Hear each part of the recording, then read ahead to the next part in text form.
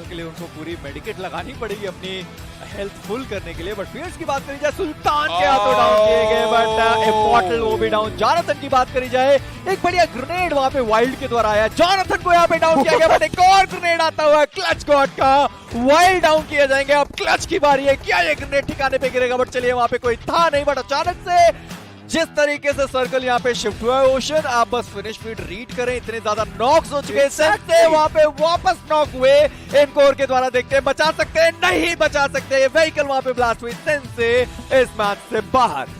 Clutch God की HP कम हो चुकी है, उनको हील आउट यहाँ पर करना जरूर पड़ेगा, लेकिन वो टैक्टिकल के जो प्लेयर डाउन है उनको रिवाइवल दिया जा रहा है। ज़ीगॉड उनकी तरफ से बार बार नीड्स करने की थोड़ी बहुत कोशिश यहाँ पर हो रही है, उनको पता है राइट साइड पर क्लियर हो सकता है, और आप देखिए साइड एंगल से ज़ीगॉड को गोलियां पड़ेगा। ज़ीगॉड का नेट जाएगा एज अ 3 पॉइंटर, हिटमैन को डाउन यहाँ पर करेगा, और अब टैक्टिकल के प्लेयर्स के लिए मुश्किल हो चुकी है, क्योंकि क्लच गॉड आगे मूव कर रहे हैं, ओपन एरिया में प्लेयर को स्पॉट करेंगे, इंपैक्ट डैमेज यहाँ पर दिया जाएगा, और फिनिश भी यहाँ पर करने की कोशिश रहेगी। दो प्लेयर्स इंपैक्ट डाउन है tactical, we might just be looking at a potential exit. पहली टीम फाइनल से एग्जिट होने वाली टैक्टिकल बन सकती है। There it is, godlike eliminate करती हुई नजर आएगी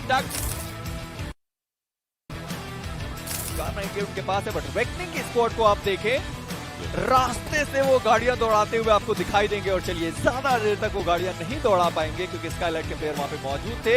रेकनिंग के प्लेयर के द्वारा एक गलती जरूर आपको यहाँ पे देखने को मिलने वाली है, जिस तरीके से उन्होंने 2-2 का स्प्लिट लिया। एक प्लेयर ऑलरेडी वहां पे डाउन हो चुका। आप स्किल्स को देखें, ग्रेनेड तो बढ़िया था, बट इसी के साथ गमला बॉय वो डाउन हो जाएंगे। स्किल्स वहां पे मौजूद है, पुकार की बात करी जाए, उन्होंने स्पॉट करा है, डैमेज वो प्लेयर बहुत ज्यादा था, बट चलिए, सोमराज बचा कुचा काम उन्होंने वहां पे खत्म किया, स्किल्स को डाउन किया। बट एक और टीम रेवेनेंट इनकोर, वो भी हमें यहाँ पे देखने को मिलने वाले। डैमेज बहुत ज्यादा दिया गया पुकार के द्वारा, बट नॉक वो इस वक्त आ नहीं पाया। लेकिन वहीं पर रेवेनेंट के बाकी सारे प्लेयर्स ओपन एरिया से एकदम मूव करते हुए आ रहे हैं, जो बहुत ज्यादा दिक्कत वाली चीज हो सकती है। बट रेकनिंग के जो प्लेयर मैक्सी यहाँ पर हैं, उनको देखना पड़ेगा। रिवाइवल्स की प्रक्रिया यहाँ पर शुरू की जाएगी, डेस्टो को रिवाइव जरूर दिया जाएगा, बट दोनों साइड से टीम्स यहाँ पर फंस चुकी हैं, तो स्काईलाइट्स के लिए बहुत खराब हो सकता है। इनफैक्ट ये ग्रेनेड बहुत कुछ बदल सकता है, एक अच्छा ग्रेनेड जा सकता था, लेकिन आगे गया। मैक्सी क्रोजा लेकर के अंदर चार्ज इन करना चाहते हैं, जो काफी खराब चीज यहाँ पर प्लेयर के लिए हो सकती है। इनफैक्ट 2 प्लेयर्स वापस से उठ चुके हैं, 10 गोलियां, इनफैक्ट 9 गोलियां यहाँ पर मैक्सी के पास बची है। दिक्कतें बहुत ज्यादा बन चुकी हैं यहाँ पर रेकनिंग के प्लेयर्स के लिए, क्योंकि एक आखिरी इकलौते प्लेयर बचे हैं। करो या मरो की स्थिति में कहीं ना कहीं ये प्लेयर हमें नजर आ रहा है। अब इनके ऊपर अगर रश होता है तो एक अलग चीज हो सकती है। यहाँ पर मैक्सी के ऊपर उनको स्पॉट करने की यहाँ पर कोशिश ओवरऑल चल रही है। एक प्लेयर को डाउन किया जाएगा, डेस्टो को इनफैक्ट फिनिश भी शायद करना चाहेंगे, बट सोमराज को भी काफी लो एचपी पर किया गया है, उनको पिकअप किया जाएगा। रेकनिंग का आखिरी बचा हुआ प्लेयर स्काईलाइट्स को एलिमिनेट करता नजर आएगा, बट उनको भी साथ के साथ एलिमिनेट किया जाएगा रेवेनेंट के द्वारा।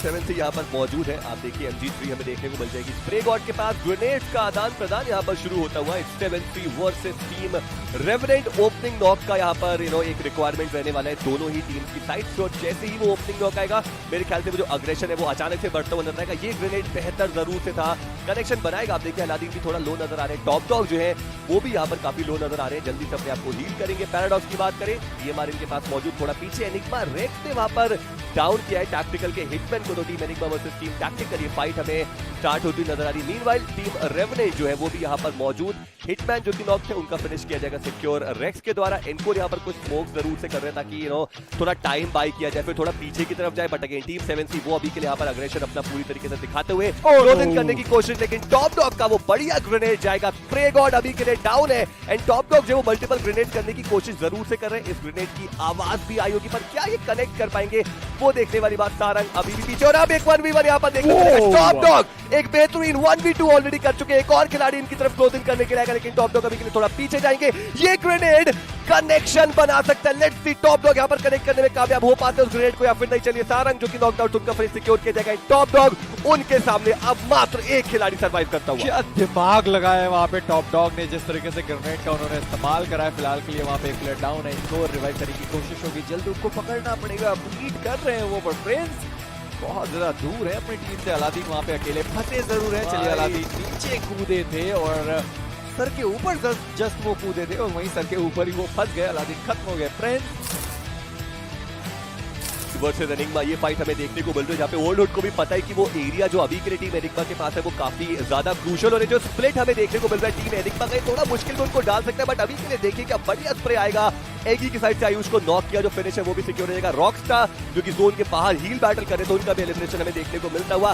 लेट्स सी अभी वो जो इकलौते प्लेयर हमें उस पर्टिकुलर कंपाउंड में देखने को मिल रहे हैं वो इस रश को कैसे संभालते हैं, कैसे वहां पर वो जीवित रहते हैं, क्योंकि अभी ऊपर की तरफ मौजूद है टीम ओल्ड हुड के 3 खिलाड़ी जो है वो बिल्कुल उनके पड़ोसी बन चुके हैं। इनफैक्ट उन्हीं के घर में हमें नीचे की तरफ देखने को मिल जाएंगे। टीम रेकनिंग ई स्पोर्ट्स के अबरार यहाँ पर मौजूद, लेकिन क्रेजी की साइड से वो ग्रेनेड जाएगा। अभी को उन्होंने डाउन किया, मैं इसी चीज की बात कर रहा था। और अब टीम एरिग्मा के जो बाकी के खिलाड़ी उनको ओपन में आना पड़ेगा। ये एक अच्छा मौका जरूर है टीम ओल्ड हुड के पास कि यहाँ से कुछ नॉक्स निकाले जाए, फिनिशर्स निकाल जाए। सैगी डाउन, टीम एरिग्मा के 2 खिलाड़ी हमें यहाँ पर डाउन होते नजर आ रहे हैं और अब मात्र 2 खिलाड़ी बचते हैं।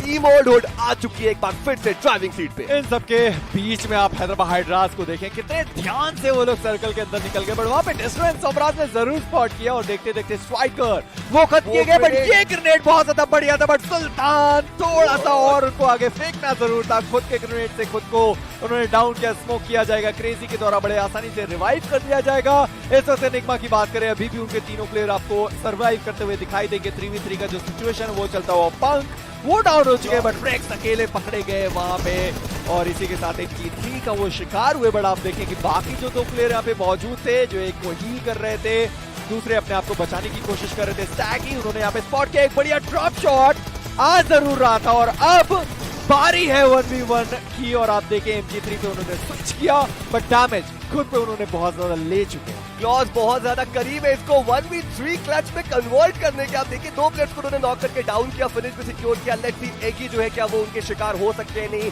सुल्तान का वो ग्रेनेड बहुत भारी जरूर से पड़ा है, बट अगेन क्लॉज को आप देखिए उनकी एचपी हमें कंपैरेटिवली ज्यादा देखने को मिल रही है। दोनों खिलाड़ी अभी के लिए स्टेलमेट सिचुएशन में यहाँ पे एक स्मोक किया गया, पेट की कोशिश वहां पर जरूर थी, लेकिन वो होगा नहीं। क्लॉज आगे जाएंगे, स्पॉट किया, डाउन करने के बहुत करीब, लेकिन एगी यहाँ पर वो कनेक्ट करेंगे। शॉट बहुत ही ज्यादा लोअर एचपी हमें जरूर से देखने को मिलते हैं। फाइट हो चुकी है यूडॉक के प्लेस के एनिग्मा के ऊपर या चार्जिंग करने की कोशिश, लेकिन यूडॉक के ही प्लेस है जो एक एक करके डाउन है। इनफैक्ट एक प्लेयर यहाँ पर डाउन है, फीयरलेस की एचपी थोड़ी सी लो, उनको डाउन किया जा जरूर सकता है, लेकिन वो अंदर की तरफ पहुंच गए और यहाँ पर फिनिशेस निकालने की उनकी कोशिश जो है वो जारी। देव एगी को यहाँ पर पिक करते हुए नजर आएंगे जरूर। फीयरलेस को हील अप कर रहे हैं, देव बिल्कुल सामने, उनको डाउन किया जाएगा। सैगी के एक बेहतरीन ग्रेनेड के द्वारा मिस्टेक साइड लाइंस में खुद के लिए एक स्मोक करते नजर आ रहे हैं। सैगी के पास और ग्रेनेड यहाँ पर हैं, ग्रेनेड्स की बौछार वो करना चाहते हैं घर के अंदर, बट वो ग्रेनेड एग्जैक्टली क्या प्लेयर को लगेगा, इंपॉर्टेंट सवाल। हल्का फुल्का डैमेज शायद यहाँ पर दे सकते हैं। आप देखिए डैमेज किया भी लेफ्ट साइड पर देखना पड़ेगा, प्लेयर को वहां पर देख लिया गया है और इसी को यहाँ पर शॉट देने की कोशिश, लेकिन सारे शॉट्स यहाँ पर सैगी मिस कर चुके हैं। Is that the case? Well yes, that exactly is the case, लेकिन उनके बिल्कुल सामने यहाँ पर फीयरलेस हमें नजर आ रहे हैं। एक भी शॉट फीयरलेस को कनेक्ट किया, लेकिन उनकी एचपी अभी भी लो और वो सैगी को उसी चीज का फायदा उठाते हुए यहाँ पर पिक करेंगे। फीयरलेस को जीवित रखना एक बहुत बड़ी मिस्टेक थी और उस मिस्टेक की भरपाई एनिग्मा ने अभी अभी करी है। बिल्कुल एक खिलाड़ी ने देखा था कि देव जली को पहले से ही भाग के बैठे थे कि वो है कहाँ पे, मिस्टेक वो भी यहाँ पे मौजूद रहेंगे। जलीदा एजिल को बचाया नहीं जा सकेगा और इसी के साथ पहला झटका इस वक्त लगता हुआ ओआर को। मिस्टेक अपने आप को थोड़ा सा पीछे लेकर गए हैं, बट ओआर को झटके लगने रुक नहीं रहे। आप देखिए डार्क ने एक और पिक निकाला, इनफैक्ट आदित्य भी वहीं पर नजर आ रहे हैं। ईवो थोड़ा सा पीछे, डैमेज आदित्य और ईवो को अभी तक कुछ पड़ा है नहीं, लेकिन वही चीज की उन्होंने अपने प्लेयर्स जो एक एक करके अभी हल्के फुल्के खोए हैं वो उनको थोड़ा सा बैकफुट पर लेकर के चले जरूर जाता है। फीयरलेस इस जगह पर ऐसा लग रहा है कि शायद लेटना चाहते थे, लेकिन उनको सामने जाना पड़ेगा और एक अच्छा ग्रेनेड देव का आता है ओआर के प्लेयर्स को कहीं ना कहीं दिक्कतों में बहुत ज्यादा लेकर के आ चुके हैं। But Vexi still has some fight left in him और वो फाइट यहां पर निकालते नजर आ रहे हैं। 5 गोलियां बची है, रीलोड आराम से करेंगे। सामने दोनों साइड पर प्लेयर्स को स्पॉट किया गया था, इसी के कारण शायद यहां पर फाइट नहीं ले पाए और अब ओआर के शायद इकलौते ही प्लेयर बचे। डाकू काफी लो एचपी पर लेकर के आज हो चुके। ईवो यहां पर हमें फाइटिंग स्टार्स में नजर आ रहे हैं और 2 प्लेयर्स, इनफैक्ट 1.5 ही बोलूंगा मैं कि यहां पर यूडॉक के बच्चे नजर आ रहे हैं। इनफैक्ट ईवो काफी लो एचपी पर, उनके बिल्कुल सामने डार्क भी लो एचपी पर थे, खुद को 75 एचपी का करेंगे। सामने फाइट लेने की कोशिश अगर थ्रोएबल रहा तो काफी अच्छा, लेकिन एक पिक्सल भी अगर ईवो का दिख गया तो उनके लिए ये आखिरी ही चीज होगी यहाँ पर दिखती नजर आएगी। और आप देखिए डैमेज गया जरूर है, लेकिन एक ग्रेनेड करने की यहाँ पर कोशिश ईवो की तरफ से हो जरूर रही है। वो ग्रेनेड सामने जाएगा, यहाँ पर गन निकालनी पड़ेगी, किस तरीके से फाइट ले पाएंगे, काफी स्लो, बट ईवो सर्वाइव करते हुए अपनी टीम के 2 प्लेयर्स को रिवाइव देंगे। एक समय के लिए लगा कि शायद यूडो के फाइट ले जाएगी। आप देखिए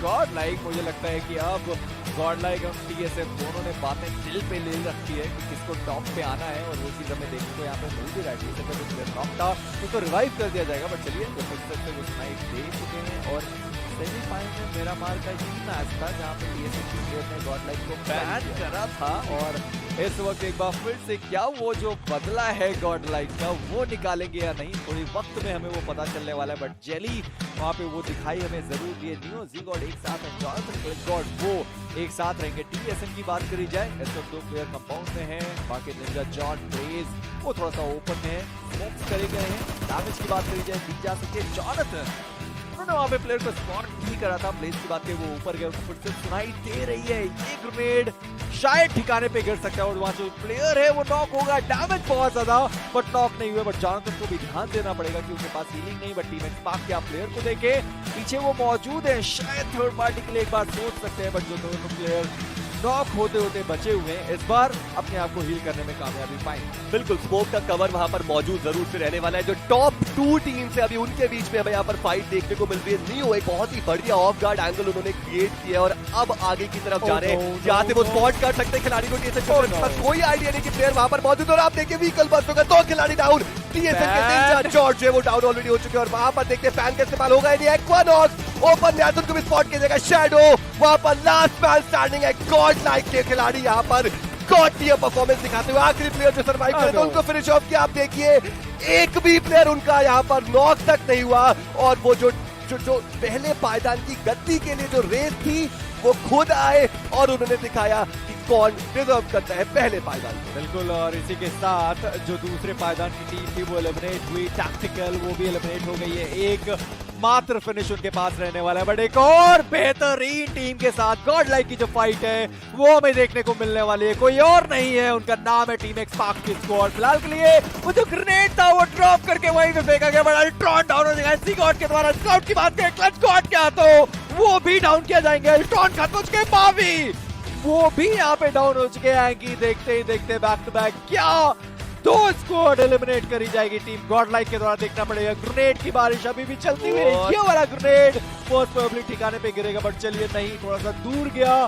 स्काउट डाउन है, रिवाइव किया जाएगा गिल के द्वारा। बट मुझे जहां तक उम्मीद है टीम स्पार्क का भी सफर यहीं पे खत्म हो सकता है, क्योंकि अब वो फंस गए पीछे और भी स्क्वाड उनका इंतजार कर रही हो। Oh my God, team Godlike 6 finishers वो ऑलरेडी निकाल चुके और अब अगले स्क्वाड को वाइप करने की तैयारी। जॉनसन को आप देखिए क्या बड़ी एंगल उनके पास मौजूद है। स्काउट एंड गिल 2 खिलाड़ी यहाँ पर मौजूद, व्हीकल लेकर के जाने की कोशिश, लेकिन वो डिनाई किया जाएगा।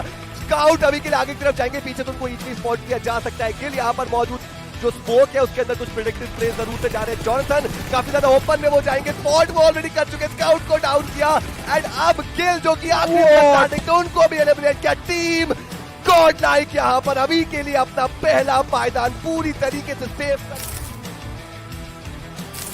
मीनवाइल टीम रेकनिंग की अगर हम बात करें, स्मोक करके वो आगे जा रहे हैं। मुझे ऐसा लग रहा है यहाँ पर अभी के लिए टीम एक्सो वर्सेस टीम रेकनिंग होने वाला है और जो फाइनल फाइट है वो कहीं ना कहीं टीम हैदराबाद हाइड्रास के साथ हो सकती है। बट स्ट्राइकर उन्होंने स्पॉट किया, अबरार को डाउन किया और अब कुछ थ्रोएबल्स के साथ भी उनका स्वागत करने की कोशिश। बहुत जल्दी मुझे लगता है रेकनिंग की स्क्वाड खत्म भी हो जाने वाले, क्योंकि उन्होंने खुद को रेस्ट्रिक्ट कर लिया। आप देखें एक बढ़िया ग्रेनेड आएगा, पूरी रेकनिंग की स्क्वाड खत्म हो जाएगी। स्पेल्स अपने आप को हील कर रहे हैं। मैक्सी गलत टाइम पे उन्होंने मूव करा, थोड़ा सा और गए होते तो शायद मौजूद नहीं वो खत्म हो जाते। फिलहाल के लिए अबरार वो जरूर एलिमिनेट हो जाएंगे। मैक्सी की बात करें, क्या उनके पास हीलिंग से यानी देखना पड़ेगा। चलिए एक फर्स्ट हिट था, उन्होंने इस्तेमाल करा।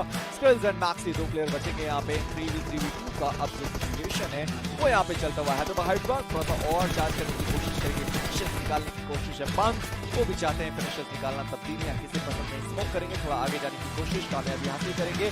11 बेस उनको मिल सकता है, इससे वापस से आगे जाने की कोशिश कर रहे हैं। आप देखिए उन्होंने स्किल्स को स्पॉट करा है, डैमेज देने की कोशिश, एक को नॉक किया, बट मैक्सी वो पीछे मौजूद थे और इसी के साथ डाउन किया गया है। शायद वहां पे सेंसे फिनिश हो चुके हैं, नहीं वो देखना पड़ेगा। यस बिल्कुल, और इसी के साथ रेकनिंग की जो स्क्वाड थी वो एलिमिनेट हुई, बट सेंसे वो अभी भी सर्वाइव कर रहे हैं। बट एक सर्कल आप देखें हैदराबाद हाइड्रास के पास वापस से जाता हुआ। एग्जैक्टली यहाँ पर ये बिल्कुल सही मौका है टीम हैदराबाद हाइड्रास का कि वो यहाँ पर पुश करने के लिए आए, क्योंकि आप देखिए कि वो फिनिश भी जरूर से रीड करी होगी, उनको पता था कि एक प्लेयर डाउन है। चलिए अब थोड़ी लेट जरूर से हो चुका है, क्योंकि रिवाइवल वहां पर एग्जीक्यूट हो चुका है। 3v3 का ये सिनेरियो हमें देखने को मिलेगा। मात्र 4 सेकंड्स का time it's between team Hyderabad Hydras and team Exo, जहां position wise team Hyderabad Hydras थोड़ी ज्यादा स्ट्रॉन्ग जरूर से नजर आ रही टीम है, जो वो पोज जरूर से करना चाहेंगे, एक पाथ क्रिएट कर रहे हैं विजन इंपेयरमेंट कर, उसके बाद जोन के अंदर जो एंट्री है वो लेके जाएंगे। बट अभी भी हैदराबाद हाइड्रास उनकी पोजीशन बहुत ज्यादा स्ट्रॉन्ग हमें देखने को मिली। लेट्स सी कि क्या हैदराबाद हाइड्रास जो है back to back chicken dinner in Miramar लेकर के जा पाएंगे नहीं। वही टीम एक्सो की बात करें, ये चिकन डिनर उनके लिए बहुत ही ज्यादा जरूरी है, क्योंकि हमने पहले देखा था अमेजी की जब पहले पायदान की बात आती तो टीम एक्सो का नाम भी प्रबल दावेदारी में रहता था। बट अभी के लिए टीम एक्सो के प्लेयर थोड़ा ओपन में आएंगे, स्मोक का कवर जरूर से रहने वाला है, प्रेडिक्टिव स्पेस जाएंगे, सेंस से बहुत ही ज्यादा लो ऑन एचपी कैरी जो है वो भी यहाँ पर प्लेस देते हुए नजर आ रहे हैं। और आप देखिए किसी को कुछ नहीं मालूम कि खिलाड़ी कहाँ है, बट यहाँ पर प्रेडिक्टिव स्पेस हर तरफ दिए। आप सेंसे को देखिए, उन्होंने अपने आप को हील भी कर लिया, बड़ी सिक्स सेंसे डाउन हो जाएगा, इमॉर्टल एचपी बहुत ज्यादा कम, वहां पे स्मोक खत्म होता हुआ पंख की बात करी जाए, चले एक प्लेयर को रिवाइव वहां पे नॉक जरूर किया गया, पंख अकेले बचे थे। बाकी की टीम जो ऑलरेडी रोटेट कर चुकी है वो वहां पर मौजूद है। मीनवाइल टीएसएम की अगर हम बात करें, प्लेज वीकर लेके बिल्कुल ओपन पे जा रहे थे हैदराबाद हाइड्रास के, मैंटी ओपी ने उनको वहां पर पनिश किया, जो फिनिश है वो भी मेरे ख्याल से इजीली यहां पर सिक्योर किया जा सकता है। बट आप अभी भी देखिए प्रिजन के इलाके में टीम एनिग्मा टीएसजी अभी तक फाइट कर रहे हैं। मेरे ख्याल से अगर वहां से वो रोटेशन करना स्टार्ट करे तो वो एक बहुत अच्छा ऑप्शन जरूर से रह सकता है। बट हैदराबाद हाइड्रास के एज ब्लैक वो काफी ज्यादा करीब आ चुके हैं, ये ग्रेनेड टीएसएम को बहुत ही ज्यादा नुकसान पहुंचा सकता है। इनफैक्ट वहां पे निंजा जो डाउन हो जाएंगे, शैडो की पोजीशन ऑलरेडी फील्ड है एंड शैडो भी यहाँ पर डाउन होते नजर आएंगे। टीएसएम अभी के लिए मेरे ख्याल से वो जो इरांगल की उनकी स्ट्रीक चल रही थी, पहली टीम बनते हुए जो एलिमिनेट होंगे इस मैच। रेकनिंग के स्किल्स जो वो डाउन हो जाएंगे, लेकिन अब team reckoning versus team tactical एक बिल्कुल सामने सामने की जो फाइट है वो हमें देखने को मिलती हुई। ये एरिया बहुत ज्यादा क्रूशियल रहने वाला है। एक अच्छा ग्रेनेड टैक्टिकल की पूरी जो स्ट्रैटेजी है उसको बिगाड़ सकता है, और वो ग्रेनेड आएगा भी, हिटमैन डाउन हो गए। आप देखिए वो डिप का रीजन वहां पर मौजूद है, एक दो ग्रेनेड और अगर ठिकाने पे आते फिर टैक्टिकल का बच पाना बहुत मुश्किल रहेगा। मवी the man with the golden arm जाएंगे वहां पर, एक और नॉक निकाला ग्रेनेड के थ्रू। लेकिन अब ये जो थ्रोएबल्स का इस्तेमाल किया जा रहा है टीम रेकनिंग की साइड से, टीम टैक्टिकल पूरी तरीके से घेर चुके हैं, लेकिन मीनवाइल एक खिलाड़ी डाउन हो गए टीम रेकनिंग के, पीछे तो स्प्रेज आएंगे। और अब maxi OP is the last man standing with that grenade, क्या ये कनेक्शन बना सकता है वो एक देखने वाली बात, लेकिन नहीं। और अब मैक्सी का यहाँ पर बच पाना भी बहुत मुश्किल। आखिरी प्लेयर मैक्सी बच उनके सामने 4 प्लेयर्स नजर आ रहे हैं, और मैक्सी के लिए यहाँ पर ये फाइट निकालना बहुत ही ज्यादा मुश्किल नहीं, नामुमकिन नजर आएगा। और पहली बार टैक्टिकल को हम देख रहे हैं, वन द मोस्ट फिनिशेस उनके हिस्से में।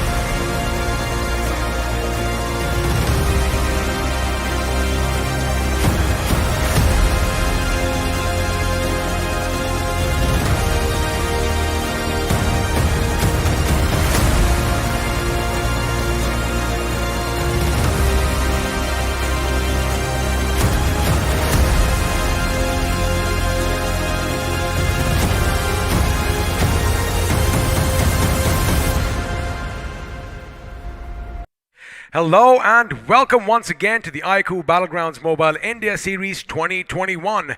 Now, of course, this is the grand finals. It is day 2. My name is Angad the Experiment Chehal, and I always say that this man is a bit pious. Well, today I'm going to call him Pundit Sparrow because he's the one who's joining me today. Let me say one thing. That jacket looks toit. Well, thank you so much for the lovely introduction, XP. And yes, maybe I'm the lucky figure for a lot of teams. Maybe I'm not. But at this point of time, I have to say, grand finals. I'm feeling good. It's feeling good. We all are feeling good. In fact, if you're lucky, then I guess I'm the black swan over here for everyone. But again, that's all jokes aside. Again, welcome to the Battlegrounds BGIS 2021. Again, day 1 has been an amazing affair. Actually, it's been a dominating affair. Actually, it's been more like a godlike affair because, well, one team pretty much ran away with the entire show.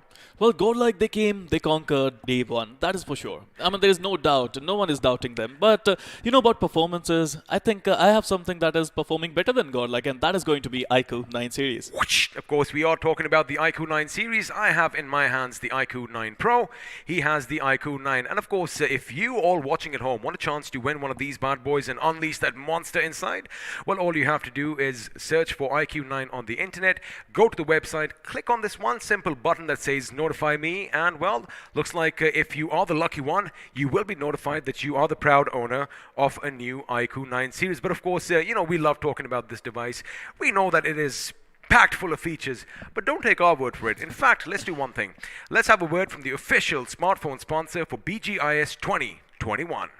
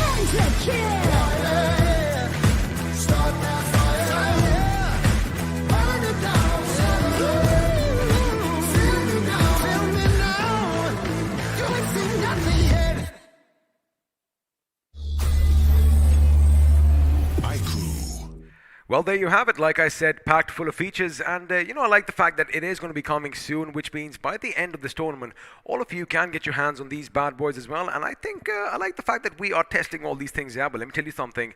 Oh, boy, if you want to get the best gaming experience, well, this phone is definitely for you. Well, with Snapdragon 8 Generation 1, this phone does not lag even one bit. I mean, apparently, it is India's fastest processor. Not apparently, buddy. It actually is India's fastest processor, 8th Gen 1. And of course, that 120-watt flash charge means that you go from a 0 to 100 real quick. And exactly how quick is that? 18 minutes. Boom. And you can do it even better. If you want to charge up to 50%, all it takes is 6 minutes of your precious time, and boom, you can get another game of BGMI in. Now, with that out of the way, we are talking about BGMI. Oh boy, day 2. Now, we all have some speculations. I'm sure all the viewers watching as well, they're like, you know, is Godlike going to run away with the show once again, or are some other big dogs going to come in and close that gap between the #1 spot? Look, we all love the aggression of Team Godlike, but I have to say, I mean, TSM versus Godlike, that rivalry yesterday was flawless. I would love to see it again and again and again, but at this point of time, I would like to mention one thing, XP. I mean, all these teams, who were not able to perform well yesterday, they have to target Godlike and TSM somehow. Well, they might just do that, but again, let's just find out what all this fighting is about, because it does involve a lot of zeros, it involves a lot of moolah, and of course, it is going to be a whopping 1 crore rupees. That is the total prize pool, half of which the first place position walks away with in their hands. Well, absolutely. If you come second, you're going to get 25 lakh rupees. If you come third, you're going to get 10 lakh rupees. But alongside that, there are a lot of smaller prizes as well. I mean, I say them, I say that they are small, but they're not small at all. I mean, if you become MVP of the tournament, you are going to get 1 lakh rupees. Well, Sparrow, judging by how much you get paid, I guess this is going to be a small number for you. But of course, the MVP walks away with 1 lakh. The Lone Ranger, the Rampage Freak, most finishes by a squad, and the Redeemer all get 50,000 big ones in their pockets.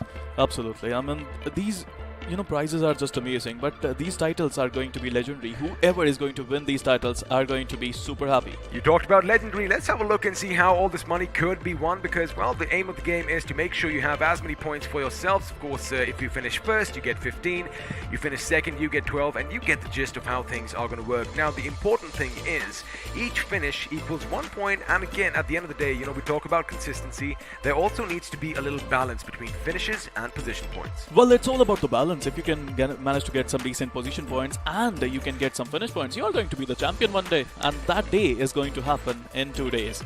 Oh, buddy, I mean, I can't really even wait right now, because that day is going to be just a bit too quick. But before that, let me just remind you as to which all teams are going to be battling it out in the battlegrounds below, because meet your finalists. Starting off, we have Team XO, Skylights Gaming, Godlike Esports, OR Esports, TSM, Hyderabad Hydras, Enigma Gaming, and Team Xbox.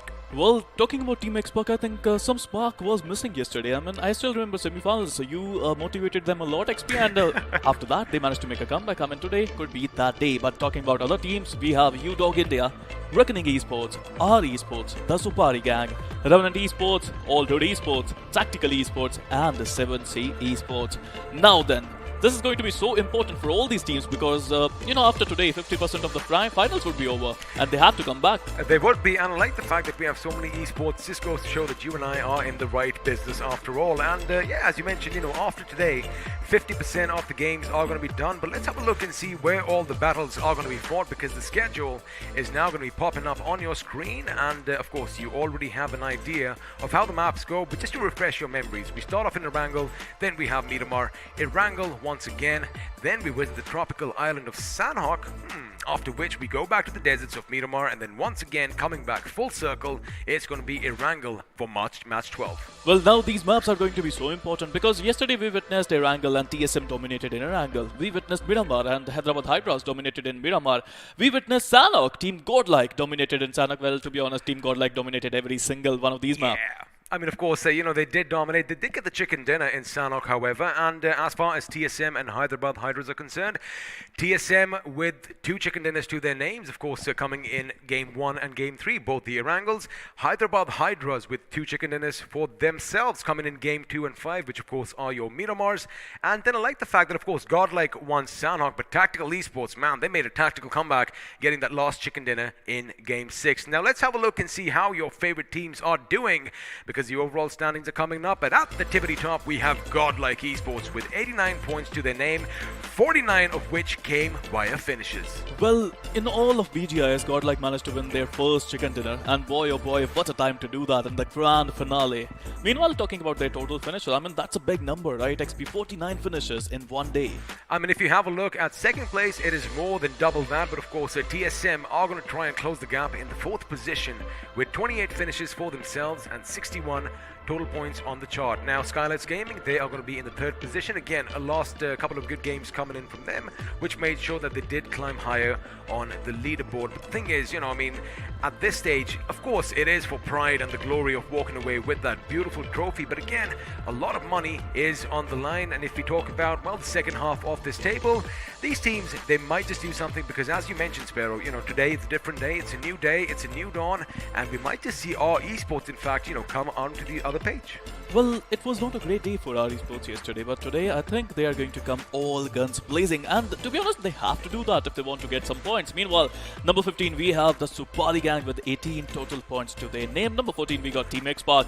Now XP, I mean, they're always the comeback kings, right? They always want to make a comeback story, but are they going to do that? That is going to be the big question. Meanwhile, number 13, we have iQOO India with a total of 28 points. At number 12, we see Tactical Esports. Last game of yesterday, it was just amazing. Their tactical awareness to get in the zone, get the chicken was good. Well, just to remind you, Tactical Esports before the last game were in fact in the 16th position themselves, which means, well, one good game can literally change your fate, and the tables could be turned. That is, of course, part and parcel of the game. You win some and you lose some.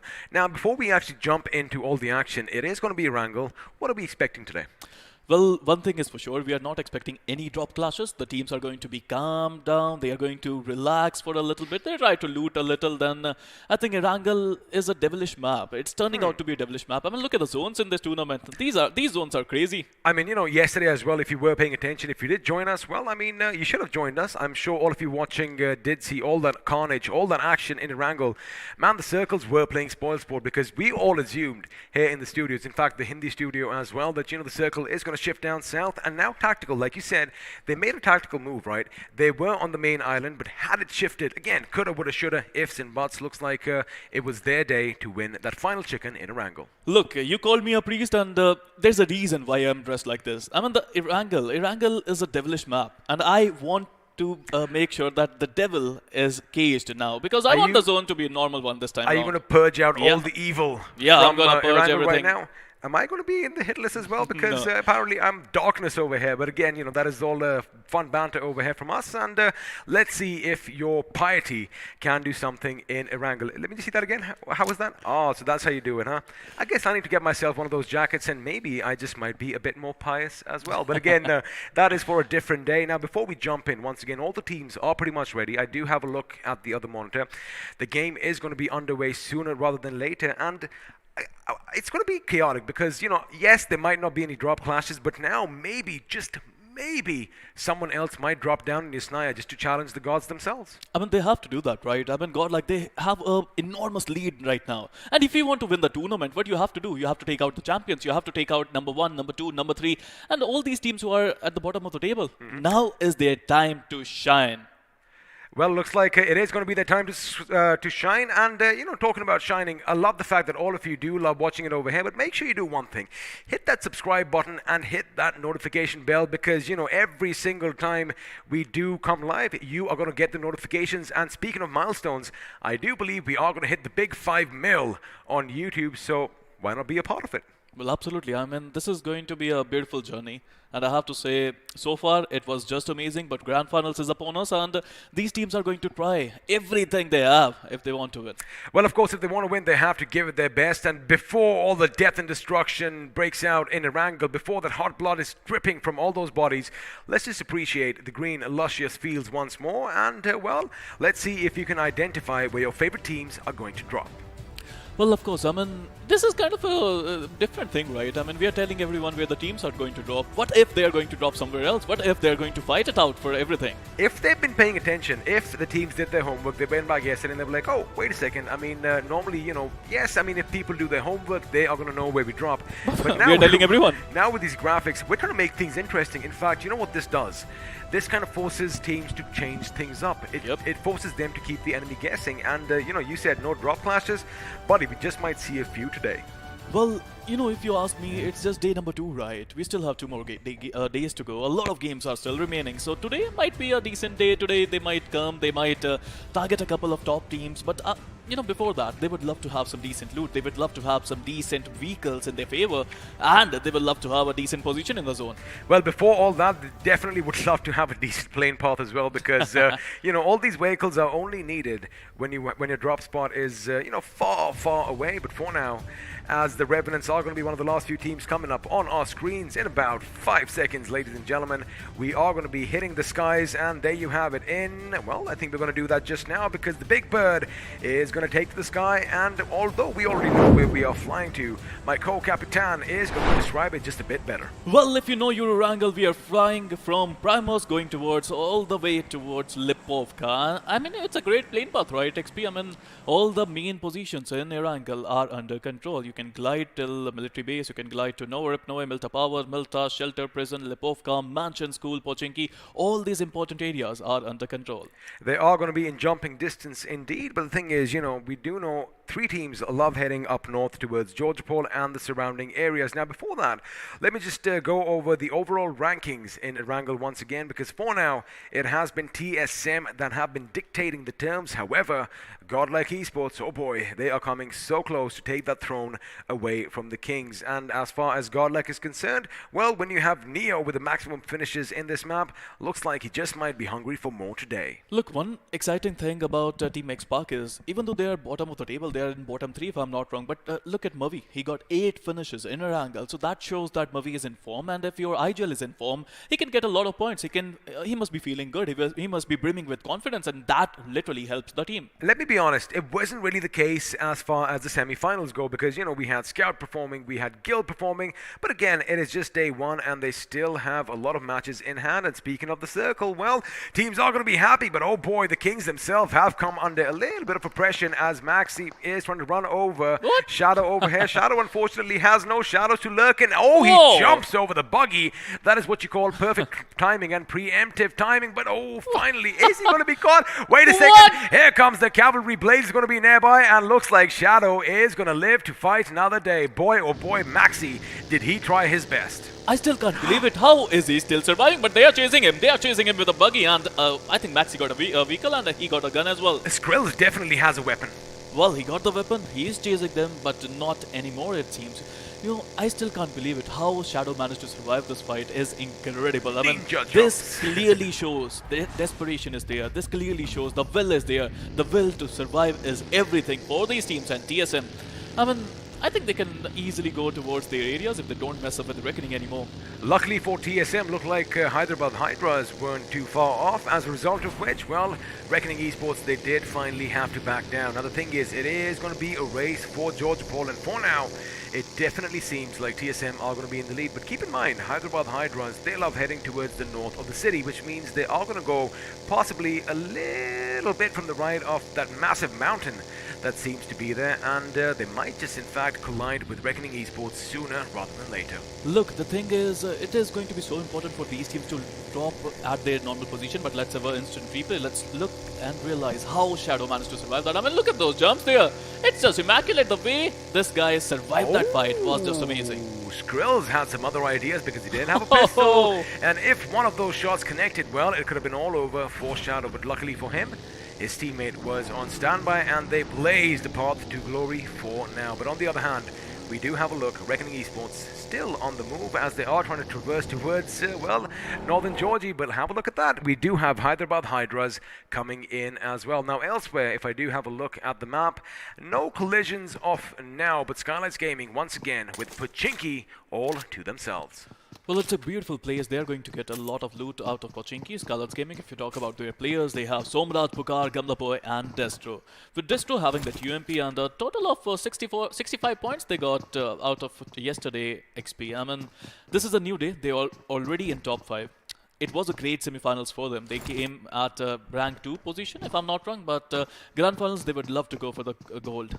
Oh, absolutely. Everyone is going to have that aim. And, you know, speaking of Skylights Gaming, they were leading the pack up until the last day. That is when, well, they were dethroned. And although that is not going to be a worry as of right now, 42 position points isn't bad after all, but the Finnish department could maybe a little better because, again, we know them as an aggressive team, but I guess they are just waiting for the right moment and for the right chance. But over here, Godlike, well, they have no opposition at all.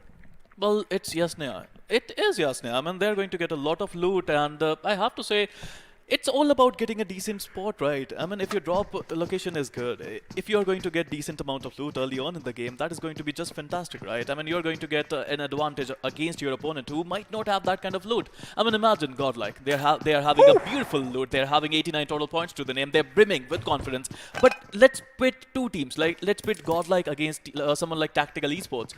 I mean, they're not feeling confident. They got the chicken dinner though, but they are in bottom 5. I mean, it's always about having that confidence and having that loot early on in the game. You know, we were talking about momentum yesterday, and then we kind of narrowed it down to that mental momentum. If Tactical Esports, they still have that. If they know that, you know, hey, wait a second, we just won our first chicken dinner. We went up against Godlike. We went up against TSM. We went up against TX. They know they can do it. And you know what? Even the goal could be in sight for them. But now, Hyderabad Hydra, the team on your screens. Double chicken dinners in Miramar. Of course, that is what you would expect. When a team comes out and says, you know what? Miramar is our map, and we are the ones who are going to be dominating everyone else, and then they come and do that, I guess all the other teams are going to sit up and take note. Look, I won't beat down the bush right now, but the Godlike Esports, Team TSM, Team Hyderabad Hydras, Team Scarlet's Gaming as well, they are the hot favorites to win this tournament. The way they are playing, the way they are just taking their opponents down one by one.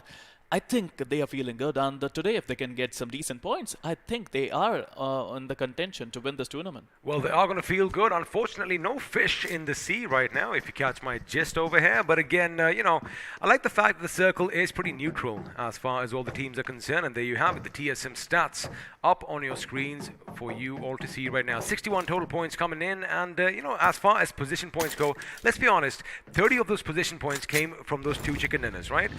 That means in the remaining 4 games, they only had 3 points from placement. Look, it's all about consistency, right? I mean, you need to get points in every single one of these games. But let's talk about Team X-Pac now. Of course, we know yesterday was not a great day for them, but it's all about the comeback story for them. I mean, they can make a comeback really soon. Yesterday, they managed to get only 22 total points, out of which 4 were position points, 18 were finishes. And I think they need to get some more position points. I think they need to get some decent position in the zone, and if they can do that, it is going to help them a lot because they are getting those finishes. I mean, of course, these players are really good. They're really talented. They know how to take out their opponents. The teamwork is strong as well. The only problem with Team Xbox right now is they're not able to get into the zone. Well, looks like if they want to get into the zone A, maybe the BGMI gods have to favor them and pretty much just put the zone right on their heads. That is going to solve that problem altogether. But for now, if you have a look at the circle, no clashes thus far. But again, as teams are going to get closer to one another, oh boy, that is where all the action begins. And I want to see something happen in Pochinki. It has been way too long that I've seen a fight break out in Pochinki. And speaking of fights, looks like we just might see something happen near the farm because, well, Tactical Esports, they have the sights set on 7C Esports. Look, all these rising star teams, they need to figure out their way, how they are going to beat the opponents. They have to contain the pressure and they have to take out their opponents one by one by one. Tactical Esports, their USP has always been their rotations. They're always in the zone. They're always looking to find a decent place. If all 4 of their players are inside the zone and the zone is on them, I think they can win as well. They could win indeed. Again, the zone definitely plays a major part. But again, it all depends on whether you are, that mental acuity is there, whether you are feeling good, whether you're feeling confident, whether the shakes are under control, or every single thing does come into effect. But for now, 7C Esports, they do have a good place in the circle. Again, it is pretty central-ish, and you've got to keep one thing in mind. In case the circle does move to the south or the north, they still have a few options at hand. Elsewhere, if you have a look at all the teams, only one is going to be braving the blue. Well, make that 2 because Old Hood Esports just joined Hyderabad Hybrids. But for now, the circle should have a bit of a northwestern push to it. Maybe the hospital could be in play, maybe Pochinki, maybe Razak, or maybe all these places all at once. Well, I agree with you. I think this is going to be a northern shift coming in this zone, and I think it's not going to be. It's not the northern one; it's the eastern one, it seems. And the Pochinki, yes, it is in the zone, and a lot of teams are in the zone. And keep an eye out on Skylights Gaming. Now, of course, they have Pochinki, but they love getting up on Potato Hill and trying and raining down death and destruction on all that come around. It looks like that is the memo that they are going to be doing right now as well. Elsewhere, Enigma Gaming, they do have a few compounds to themselves, and for now, it's all going to be a scouting mission. They're going to try and make sure they ascertain as much info as they can, and if they see a few vehicles moving in the distance, well, chances are they just might let loose a few bullets, because for now, oh boy, as we are approaching the 10-minute mark, not a single shot has been fired, although we did almost see one, coming out from that 9mm pistol. However, looks like Reckoning Esports, they did hold their nerve at that time, and again, a slow start to the game. I was just looking at the POV of Enigma Avi, and these guys are talking, these guys are communicating, even though they're not getting covered by anyone. They're still communicating, they're still talking with each other, which is a great thing, right? I mean, no one is near them, but they're still making some plans, which is a wonderful thing for them. Speaking of people near one another, we might just switch our attention to Skylights Gaming, because boy, oh boy, a couple of teams are heading in their way with intent to finish them, because Stormraj is already under fire, and looks like it is OR Esports who are doing all the shooting, because, Pakar is going to make sure that he suppresses the enemies in turn. Now, Pakar, they do have a good position on this hill over here. In fact, if you have a look at your mini-maps, they have kind of given up the summit of Potato Hill. In fact, another team is going to be moving in, and that team are the boys from the Sipari gang. Now, sooner or later, some fighting might break out, but the question is when, because it looks like OR Esports, they are going to back away and head to the apartments once again. Well, Potato Hill is a dangerous place, XP, I have to say. I mean, this is the place where a lot of teams are going to rotate from. You have to be ready for some action, and yes, the action is going to start, because Godlike Gaming, I think Godlike Esports, they are too close to Enigma Gaming, and yes, they're going to fight. It's all about the first knock. If they can get the first knock, we know how aggressive Godlike could be. I mean, yeah, they could wait for the first knock, but of course, if they do suppress the opposition, there you have it. Shots are going to be fired, but now TSG could be coming into play as well, and Daddy does have a good position. If you have a look at his POV, he looks dedicated. He is stern, and well, he might want to dish out a little bit of damage and live up to his name. For now, Godlike, they suddenly realize, hey, wait a second, someone else is close by, and they don't want to be pincered in. They're going to be moving further up the mountain, while it looks like Clutch God is still going to be in his little wizard tower. But the thing is, if he moves, that is where Daddy could lay down some lead in his back. I was thinking they left a player behind, and I think that's their plan. They're just waiting for their chance to come in. Enigma, if they come out, Clutch God can get the knock in, and then Godlike Gaming, they can come in, they can attack Team Enigma. Meanwhile, they have to be careful about Team TSG and the Scarlet's Gaming at the same time, because both of these teams are on the Potato Hill. Now, you can't really see this on your screens right now. Of course, there you have it now. Finally, you are going to see Clutch God making his way to his teammates as well, because it does seem like, you know, they were coming down south, and suddenly they realized, wait a second, we are not in the best of positions. It is way too open. This little flat top mountain is going to be exposing us from every which angle, and they made the right decision. Now, this, Sparrow, is where experience comes in. Now, if you have a look at OR's position, again, perfect timing production, because the circle might just implode in on itself, might be a concentric shift, and Godlike, there you have, they have kind of moved further up north, which means A, they might take the fight directly to OR Esports, or well, Hyderabad Hydras could bear the brunt of their attack. Look, it's going to be so hard for a lot of teams to enter the zone now. I mean, look at R Esports, look at Alto Esports, look at Reckoning as well. All these teams are struggling to get into the zone, and they are going to just continue doing that because the edges are full. There's no empty spaces on the edges, and if you want to enter the zone, this is the right time. Meanwhile, Team Godlike, Team Enigma, Team Tactical, all these teams are in their vehicles. Even though they are in the zone, they just want a better position, and that's a great thing. That is a great thing indeed. Of course, the better the position you have, the more chances of success that will follow. But it looks like shots are being fired. Team Exo Sensei, in fact, is laying down lead in Revenant's Esports' direction. As Paradox, well, he is going to make it to safety, and his team is going to be following in his wake. Now, all the teams are coming in closer to one another. And just that I mentioned, Exo Sensei looks like he is going to avert his attention to the boys from Enigma. Now, Enigma, again, you know, we did see Godlike up on the hill just moments ago. They are going to be counting the lucky stars that, you know, it's all good. Nothing's gone wrong right now. For now, all they have to do is wait for the enemy to make a few mistakes. Well, I love this guy, right? I mean, Exo Sensei, whenever I see him, I mean, he's smiling all the time. There's no pressure on Team Exo, and they are just doing beautifully well right now.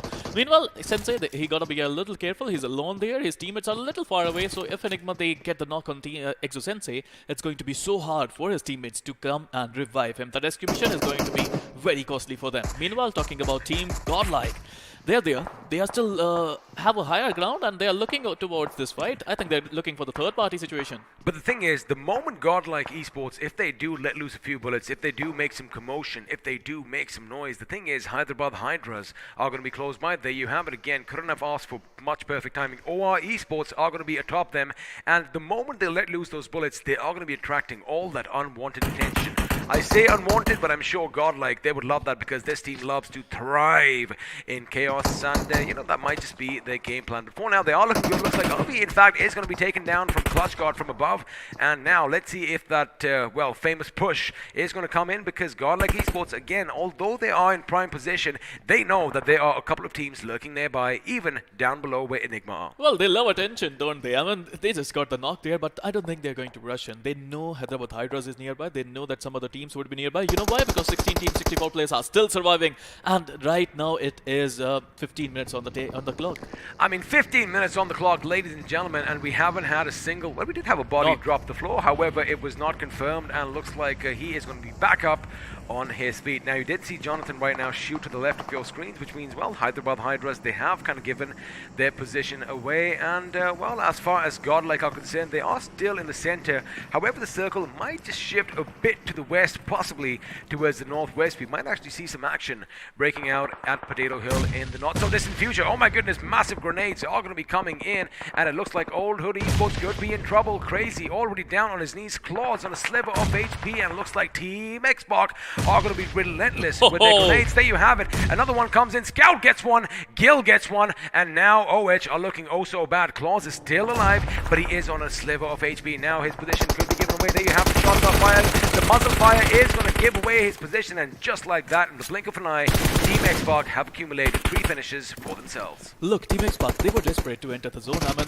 if all the esports would have just stopped some players, they could have had some decent position there. They could have stopped Team Xbox, but right now the nade parade working in the favor of Team Xbox. They managed to get a decent spot in the zone. Meanwhile, a lot of esports, they're down to just one man, and Ayush is surviving in a shack nearby.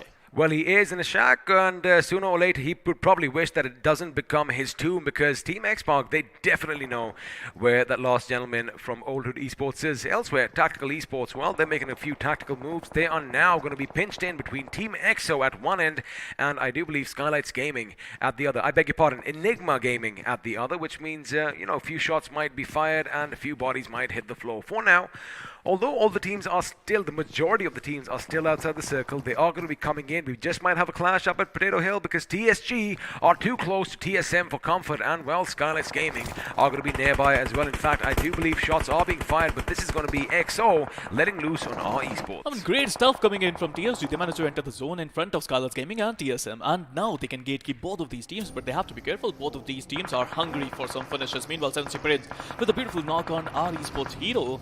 I think that is going to be important with a grenade coming in from Ninja Jord. He is getting pushed by Skylights Gaming, and it's not going to be easy. If he wants to survive, he has to do something. But right now, Team Skylights Gaming, they are relentless.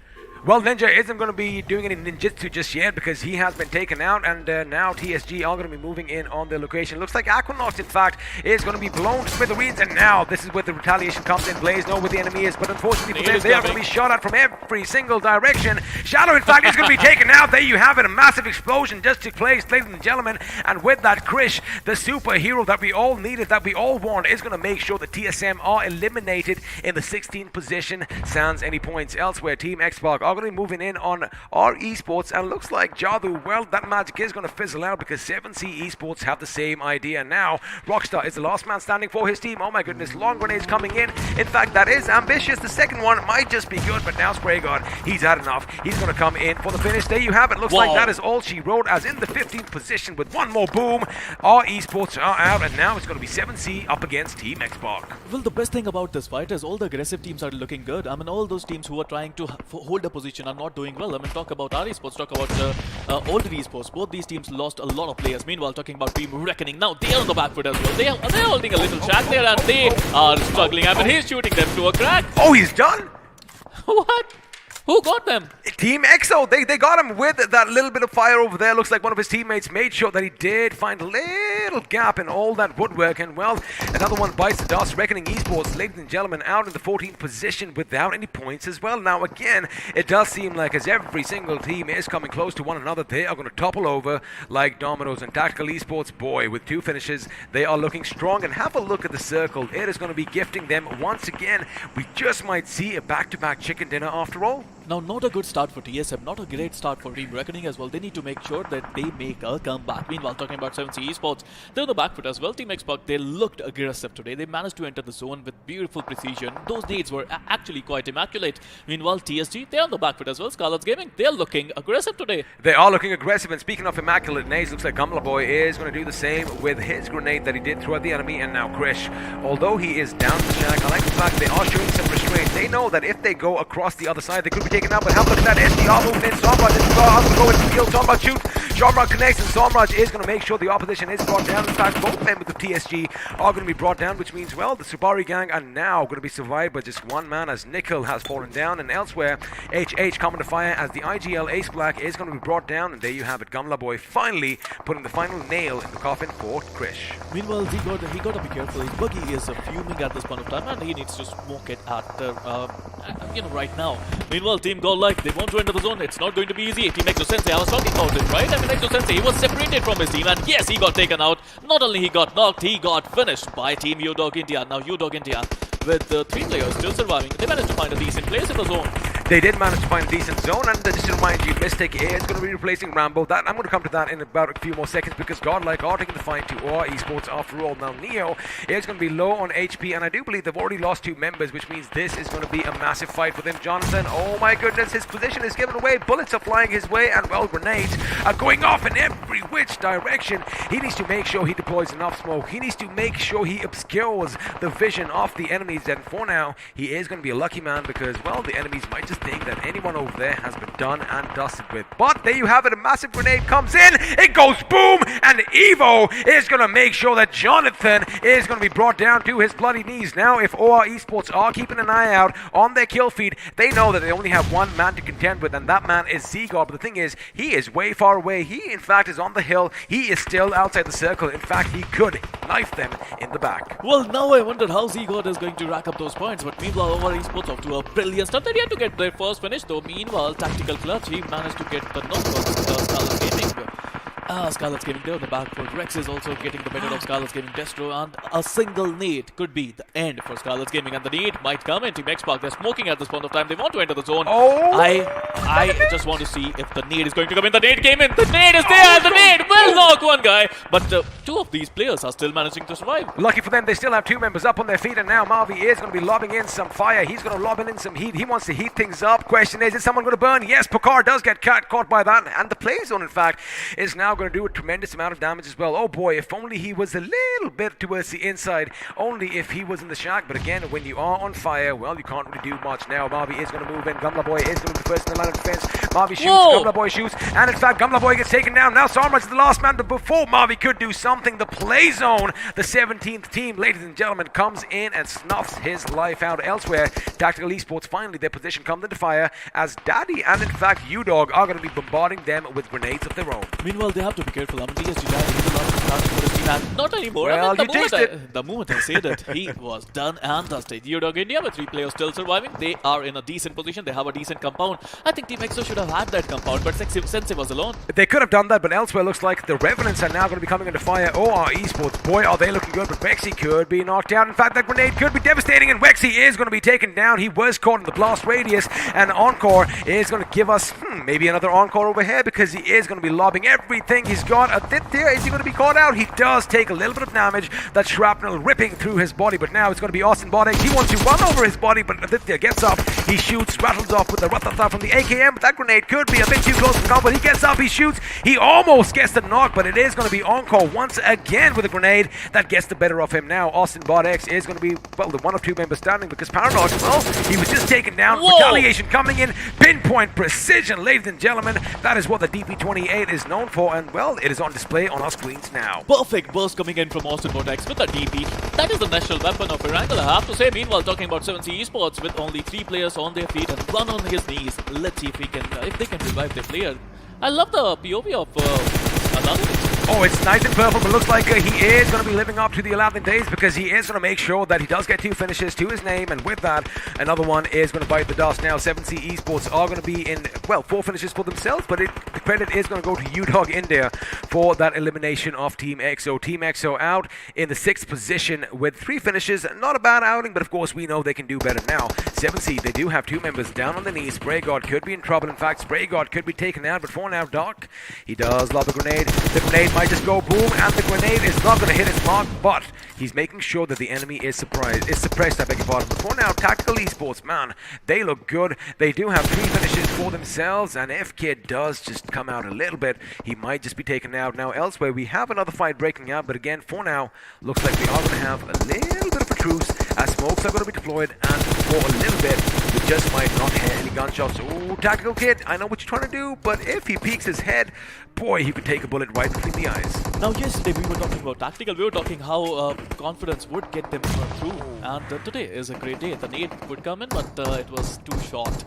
Another nade coming in, would he be able to get it through the window? That is the question, but right now I don't think that is going to be the case, and again another nade would miss its mark. Team Enigma, right now they have all 4 of their players still surviving. They are looking good. Meanwhile, Rex with an M249, and he's sweating bullets in the smoke. Let's see if he can find some position there. Now the thing is, Enigma Esports, Enigma Gaming, I beg your pardon, they definitely have the circle to their advantage, right? They do have the high grounds. In fact, you have a look at a couple of the members on your mid-map.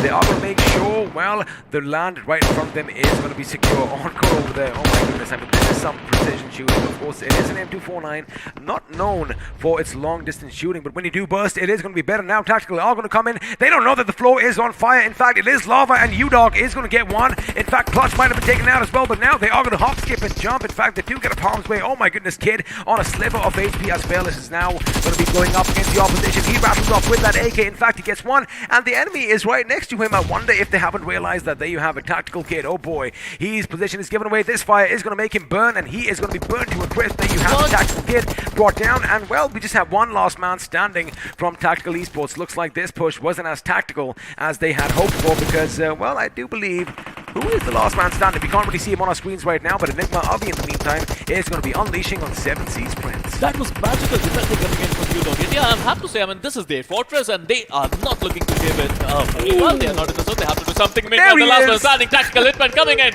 joining the party, and Dog India on the back foot now. Meanwhile, Tactical with 2 players still surviving. Now it's their time. How they're going to enter the zone. Oh my goodness, Enigma Gaming, I mean, U-Dog, I beg your pardon, they actually let them get the revive up. Hitman's got his teammate up, and now Fearless could be taken down elsewhere. Austin Bard once again with that DP28 is going to get the better of the opposition. Meanwhile, Fearless. Tactical around. Fearless is a man without fear because he was going up against 2 members, and well, U-Dog India, woof woof, they are going to eliminate yet another team in the 4th position. We are down to the final 3 teams. Make that, in the blink of an eye, another team is going to fall in. Fearless, well, 10 finishes for the team, 7 finishes for himself. This man is living up to his name. He has a decent amount of loot, and now he knows where the enemy is. Unfortunately for Encore, the grenade did bounce off, and now Encore is going to be taken down instead. This guy is showing some next level courage today. Meanwhile, Team He's made it to the Enigma. final 2. Well, he is in the final 2 now. I'm a believer, XP. I believe in clutches. And we have already witnessed some butters. This time, he has to do it against Team Enigma. It is going to be a 1v3 altercation. The nade is going to come in. Oh, the it's a flash players flashbang. came in. They are rushing in. Fearless, he gotta be ready for some action. And the nade will come in. Rex would get a little damage there, but Fearless, he would get one. Would he be able to get the second one? No, he won't. And Enigma Gaming with a brilliant winner. Well, there you have it, ladies and gentlemen. It is no longer a mystery because Enigma Gaming, they came, they saw, they conquered, and well, they won the first chicken dinner on day 2 of the grand finals. And boy, oh boy, what a fight U-Dog Fearless put up because, man, I mean, we do talk about the underdogs. We do talk about, when an animal is cornered, that is when it's most dangerous. And well, Fearless was cornered. He was trapped inside that house, but he defended it till the last moment. In fact, he wiped out all the opposition, goes out, wipes out a few more teams, and gets, well, racks up all those finish points. Amazing start of the game, although the action did begin just a little bit too late for my liking. Well, to be honest, if you ask me, I mean, all these teams who were struggling to enter the zone, it was so hard for a lot of teams to enter the zone. Even Godlike were not able to enter the zone. They were stuck. Gatekeeping scenarios. If you have the zone, you have that advantage. And boy, oh boy, these teams use that advantage beautifully well. Oh, they did indeed. Now, of course, when you have some concrete to hide behind, it is, of course, a lot easier, to dodge all those bullets. But in case you were a bit late, first of all, make sure you do put your alarms on because we go live the same time every single day. But don't worry, we have you covered because the highlights are popping up on your screen. And well, it looks like we did have a few shots fired early. Unfortunately, Skrills did not connect with those bullets. In fact, he did. That is why Shadow was so low on HP.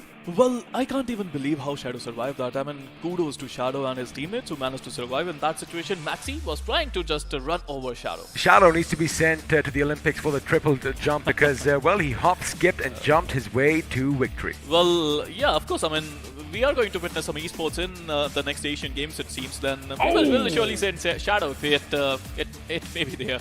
But talking about Team Xbox, I love the aggression, to be honest. They were outside the zone. They wanted to enter. And the only way to enter the zone is by taking out your opponents. Absolutely, but the thing is, when you do lose all your vehicles, that was a bit problematic. Now, as soon as Blaze came over here, he was like, uh-oh, we just made a big oopsie because from afar, Godlike was showering them with bullets, and then, well, a few of them did catch that vehicle. The vehicle goes boom, and down go the members of TSM. You know the best thing there was? I mean, he was cooking the nade even before TSM came. So that is the secret. And that is why TSM had no idea that nade is cooking. That was true, and of course, talking about perfectly cooked nades, Gamla Boy over here with one of his own, and let's keep an eye out on this little skirmish. Now, yes, U-Dog made quick work of Sensei, which means, they have this compound all for themselves. Elsewhere, Godlike were going up against HH. Hyderabad Hydras were eliminated, but OR, just have a look at this one grenade that is going to be coming in. It is going to be Evo. He is going to lob it. Have a look at that angle. It bounces, and then it bounces right on Jonathan's face. The shrapnel raining down, death and destruction, just ripping his body apart, and, well, that is all she wrote. Even over here, one good grenade. Had it come just a few seconds early, Sparrow, oh boy, we might have seen Mavi wipe out an entire team with one hot potato. Well, he did it before, right? Yesterday, he managed to finish a team entirely with one single nade. And Mavi, even though he was not able to finish it off, he played well. He tried his level best. Talking about OR Esports, Revenant, I think I love this aggression coming in from Revenant. Meanwhile, OR Esports, they still managed to survive and they still managed to get a lot of points, but those nades were crazy. Again, switch and bait technique coming in the favor of Team Revenant. Austin, he baited Aditya, and that was just amazing. Just to point it out, each and every man of OR was taken out by a grenade. Each and every person on your screen over there, Wexy, Evo, and Aditya, basically they fell victim to those hot grenades, and now this push comes in. I love the fact that despite that they'd smoke it up, quick thinking on U-Dog Dark's part to, make sure he deploys some molly in between the smoke because it is going to be a bit too late for you to realize that, there was any fire on the ground. That was a 1v4. I mean, I just realized that was a 1v4. He 1v4 tactical all on his own. Well, that is why Fearless does end end up with, I do believe, 8 finishes to himself. So I guess we already know who the iQOO MVP might just be after this little look at skirmish. him. And over here, oh my goodness, again, he goes out, and now he is not done. He gets the better of iQOO as well. The Revenants do fall in the 3rd position. But again, good gameplay coming in, and looks like Fearless definitely living up to his name. Amazing. That was just magical. The way Fearless just came and the way Fearless just conquered Team Tactical. Meanwhile, the last one starting Fearless, he was still trying to get a 1v3 done, but it was not the case this time around. But what a beautiful performance coming in from Team Enigma. Now, semifinals were great for Team Enigma. They managed to qualify easily, but right now in finals, there's only one goal, right, XP? You want to be number 1. Well, you want to be number 1, and yes, of course, it was an amazing performance by Enigma Gaming. They do get that chicken dinner, and 8 points from finishes to go along with that.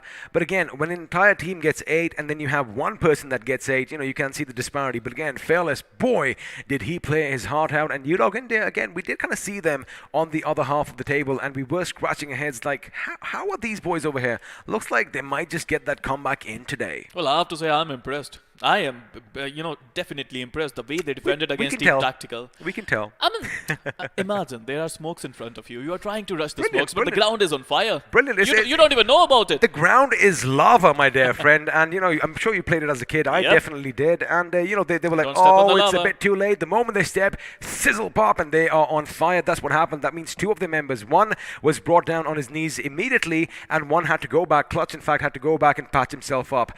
Now we already know who did win the game. Let's have a look and see how all the other teams did, because, well, the point standing is coming up. And at the number 1 position, Enigma Gaming with 23 points, 8 of which came via finishes. Meanwhile, iQOO India, they also got 23 points with 11 finishes to their name. That was a brilliant performance coming in from iQOO India. Now, it's all about consistency. They have to perform just like this in every single one of these matches. And talking about number 3, we have Revenant Esports with 5 finishes to their name. They managed to get a total of 15 points. They did indeed, and of course in 4th position, I like the fact that, they are still in the top 4 over here. Tactical Esports with 13 points for themselves, 5 coming from finishes. Now 7C Esports have 10, Team EXO have 8, and if you go down just a little bit, Team Xbox with 6 points, 5 of which came via finishes. Similar situation with Godlike Esports, 5 points for them. You don't usually see these teams with, single-digit finishes over here. I mean, that's great, right? I mean, yesterday it was Oh, their I day. see what you Today, mean. Yeah, today it's time to increase the competition now. I mean, all these teams, they are here to play. I mean, if Godlike and TSM are going to run away with the trophy, that's not competition. But these teams, the way they make a comeback, that's great. Well, we already told you right from the beginning that the competition is going to be razor thin, but for now, let's have a look and see who is going to be standing head and shoulders above everyone else. Of course, it is going to be the Fearless himself. It's Fearless from iQOO India who gets the iQOO MVP mantle with 8 finishes to his name. I mean, imagine qualifying to the grand finals and imagine doing a clutch there, a 1v4 against the best teams in India, against one of the best teams in India, and that is brilliant. With 8 finishes to his name, 1152 damage, 1 assist, 123 healing. That was great. Meanwhile, number 2, we have Revenant Encore with 4 finishes to his name with a damage of 599.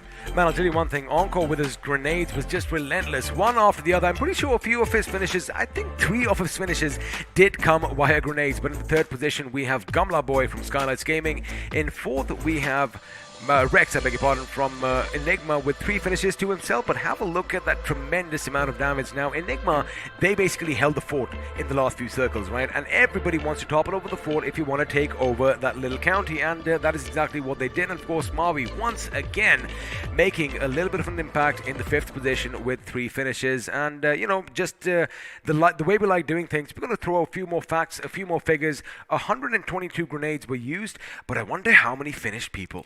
Well, 11 managed to find their finishes, and that's a big number, right, XP? Meanwhile, look at the longest finish distance. Godlike Jonathan managing to get a finish there with the 320 meters long. That was good. Again, they had that bird's eye view. They had that eagle's nest, so to speak, and it was a bit easy for them to, see enemies in the distance, and all they had to do was, in fact, the fact that, they love scouting, right? Keep in mind, Clutch God was ahead at one time, and he was like, you know what? I think I see something down there. Jonathan's like, wait, let me check. He aims down. Oh, you're right. Brrr. And that's it. The person goes down, and that is how this team loves doing all their finishing. But again, that is just game 1 that has been done and dusted. We have still 5 more games in store for all you lovely viewers, and I can tell you one thing. I might have to lose this time because things are definitely heating up. Well, it is heating up, and it should be. the competition level is rising. I mean, all those teams who played well yesterday were not able to play well in Erangel. All these teams who were not literally managed to get those points, they came and they got a lot of points now. They did indeed, and of course, this is just the beginning to all the shenanigans that we are going to witness on day 2, because coming up next, we are going to have the map of Miramar. Again, it's a whole different story because, yes, the terrain is different, the map is bigger, you have a bit more leeway to move around teams. Again, action might just be a bit slower than expected, but all of those things can change. But before we do that, let's do one thing. Let's actually pit 2 players up against one another, and well, we're going to make them face off. Let's see who is going to come out on top, because at one end we do have, I do believe, Gamla Boy from Skylights Gaming and Onko from Revenant Esports. I mean, Encore played really well. Those nades were crisp, they were good, 599 damage. A beautiful performance coming in from both these players, I have to say. Meanwhile, Skylights Gaming, Gamla Boy, with 4 finishes to his name with a damage of 331. That was great. And, of course, we do see all these individual player stats. Let's actually get a few teams in. In fact, we are going to have a little bit of a woof-woof over here, because UDog are going to be going up against Enigma Gaming. Now, Enigma did win the game, did get the chicken dinner. However, fairness from UDog made sure that they ended up with more finishes. In fact, 11 for UDog and 8 for Enigma. Well, the only thing that separated them was that chicken dinner coming in from Team Enigma. Otherwise, both teams got 23 points each. They did get those points each, and let's do one thing better. Let's actually now shine the light on UDog itself, as we are going to put them in the spotlight. Of course, I'm talking about the squad spotlight that's going to be popping up. 11 finishes, 2,075 points of damage, 4 assists, not too shabby, 1 headshot, and an average survival time of almost 24 minutes. I mean, of course, when you do end up as a second team, you are surviving pretty much the same as your winners, aren't you? Well, you performed well in Erangel. Now it's all about consistency, right, XP? I mean, they have to perform just like this in Miramar, and they have to continue this forward. I like how you said that. Of course, it is about consistency, but again, like I love saying, it's easier said than done. Absolutely. I mean, it's not going to be that easy. But if you can do it once, you can do it twice, and if you can do it twice, you might be the champion. I'll tell you one thing. Speaking of consistency, we did see Tactical Esports end up in the 4th position with 5 finishes to their name. Now, that goes to show that even though they did win that chicken dinner yesterday, they did have a little bit of a push, momentum, maybe a little bit of a mental push as well. And I'm bringing this up because, the previous games, they weren't even in the top 8. They weren't even in the top 10. I mean, yesterday we talked about it, right, XP? And we talked about momentum when it joins with the confidence. You're going to get some decent performances. And yes, Tactical Esports, they're sticking to their guns. They're focusing on position points first. And when they have the position, then they become a little bit aggressive. I mean, I love the mindset of Tactical. They tried to push UDog India, even though it was not successful, but the mindset was there. The attitude was there. Just to paint a picture, I am going to talk about momentum in just a few moments, because now let's have a look after, Game 7, how your teams have done, because the overall standings are going to be popping up on your screen, and at the tippity top, once again, they do have a considerable lead, right? So they are still going to hold their mantle. It is going to be Godlike Esports with 94 points, and they're the first to breach that 50 mark as far as finishes are concerned. In fact, 53 finishes to their name. They still have an enormous lead. They just need to play consistently. I mean, average performances, 10 points per game. I think that would be enough for Godlike, but it's not going to be easy. I'm telling you, it is not going to be that easy. From an analytical point of view, yes, it's going to be enough. But it's not going to be enough for Godlike, mate, because these both are like, wait a second, Sparrow, what did you say, 10 points? 10 points. 10 points? Come on, buddy, we're going to drop a 30 bomb in the next one. Let's see if that's going to happen, because in second, we have Skylights Gaming with 72. Third, we have Team EXO moving up the ranks with 68, which means, Hyderabad Hydras are going to have to fall down with just a little bit, with 67 points in the 4th position. Now, Enigma, thanks to the lost chicken dinner, are going to be climbing up to the 5th position with 62 points and, that one delicious chicken dinner to boot. Well, I can see 5 teams in 60s, so that shows that the confidence must be there. I mean, these teams have to play well. Oh, they're going to catch up. The competition is going to be amazing, but meanwhile, talking about number 7, we got Revenant Esports with 60 total points. Number 8, UDog India managed to come into top 8. But right now, let's have a look at other teams who need some more points. Number 9, we have OR Esports. Not a great game for them. I mean, they were having a decent position. It was an average game, but they could have done better. They could have done better. Maybe had they, worked on the finish department a little bit more, they could have racked up a few points, because, the position points, even though it was always, contested at every single point of the game, they, again, could have done a little bit better. But when you have some amazing grenades coming in from the Revenants, you can't really do anything, can you? No, you can't do anything about it, but I think it's all about fighting hard, and these teams are going to fight with everything they got. Number 10, we have Alto Esports.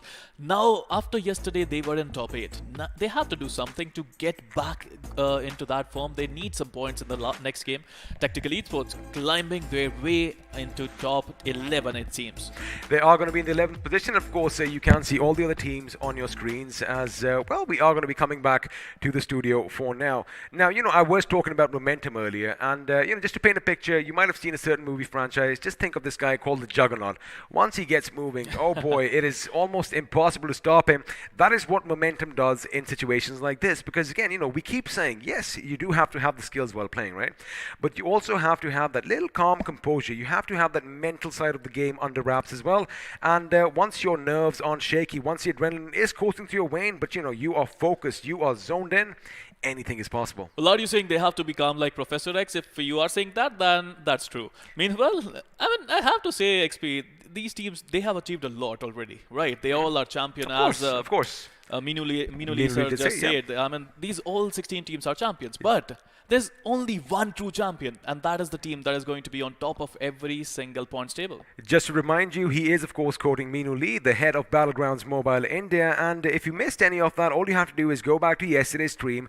And pretty much before, in fact, the moment we came on, we had some lovely words from these distinguished gentlemen. And again, you know, words of wisdom indeed. But yeah, I mean, you know, all of them are champions. In fact, even the semi-finalists, let me be honest, 24 teams out of thousands and thousands of teams making it to that cusp. They are definitely champions, and you know, there's only one person, or rather one organization, to thank for all this. We are talking about the iQOO 9 series for making sure all of this happens, for giving all these players, you know, the whole platform, this major pedestal and this spotlight to shine in.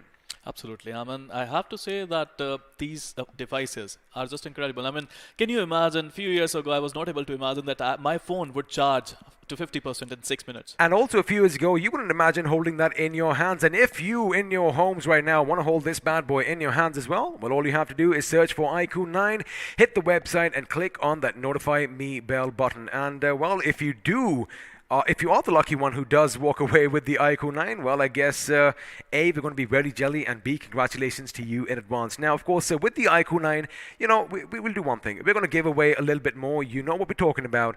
It is, of course, all that amazing BGMI merch. And, well, what do you have to do for that, Sparrow? Well, you have to check the description, because you will find a link. Just click on the link, fill in your details, and you might be the lucky winner who's going to get these goodies. You might just get these goodies. You might get a nice, cool t-shirt, because, well, summer is going to be upon us sooner and later. And then, of course, you know what happens in summer? You need to keep yourself hydrated. So we're going to throw in a bottle just for that as well. And, well, you get the entire package. But now with that, of course, you know, we did mention the iQOO 9 series. I have the Pro. He has the regular one. Let's have a look at the promo once again and the official word from the official sponsor of BGIS 2021.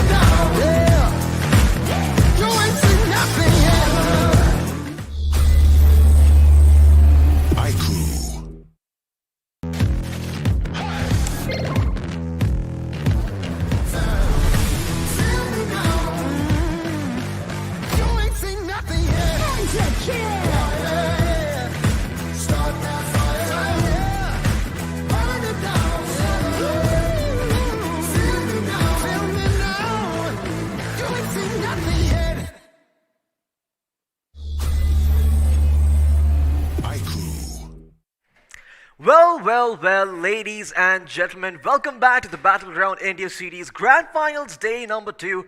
The experiment is out of the room. And we are also out of experiments to run, as I have joined the table. My name is Loki. Joining me for this one is going to be Spiro, or should I say Pandit Spiro? Well, Spiro would be enough. By the way, thank you so much for the lovely introduction, Floki. And, boy, you look good in that suit. I do. But yeah, I can't believe that we started off the day with two teams both vying for that top spot with 23 points each. I mean, you know, it seems like today is indeed the day, no pun intended, of the underdogs. Well, it's going to be just like that. I mean, iQOO India would be really happy to see you now. Oh, the yeah. underdogs are playing well, and Floki is a big supporter of all these rising stars. But Yeah. talking about these teams, I love the competition. I just want to have a grand finals where every team is just fighting it out, trying to get those points in. And yes, yesterday it was godlike TSM, but today we started off with beautiful performances from Team Enigma and iQOO India. Absolutely. I mean, today you and Revenant Esports seemed to, put on a brave face and perform really, really well. In fact, a lot of the teams who were in the bottom 8 yesterday have found their footing in that first match. But once again, can they keep that momentum going? Because, you can have one good game in a wrangle, but then all of a sudden when things switch up, you head over to Miramar and you don't, maybe the flight path doesn't favor you, maybe the zone doesn't favor you. It could be that you just lose that momentum and fall flat in your face. I think that is $1 million question. Oh, sorry, I have to correct myself. That is the 1 crore rupee question. And Oh, yeah. that was very important. It's all about momentum. It's all about getting those points, Floki.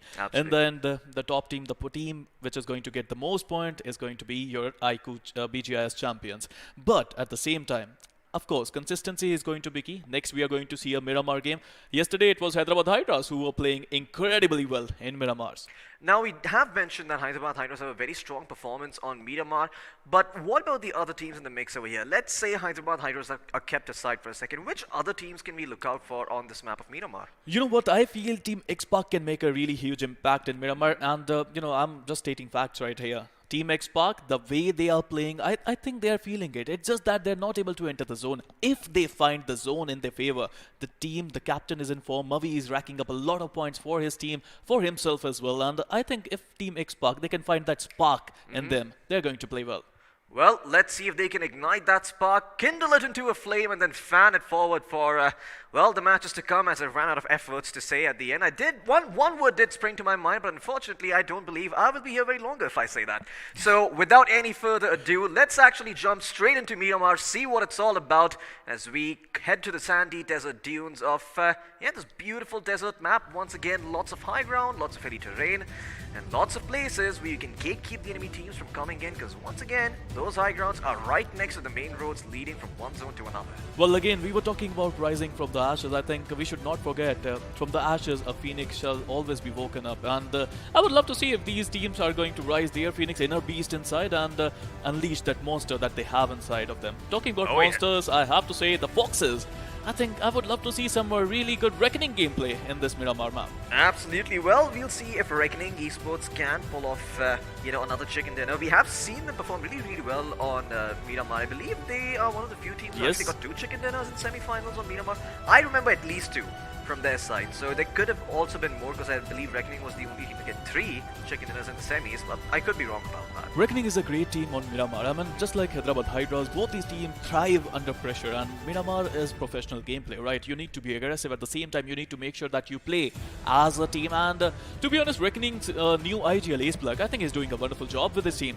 Absolutely. And speaking of Reckoning, well, that is their drop location along with the side of UDog, and that is where they like to go. They're not going to have a drop clash, I have to say that. Oh, yeah. I mean, absolutely. Reckoning Esports actually on the map of Miramar is one of the few teams that have been changing up where they go. Yep. Usually they go towards Torre or Humida, but yesterday it seemed that they were instead trying to make their way towards some other parts of the map, trying to go further down towards Minas Generales and near Graveyard, and seeing if they can find some loot for themselves over there. Speaking of which, well, I don't think you have to speculate for much longer where these teams are going to be going, because the flight path should be coming on our screens any moment now as we jump into the game and see where that plane's going to lead us. Well, talking about the plane path, it is starting near Impala and going towards Minas del Sur. Of course, Miramar is going to be a super important game for Hyderabad Hydras, and that's why Mantop, we can see him on our screens. As I was saying, I think this is going to be difficult for a lot of teams who wants to go towards El Pozo, Craterfield, La Cabrera, and pretty much all the areas that you can see on the northern side of the Miramar. Talking about drop clashes, I would love to see some, but yes, you were talking about Reckoning, we were talking about Hyderabad Hydras, and I can see some players of Team Reckoning in the top 6. I can see Abrar at number 5 with 6 finishes to his name. I can see Maxi OP as his fan. I think his fans, they love to call him the Dancing Maxi. I would love to see if we can see some Dancing Maxi, maybe some Muhammad Ali-like stuff coming in from Maxi. Absolutely. Well, Muhammad Ali did float like a butterfly and sting like a bee. Was that Bruce Lee? No, I'm not too sure. I don't quite remember, but I don't think either of them were dancers. However, if we do see them get those finishes, who knows? Maybe a couple of taunts are going to come in. Maybe they do start dancing. You know, maybe they're very, very happy about the fact that they perform well on the map of Myanmar. But once again, I did mention that the flight path could be problematic for some of these teams, and it does seem that Reckoning Esports are going to have to go towards their secondary drop location instead. A lot of these teams at the moment are also going to be thinking about how to get to where they want to go, because Elpos, the drop of Skylights Gaming as well as TSG, is miles and miles away from the flight path. So, yeah, interested to see where the adjustment is going to come from. A perfect zone for a lot of teams, a very bad zone for a lot of teams as Oh, well. yeah. I mean, I wonder how Orange OR is going to rotate towards the zone. Meanwhile, TSM versus Godlike, if these two teams are going to fight it out, I just don't want to miss it, because these two Goliaths are crazy powerful. I mean, I would love to see a battle between these two great teams. Meanwhile, today, they are not off to a wonderful start, but Floki, I mean, even if you don't start well, you can end well. You most certainly can. I mean, I believe they got a total of 5 or 4 points in the last game. I believe one of them came from placements, and yeah, they got 5 points. One from placement and 4 from finishes. So, like you mentioned, not a very good start for Godlike, but yeah, they can turn these situations around if they do sort of take a fresh breath of air, relax, and try and assess the situation at hand once again. Just see what's going on around them, and then try to react to it instead of being the ones who always go ahead, right? Because now it seems that teams are expecting Godlike to play aggressively. So if they see a couple of cars in the distance, if they see a couple of players running at them, they automatically assume it could be Godlike. I mean, let's say it. I mean, still they have an enormous lead in the overall point yeah. standing, so they can be comfortable, they can relax a little, and I think today might be the day for a lot of teams. Meanwhile, talking about the zone, it is going to be Team Revenant who are looking to go towards Montenegro. It's a great spot. They're going to get a lot of loot. Meanwhile, I would love to see how Skylights Gaming is going to reach El Pozo, and yes, they are going to take the western road, and no competition I can see near them. Absolutely. I mean, El Pozo seems completely empty for the time being. Skylights Gaming are trying to make their way there with the couple of vehicles that they do have, while TSG will be very, very happy looting Minas del Sul and Val del Mar, as that seems to be where they want to go. But if you can see the zone, once again, it is quite western favored, so it's unlikely that we do end up seeing a lot of clashes happening towards the southern end. In fact, if there's any clash that's going to happen, it's going to occur all the way towards Graveyard and San Martin, because that is where teams are concentrated. And the eastern part of the current circle is where we could see some fights breaking out, as I see Team X-Park, I see TSM, I see what I believe to be R Esports as well. And I do like the move the Hydras are making. They're going up towards Campo Militar, and then they're going to take the longer way around inside the circle all the way up from the north. No, I think already Esports, they are really close to Team X-Park, and the fight can break out any second at this point of time. But I think there are some really good spots in the zone. We just witnessed the zone. I think the mountains of San Martin, the mountains near Crater Fields, El Pozo, all these amazing areas are going to be super important. We talked about Team Already Esports. They were really close to Team X-Park players, but eventually both are safe at this point of time. Yeah, it does seem that they are safe for the time being, but for how much longer? That's the question, because once again, you split up like this and you're not aware of your surroundings. One stray shot could put you on your feet, and before you know it, your team has been baited into a bad fight. And especially when the zone is a bit more geared towards one particular, in one particular direction of the map, that is towards the west, you don't want to get stuck in that spot where you're taking a fight and you can't really rotate in, and as a result, you're just stuck out there in the blue, not only taking blue damage, but also worrying about the teams closing in, and then, everything just starts falling apart. It's like a house of cards. In the meantime, though, Enigma, they will have a decent time looting around. They've got themselves a lot of good stuff to work with. I see an M249, a level 3 backpack. They've got first aid kits, a couple of bandages to work with as well. And Sagi is more than happy with everything that he's found. I think if Enigma would like, they can maybe start taking up fights if they get themselves into a good spot. However, priority now is going to be to getting even better loot and getting to a really, really good position. Well, they would love to rack up some points as well. They managed to win a chicken dinner in Erangel, and now I think Miramar, if they can play decently, if they can even get in top 3, they would be really happy. I mean, it's all about consistency, right, Floki? Oh, yeah. It's all about how you're going to rack up those points. Now, after 7 games, they have 62 points overall, and they have 38 coming out from positions, 24 from finishes. They played well eventually. Yeah, they most certainly did. I mean, 24 finishes, 38 position points. That is a fair amount of damage done by them too. So Enigma, once again, a team, every single time I see Enigma, this is a statement that comes to mind. You've heard it before as well. It's just that these guys are a team that no matter what situation you put them in, they will always find a way to scratch and claw their way to the top, maybe even get themselves to top 6, and have a lot of placement points as well as finish points to work with. In the meantime, Skylights Gaming have finally reached El Pozo. They did take those vehicles early on, but it is going to be a very rewarding transition for them because once again, the zone is on them. And it's going to make sure that when it does close in, they have the option of rotating out from multiple different angles. They can go all the way towards San Martin if they want to. There's a road leading towards Monte Nuevo. Could go further up north towards La Cobrera if there is a bit of a hard shift going in that direction. So, yeah, being in El Pozo, a big payoff for the side of Skylights Gaming. It's a great position, right? They have the zone, they have the advantage, and look at the loot. They're going to have the loot eventually. I mean, right now, Gamla Boy, he got a level 1 helmet, but boy, oh boy, I wonder how many level 3 helmets are there in El Pozo. Meanwhile, talking about OR Esports, off to a decent start. I wouldn't say it's a great start. I wouldn't say it's a bad start. I would say it's a decent start, and OR Esports is a team, I mean, they can rack up a lot of points eventually. Well, I would disagree, actually. Look at Vexy. He's got level 3 everything. He's got himself a mini 14 to work with. He's got, 2 med kits, 1 first aid kit, 14 bandages, and OR are doing just fine at this moment. I mean, they're all the way in Puerto I was just talking about points. Oh, you're talking about points. Oh, I see. I thought you were talking about loot, and I was a bit more confused. I was like, that does not add up. I was like, how on earth are OR doing poorly? But yeah, you are right. Overall, they are not doing that great. So yeah, I mean, they do need to sort of buck up. But this is the potentially good start that they need to, maybe go ahead and get themselves a chicken dinner. Are they actually going to get that remains a tougher question to answer, and for now, I think it slightly tilts in the favor of no, because their position isn't exactly good, and once again, it is always going to be EXO gatekeeping them when they move through Los Leones.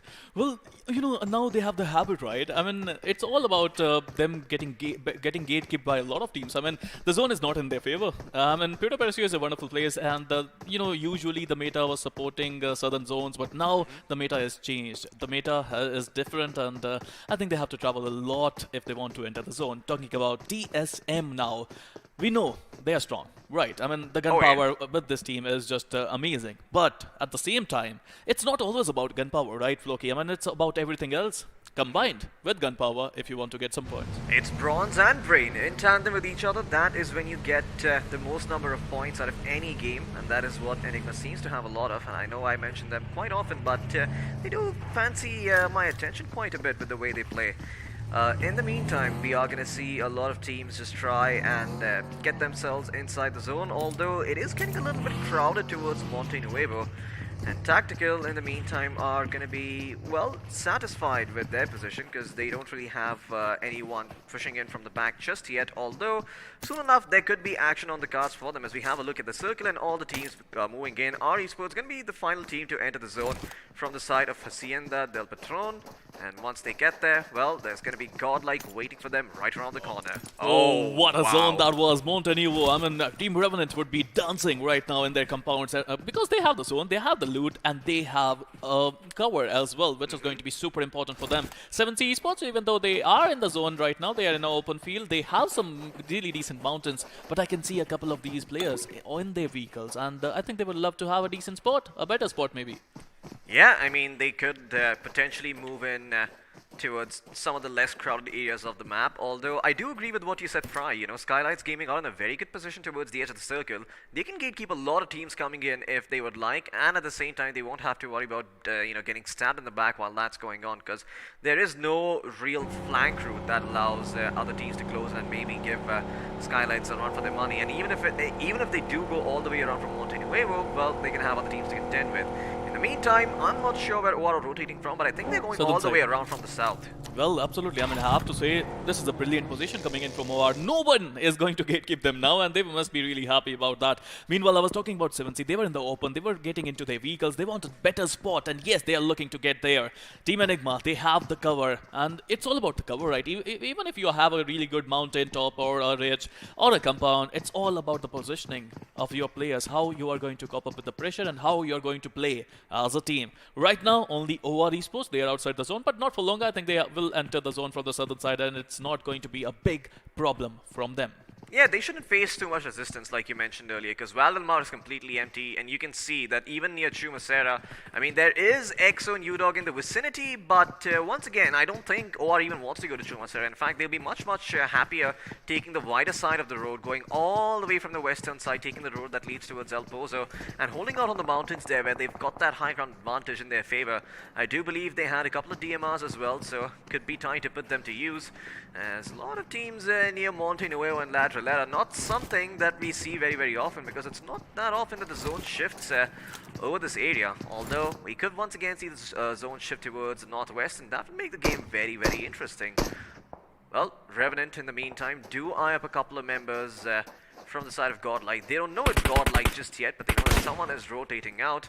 And if they've done their homework, they might have an educated guess as to who that is, but Team EXO will lose one of their players at the start, and that is first pick coming in at 11.5 minutes. Once again, a very slow start for the map. Well, absolutely. I mean, this is a slow start. Team EXO, they lost their IGL Sensei. Team Tactical must be really happy. They got the point there. And if you talk about Team Revenant, I wonder what happened there. I mean, I've never seen Godlike getting into compounds in Miramar. They always prefer mountains, but right now, they enter the compound, and I wonder if they're going to play aggressive, because I feel they're looking to get the chicken now.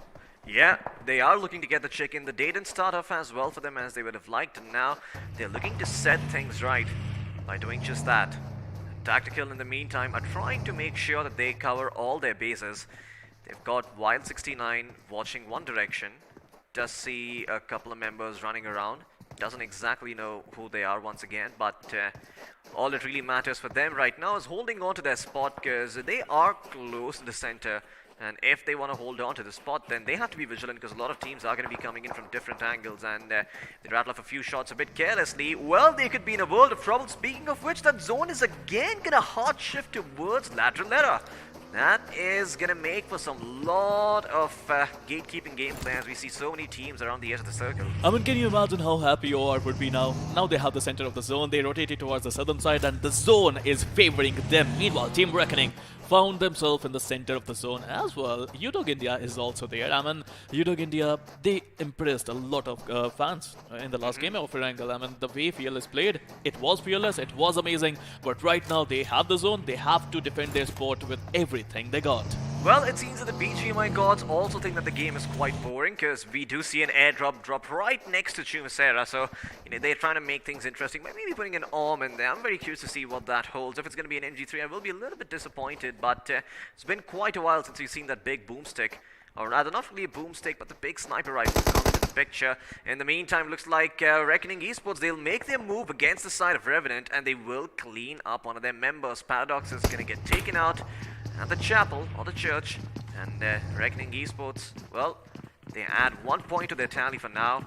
However, there are a couple of teams who heard the commotion, and this is where things start getting problematic, because if they don't have vehicles to rotate out, if they don't have a couple of smokes, they could be in a world of trouble, because right around the corner there's UDOG India trying to look over them and see if they can find themselves a couple of free picks. Well, nobody likes to lose a player while rotating towards the zone. I mean, if you lose a player while fighting against a 4v4 situation, that's okay, that's game. Yeah. But if you lose a player while rotating, that's really bad for you, and that's what happened with a lot of teams. Meanwhile, right now, Team Xpac, they're fighting against Team Tactical, and they need to be a little bit careful there. Yeah, they most certainly do. In the meantime, okay, this could be problematic, as, well, I saw a couple of members from Godlike being knocked down over here. Jonathan caught out in the open, will be taken out by D-Sync. And Z-God also crawling about on his knees. Godlike only have 2 members standing, and in the distance, those are old members coming in. The Sapari gang is going to let them know that another team has done the commotion, and they're going to join the picture over here. Oh, D-Sync connecting a few shots, but once again, not able to take out the tire, so that vehicle still will be in good shape for rotating for the time being. But in the meantime, Clutch God, it does seem that he's got the AUG in his hands. Elsewhere, Marty's going to be making his move, and in the meantime, we're going to turn our attention towards Godlike, who, even though they've lost 1 member, are going to play aggressively. They take up a fight against the members of Old Hood. However, there are a couple of teams in the vicinity. In the meantime, we're going to turn our attention back towards Xpac and Tactical, who have seemed to lock horns with each other. Although Tactical, they don't really have a lot of members standing over here. Those dates are going to keep them at bay. And my God, Scout and Ultra both going to be knocked out. Another nade coming in. Oh my goodness, Kill and Marvy, they're not going to be long for this world. What the hell did Tactical eat for breakfast? Where are all these nades coming from? They're going to be able to take out 2 of them. In fact, we might just get a full squad over here. Mavi, the only member still standing as Tactical have lost Wild 69, but Clutch and Hitman are still standing strong on their 2 feet, healing themselves back up. And Mavi throwing that nade. Is it gonna connect? Yes, it is. Hitman gonna be low. Can he find the spray? No, he cannot. Mavi is still standing strong, but a couple of nades are being flung his way. Now he's in a 1v1. Can he clutch it out? 1v1? No, he cannot. The strafes coming in from Clutch are just a bit too good, and his name could not have been more appropriate for the situation. Well, his name is Clutch, and yes, he managed to clutch that out. Team X-Pac were looking really good, but Nade Parade took them out. That was beautiful, Floki. I have to say, these nades are just incredible, and the way Tactical was using them, it was tactically correct as well. Talking about the zone, Team OR found themselves in the center of the zone My with the Team God. Reckoning, Udog India, and TSM joining them in the zone. Meanwhile, Carlos Gaming with a beautiful rotation coming in from the western side. They found a decent place in the zone as well.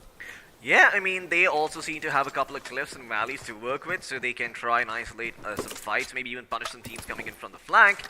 But once again, there is EXO towards the southern end of the circle, so while OR are technically in the center and geared and ready for the next circle, EXO has the safety of knowing that no one can really come in from the backstab once that zone closes in. Sultan, in the meantime, gonna be bleeding out to the blue. As Zolot Esports, they will leave one of their members in the dust. Only Crazy gonna be in the race. I think there was a tactical mistake coming in from Altitude Esports. They were not supposed to attack Team Godlike.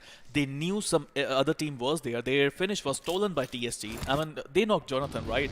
But TSG got the finish there. So I think the rush was bad. It was a bad decision, and the zone was coming, and they should have prioritized the zone a little bit better, and that is why they lost a couple of players there. Not a couple of players. Skylights Gaming! Talking about Skylights Gaming, they are just sweating bullets at the Enigma Gaming, and Enigma losing away in the rotation. Once again, another team losing a player in the rotation. Oh man, Enigma, they've lost one of their players like you mentioned, and now with only 3 members standing, they kind of need to make sure that they don't let Pokar and the rest of Skylights Gaming gatekeep them, because they've got very, very good angles on them. However, where do Enigma Gaming even go? Because there's not a lot of places around the zone right now.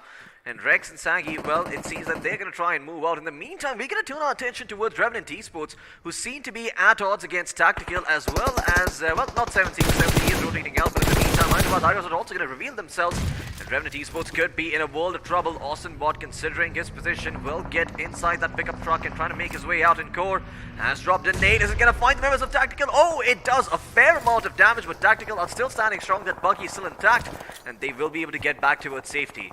Revenant, though, may not be so lucky, because Hyderabad Hydros have got the perfect angles on them with the high ground. Well, high ground advantage is a beautiful thing, which is in the favor of Team Revenant and Team Hyderabad Hydros. Both are fighting on the mountain, but right now, you know, there are two kinds of advantages. One is high ground advantage, one is the zone advantage, and right now, Team Revenant, they are looking to have that zone advantage in their favor. Mantiope with that need, looking to take on Austin Bordex. I think he could have shot him at this point of time. Yeah, I mean, if he actually knew where Austin Bot was going to have come flying in, but now the second time's the charm. Mantiope spots him out and will not let him run away, as he's got the M4 in his hands along with the 762, or the 672, excuse me.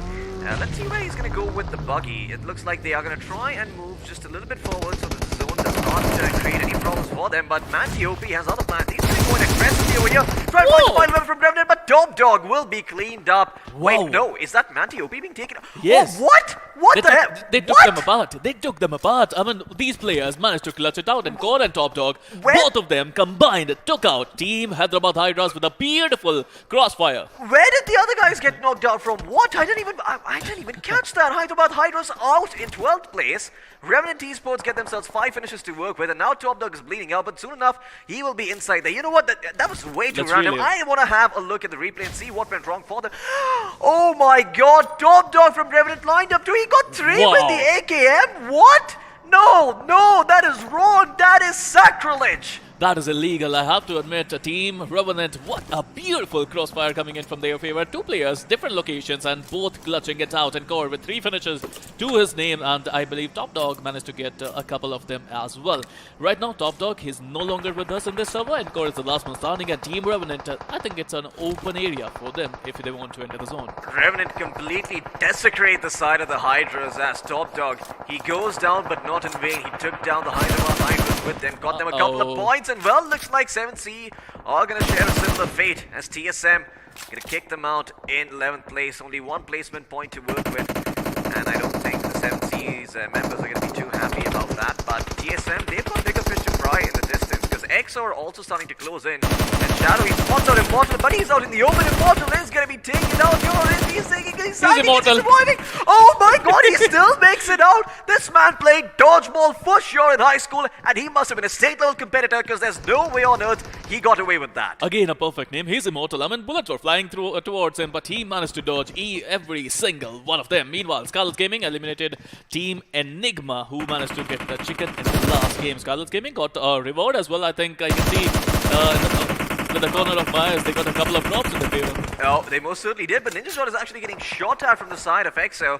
Spunky spots him out, puts a couple of bullets in his direction, makes him reconsider his choices, and they will be a bit more defensive for the time being. Tactical as well, just holding out in the meantime, trying to see if anyone else can, come into their position and try and snuff them out. But in the meantime, we going to turn our direction towards the other side, where it seems that UDog are going to be under fire from the members of OR. But in the distance, Skylights Gaming are looking to join the party as well. This could be devastating for Skylights if they don't play this one out carefully, as Pugar will be knocked down by the place. What Sombra is also going zone? to share that fate. Skylights Gaming out in 7th place, and I'm not too sure who got the credit for that. It is going to be the side of UDog India, who get all those points for themselves. Dark slowly but surely bleeding out. Can they get them back up? No, that Nate is going to finish one of the players off. Fearl is going to go down. Mystic still standing strong, and Fearl is the MVP from the last match, has been eliminated. UDog India, are they still in the picture? Well, it seems that there's one member keeping their dreams alive, but I'm not sure for how much longer he can keep doing that. Well, not too long, as Evil's going to find him. And well, OR Esports, they're going to send another team backing home. This time around, it's going to be UDog India. Now we are down to 5. We have Team Tactical, Team TSM, Team EXO, Team Reckoning, and Team OR. And OR is looking aggressive today. They managed to find a decent, place in the zone. They managed to rotate really well, and now they are letting it loose because they know they are in top 5. They know they have the position points in their favor. Now they want those finishes, and they are, rushing in. Oh yeah, they seem to be going in and trying to take the fight, because once again, I mean, if you look at where they are, they don't really have much of an option over here. This does seem like a bad fight for Reckoning Esports, but it's a fight that they have to take nonetheless. The rules not closing on them. And if they don't get into a good position now, they'll never get the opportunity to do so later. In the meantime, EXO gonna be taking a fight up against TSM. EXO does seem to have, they don't actually have the numbers advantage because they are only 3 members strong. TSM still standing with all 4. Could potentially create a lot of trouble for EXO, as Fierce will be knocked down. I'm not too sure where the other members from EXO are, as, okay, Fierce will be gunned down and cleaned up. Punctu and Immortal, the only 2 members surviving. Now tasked with taking out the rest of TSM. That might just be an order so tall that they can't stand up to it. Blaze, OP, and Shadow both trying to cover the exits of this house as they're trying to play the zone over here, keeping EXO trapped. Great moves coming out from TSM, making sure they take advantage of the fact that the zone is about to close in a bit. And well, EXO, they've got nowhere to run, nowhere to go. Look, even though TSM is trapping Team EXO, they are also trapped. They are still outside the zone. They need to enter the zone. Meanwhile, Team EXO Immortal. He's trying to be immortal once again, but will he be able to do that? Team EXO, TSM Shadow spraying his heart out there, but Immortal still surviving. Punk with a beautiful cover, and the bait worked. The bait worked, Floki. What a bait coming in from Team EXO. Yeah, Team EXO, well, they will get 1 knock to work with, but they still got 3 juggernauts that they need to fell. And well, it doesn't seem like those are not going to fall anytime soon. Oh my god, the headshot can take off the AK, and Punctu will find a second one as well. Can he clutch things out for his team? He will at least secure a finish before he goes down, and the zone will clean him up. EXO might just be taken out, but no, Immortal's actually still standing strong over here, so there is a chance that Punctu can get back up on his feet, but Jelly is seeing him in the distance. Can he convert him into a finish? No, he cannot. Instead, he's going to turn his attention towards TSM, and TSM has also been eliminated as EXO somehow, in a 2v4 situation, are able to come out on top and send TSM packing. I mean, TSM was trying to gatekeep Team EXO, but EXO, they just kicked the gate. I think they destroyed the gate altogether. What a beautiful performance coming in from Team EXO. Immortal baited, and Punk with the 1v2. I mean, where there was supposed to be a gate, there is just a gnarly mess of metal scraps, and it doesn't seem like there's much of a gate there anymore. As well, EXO, they were able to kick that door down, but now it seems that they are going to be put 6 feet under by these 2 teams, and OR Esports and Reckoning. In a 4v3 situation, Reckoning, they might have the numbers advantage, but OR have the high ground advantage, and they're all looking over each other. For the time being, though, Evo seems basically going on a bit of a flank. Jelly, if he can find Max EOP, that would be wonderful, but Max is able to get towards a safer position in the distance. Now, Team Reckoning, they have the zone, they have the numbers in their favor, and I think they should get this chicken unless Evo with this nade can do some damage. He's throwing the nade. This is going to be so important for Team OR. They need to enter the zone and they need to take out 4 members of Team Reckoning if they want that chicken. Meanwhile, Reckoning, who already got 11 finishes, let me repeat myself, 11 finishes to their name. Looking to get 3 more and the chicken, and as we is were that saying, nade gonna hit? Yes, it is. well, that nade was good, but you know what's better? Team Reckoning, their nade was better. Barar with a beautiful nade and OR on the backboard. Now it's going to be a 2v4. Team Reckoning, Skrills and Barar pushing in slightly, proning down the buggy. They are closing in. The distance is getting shorter and shorter. Another nade came in. Nade parade happening from both the teams. Jelly with a beautiful cover. They are trying to provide cover, but his position got revealed. He is taken out. Team Reckoning in a 2v4 situation, and they have the numbers game advantage. I mean, I don't think they're going to pick themselves out of this one, as Rexy's going to get knocked again. Ego, or rather Evo, is going to try and stay alive. He does get one knock to work with over here, still playing around inside. For how long, that is the question. Not for long, as Reckoning towards the on the map of Miramar once again. If it's not the Hydras, I think you can have a very good shot of saying that it might just end up being the Wolves. I'm trying to find my crystal ball. Where is my crystal ball? I mean, I must have kept it somewhere. Yeah, well, you probably must have lost it. But you know what? I don't think you need the crystal ball, because you saw this coming. You said that Reckoning I read their hands, very absolutely. Well, not only are you someone who peers into a crystal ball and tells futures, you're also into palmistry. So, yeah, Spiro, a man of many talents. He can cast, he can do palmistry, and he can peer into crystal ball and tell you your future. What are your rates, Spiro, just in case? I want to know if I'm going to be continuing, doing this for the rest of my life. Oh, you have a bright future. I can see on your face. It's just amazing, Floki. But you know who else has a bright future over here? Reckoning Esports. And you, of course. But Reckoning Esports, because they are the talk of the town, they're able to get themselves that chicken dinner. And man, every single time Miramar pops up, Reckoning Esports, it's almost like we're watching a very different team. I mean, Team Reckoning and Team Hyderabad Hydras, I have to say, these two teams are maniacs in Miramar. I mean, if they can perform decently in Erangel and Sanok, I think they can rack up a lot of points. But right now, let's relive these memories. The zone was amazing, and some teams, they lost a couple of players in rotations. Yes, some teams did lose a few players in rotations. I believe we are talking about Enigma. I think they did lose one of their members early on. Godlike as well just got gate-kept in the end, and Old Hood Esports took a fight up against Godlike, but yeah, they weren't long for this world either. I mean, this was the moment I was talking about. TSG, they stole the finish of Jonathan. Why OH rushed Team Godlike? There was no point. I mean, they were getting shot by TSG from a higher ground. Godlike was just ready for it, and I think that was a bad move coming in from them. You know what? What's great move? Team Tactical and those nades.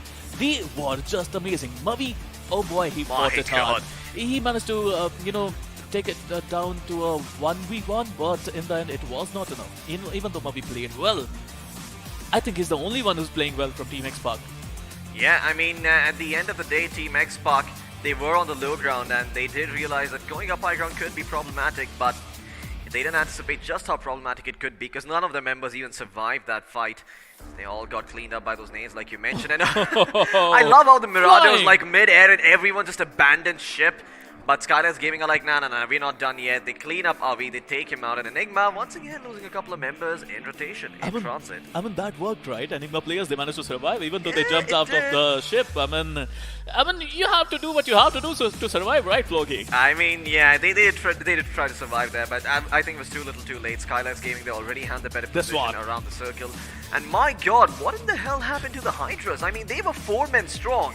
And then out of nowhere, Top Dog just clutches things out in a 1v3, takes out 3 members from the side of Hyderabad Hydras. 3. Look at that. Ace Black, Manti-OP. Oh no, he cleaned up Striker. No, that was Encore. That was Encore cleaning up Striker, but still a 1v3 from Top Dog. Encore actually got Ace Black as well, so he got 2. Top Dog got 2, and it seems like he managed to land some shots, but the finish went to Encore there on the finish field there. Meanwhile, TSM, again, I mean, beautiful position coming in from TSM. They took out 7C. Yeah, I mean, they took out 7C, and 7C is, well, not in their element on Miramar. No big surprises here. Maybe your angle can be a little bit different. It is a water body, so hopefully they are, stronger there. But U-Dog as well, I was expecting a bit more from them. It seems that every single time I'm here, the casters go strikes, and well, U-Dog for some reason just unable to perform. The zone closed in on them and they were being gate kept at the same time, so they had a bit of a hard choice to make there. You know, now it's a normal thing, right? I mean, if you see a smoke, you're going to throw nades at it. And you should not be in the smoke anymore. The meta is different. Don't smoke yourself. Smoke in a different position. Hide behind the ridge and try to survive. Try to bait the enemy with the smoke. That is going to be your, I think, the mantra for success. I think these smokes are going to be a lot more effective the closer you throw them towards the enemy's Yep. direction instead. Because if you throw it near you, well, it only covers that much difference, right? It makes a difference from the enemy's perspective. So, yeah, maybe that smoke meta needs to be updated a little bit over here for some of these teams. Look at the but spray. my god, yeah, Skrill, that spray was deadly. Team Reckoning, I mean, you know, in the end, if you have a 4v3 situation, you have the zone, you're feeling confident and you believe in your, I think, practice. That spray was good, and the way Team Reckoning rushed in, it was beautiful. Even though Evo tried, he managed to get a couple of knocks in, but Team Reckoning with a winner-winner chicken dinner, and I think they're going to climb up in the points table. Oh yeah, I mean, if they weren't climbing before already, they most certainly are going to be climbing now, because Reckoning Esports, Miramar does seem to be their map. They were dominant on this in the semi-finals, they're dominant on this in the grand finals as well, and in fact, they found themselves a chicken dinner to work with over here, so maybe they're going to be feeling a bit more confident when they go into Wrangle next. But of course, there were lots of other teams in the mix too, you know, a couple of teams, once again, we thought would do well, not really performing to that level. Godlike getting taken out early, X-Park getting taken out early, I mean, TSM as well not living up to, you know, their expectations over here as they got cleaned up by EXO. Not something that a lot of people saw coming, so day 2 does seem to be a day of reversals, but let's put it into context with the point standings that should be coming on your screens right about now. Let's see who's going to be in that second spot. As we all know, Reckoning is in first place, and it does seem that second spot has gone over to OR. Well, XP was talking about a 30 bomber, and he told me that any team can get a 30 bomber, but Reckoning, it was not a 30 bomber, I have to say, but it was a 29 bomber coming in from Team Reckoning Esports. Number 2, we get OR Esports. I have to say, their positioning, their rotations, oh boy, that was amazing, right? I mean, the southern shift, beautiful. Yeah, I mean, 29er from the side of Reckoning.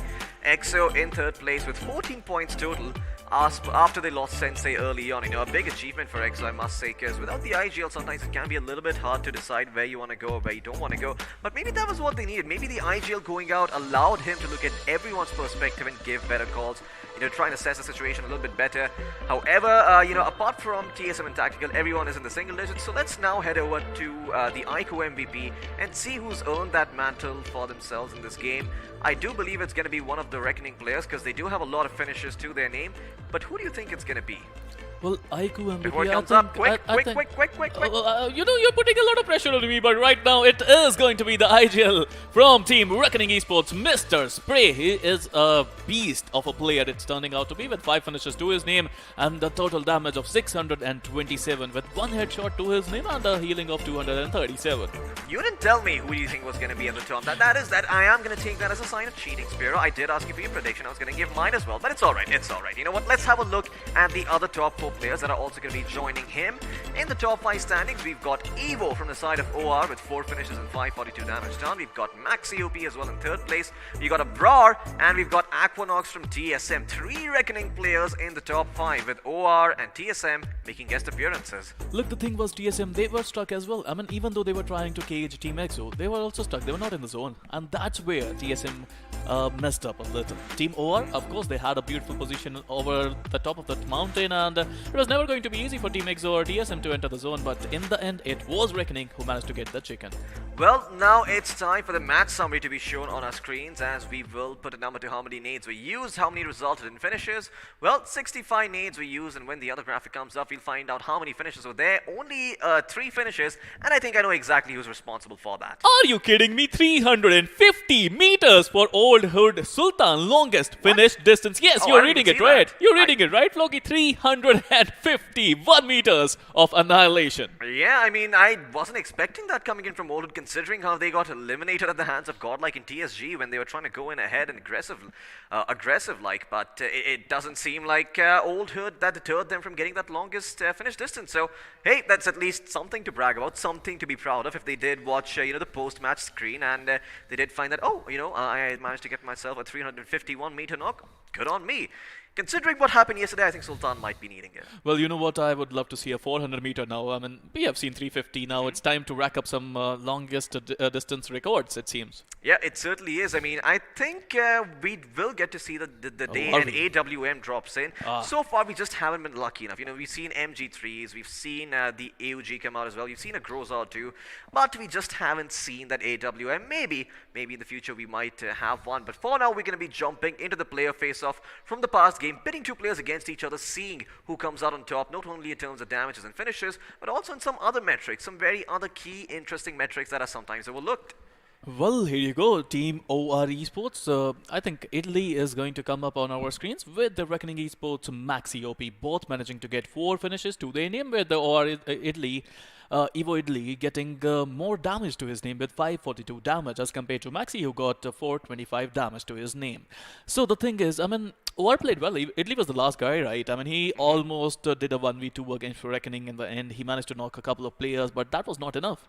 Yeah, I mean, in the end, he was just one man against 3, against 4, and well, there's only so much you can do in that situation. But now, let's have a look at the squad face-off as we add 3 more players to the tally over here and compare the team against the other, pit them against each other and see who's got the better stats.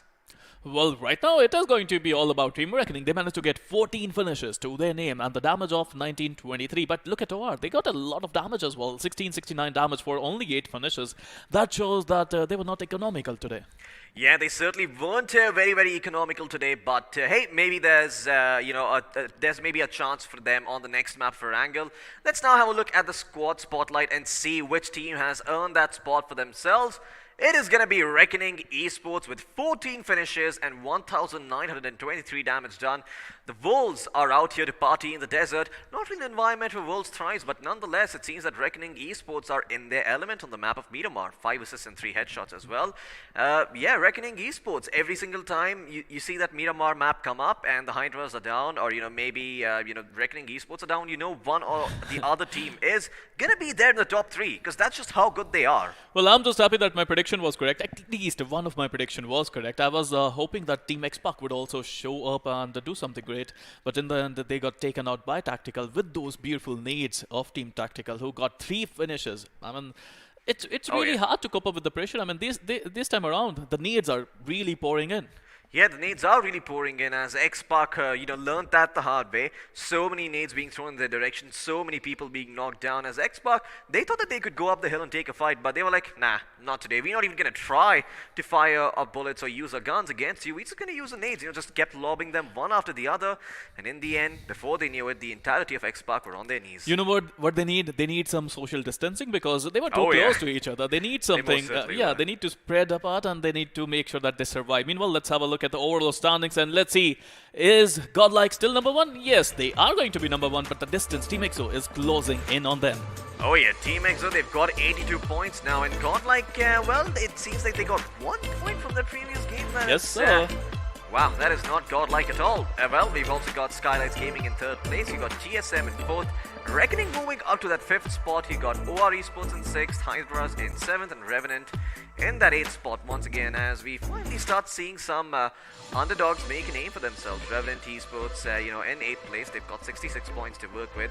There's also 8 other teams on the other side towards the bottom 8, so I'm quite curious to see which teams those are as well. Of course, you can take an educated guess, but the order is going to be hard to predict, as we do see Hydras moving down a notch because their performance on Miramar, it did feel like something was lacking. Even though they have 2 chicken dinners, it doesn't seem like they have a lot of points to show for. And now they have to perform in Erangel because we have 3 Erangels in a day. We have 2 Miramars and we have 1 Sandhook. And I think Erangels are going to be super important for a lot of teams. Meanwhile, if you talk about Team EXO, I would like to make a point there. I mean, Team EXO and Team Scarlet's Gaming, they're yet to win a chicken dinner, but they are still at number 2 and number 3 respectively. Oh yeah, I mean, Team EXO, they might not have won a chicken dinner, but who needs a chicken dinner when you're just consistently, outperforming the other teams and scoring more points than them? That chicken dinner is never going to be a factor. But, well, speaking of chicken dinners, it does seem that Enigma and Tactical have won, although they're still in only the 9th and 10th place, yet to move up to the top 8. Well, I think it's a troubling time for our esports. I mean, if I'm not wrong, they are yet to get a single point in these 2 games. Yeah, I mean, it doesn't seem like they've got themselves any points to work with at all. So they continue to maintain the spots that they had before. 7C Esports being knocked down a peg as well in Old Herd. Well, we all saw what happened to them. So no big surprises there. But once again, it seems that Team X-Pac are having that slow start that we saw from them in the semi-finals too. You know, these guys really haven't been able to find their groove. And hey, maybe they need a breath of fresh air. Look, the thing is, in semifinals, you should be in top 16, right? In this, there's no top 16. This is top 16. I mean, you want to be number one. And if you want to be number one, you need to start performing now. Otherwise, it's going to be too late. Yeah, absolutely. Well, Team X-Pac, you heard it here. If you don't start playing right now, you could be in a world of trouble because once again, you don't want to be the team that is sort of feeling the pressure on day 3 to perform and day 4 as well. You kind of want to end the day on a high note, feel a little bit light on day 3, see what everyone else is going to be doing, and maybe then adapt and see where exactly you can go. Maybe you can even get yourself a chicken dinner. But there is something about X-Pac. They are like diamonds in the rough. When you put them under a little bit of pressure, when you do apply those diamond tip drills to them and shape them and give them those nice little cuts, they get polished just a little bit better and they appear that much shiny. And maybe that is what is lacking for X-Pac. Well, are they going to perform or are they going to drop dead and stay in that spot? We're about to find out after this break.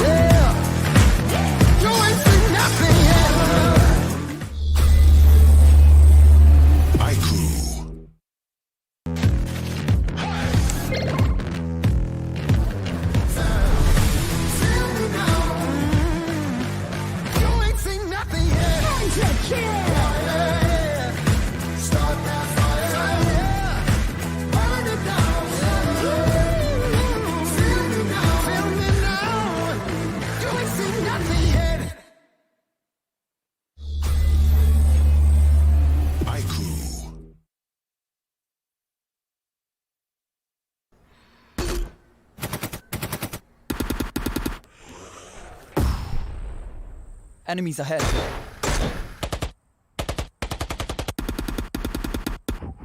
No more non-stop gaming. Introducing Battlegrounds Mobile India with OTP control, 3-hour limit and other gaming checks. Battlegrounds Mobile India. Game responsibly.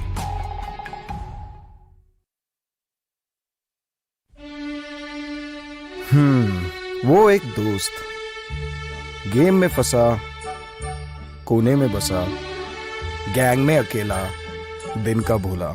Time आ गया है for them to look up.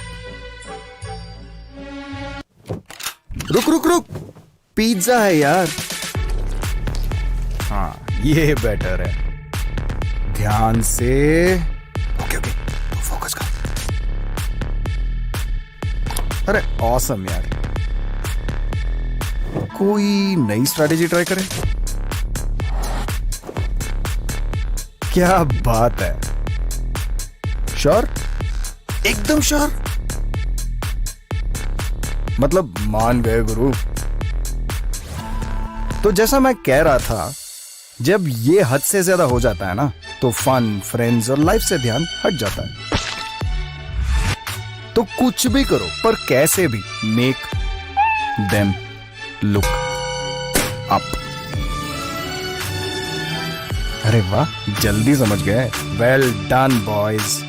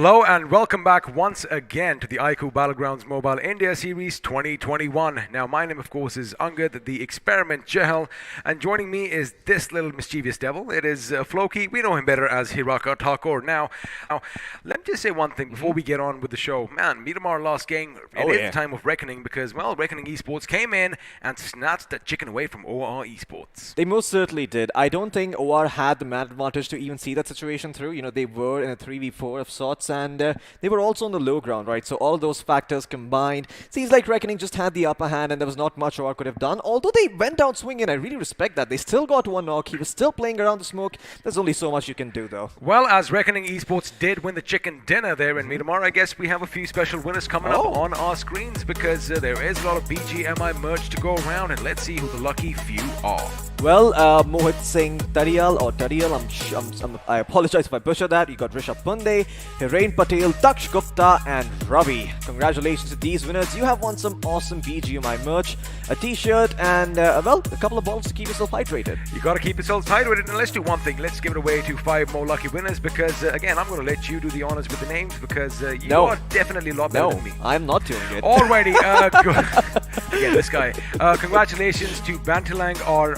Marvain, Nitish Kumar, Vishal Rai, Tarun, and Ritesh Khandare.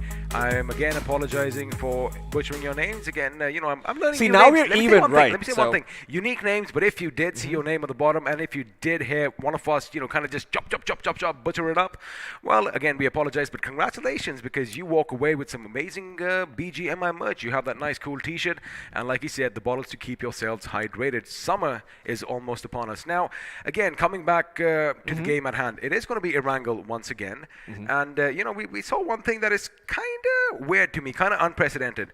Godlike Esports, correct me if I'm wrong, if, you know, my eyes deceived me, they only have that 1 point in the last game? 6 points in the course of 2 games with an average of 3. You are correct. I mean, I don't think that Godlike have been performing at that same level that they were yesterday. You know, yesterday they come out swinging. They get like, what? I mean, 80 points? It was ridiculous stuff. And then Day 2 comes around and all of a sudden it seems that they have just been woken up from their slumber and asked to play BGMI. Like, guys, there's a tournament going on. We have to play. You know, I'm going to look at that from the other side of you know, the coin because it kind of seems like, you know, maybe they're just taking things a bit too easy.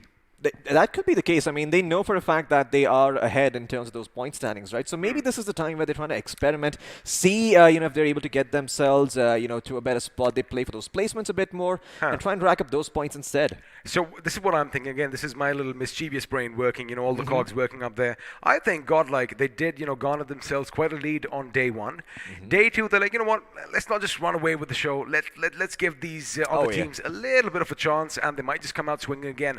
Again, all this is speculation from our end, and maybe the next game they just might walk away the winners. But speaking of the next game, it is going to be Erangel once again, and you know, we did kind of expect TSM or even Tactical to go all the way in game 1. However, that wasn't the case. Yeah, I mean, that certainly wasn't the case. We didn't see Tactical to go all the way. We didn't get to see you know, OR or even Old Hood perform, and they weren't able to reach that top spot, you know, get themselves that first place finish. Not too sure what's been happening because OR actually had a wonderful start, but they weren't able to finish in that first place spot. They did indeed, and you know, you are talking about the top spot. Of course, all these teams, the 16 best teams, are battling it out, and it's all possible due to the iQOO 9 series, of course, which we are holding in our hands. I have the iQOO 9 Pro. This gentleman has the matte black iQOO 9 because, let me say one thing, it does go well with the outfit. But again, these devices, they are packed full of, well, specs and all these features. And in fact, let's just have a look and see what we see on our screens now. Absolutely. Well, we've got ourselves a Snapdragon 8 Gen 1 processor, making sure it's top of the line is absolutely new, and it's going to keep BGMI running buttery smooth. A 120-watt flash charge, which means that in 18 minutes, you're going to be back up to full battery and you can start playing once again. A full coverage liquid cooling system to allow you to play while charging if need be, making sure the phone doesn't heat up a bit too much. And of course, the dual X-axis linear motors, making sure you've got that enhanced haptic feedback to work with. You know, all those vibrations coming in, give you an enhanced feel of the game, just a more immersive gaming experience in general. And you know, that is is what it's all about in today's day and age. It's all about the immersion. And, once you are playing on this bad boy, of course, you do want to unleash that gaming monster inside you.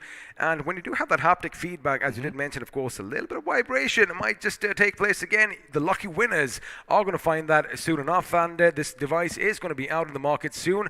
So if you want to see yourself, on this stage, on this grand stage, on this pedestal with the light shining upon you, oh boy, it can get a bit bright at times. Make sure you get yourself one of these bad boys. Oh yeah, I mean, it's jam-packed with features like we mentioned earlier, but once again, I kind of want to go back to what happened with the side of OR, right? So they drop in towards Porte Paraiso. They're able to get that long rotate in from the southern side, tanking all that blue damage.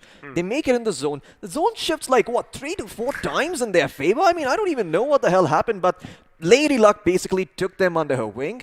But even then, it seems that OR, they just weren't able to cross the finishing line because Reckoning are just that good. They are that good, and of course, they're taking nothing away from OR Esports. They did try their best. Now, I liked one thing at the end. The final fight that was taking place, Jelly made sure that he was on the backdrop as far as his team is concerned. And in fact, he almost got a knock on one of the members from Reckoning who was coming up from the right flank from their point of view. But again, that is all in the past. We're going to be, yes, coulda, woulda, shoulda. We're going to be chopping this down in the analysis segment later on at some point. But before that, again, reminding you, we are going to be fighting in Wrangle once again.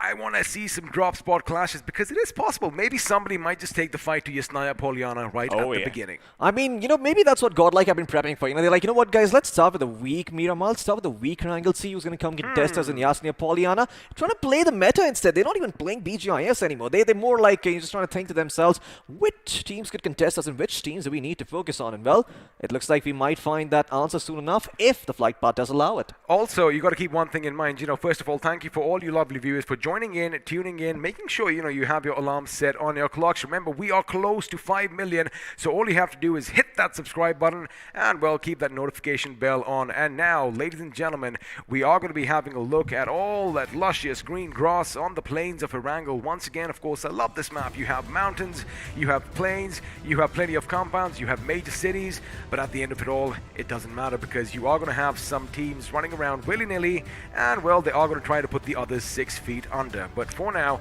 of course, as you have a look at all your favorite spots, you know exactly which team is going where. Yeah, well, Godlike is most certainly going to be going towards Yasnia Poliana, and there's OR as well going.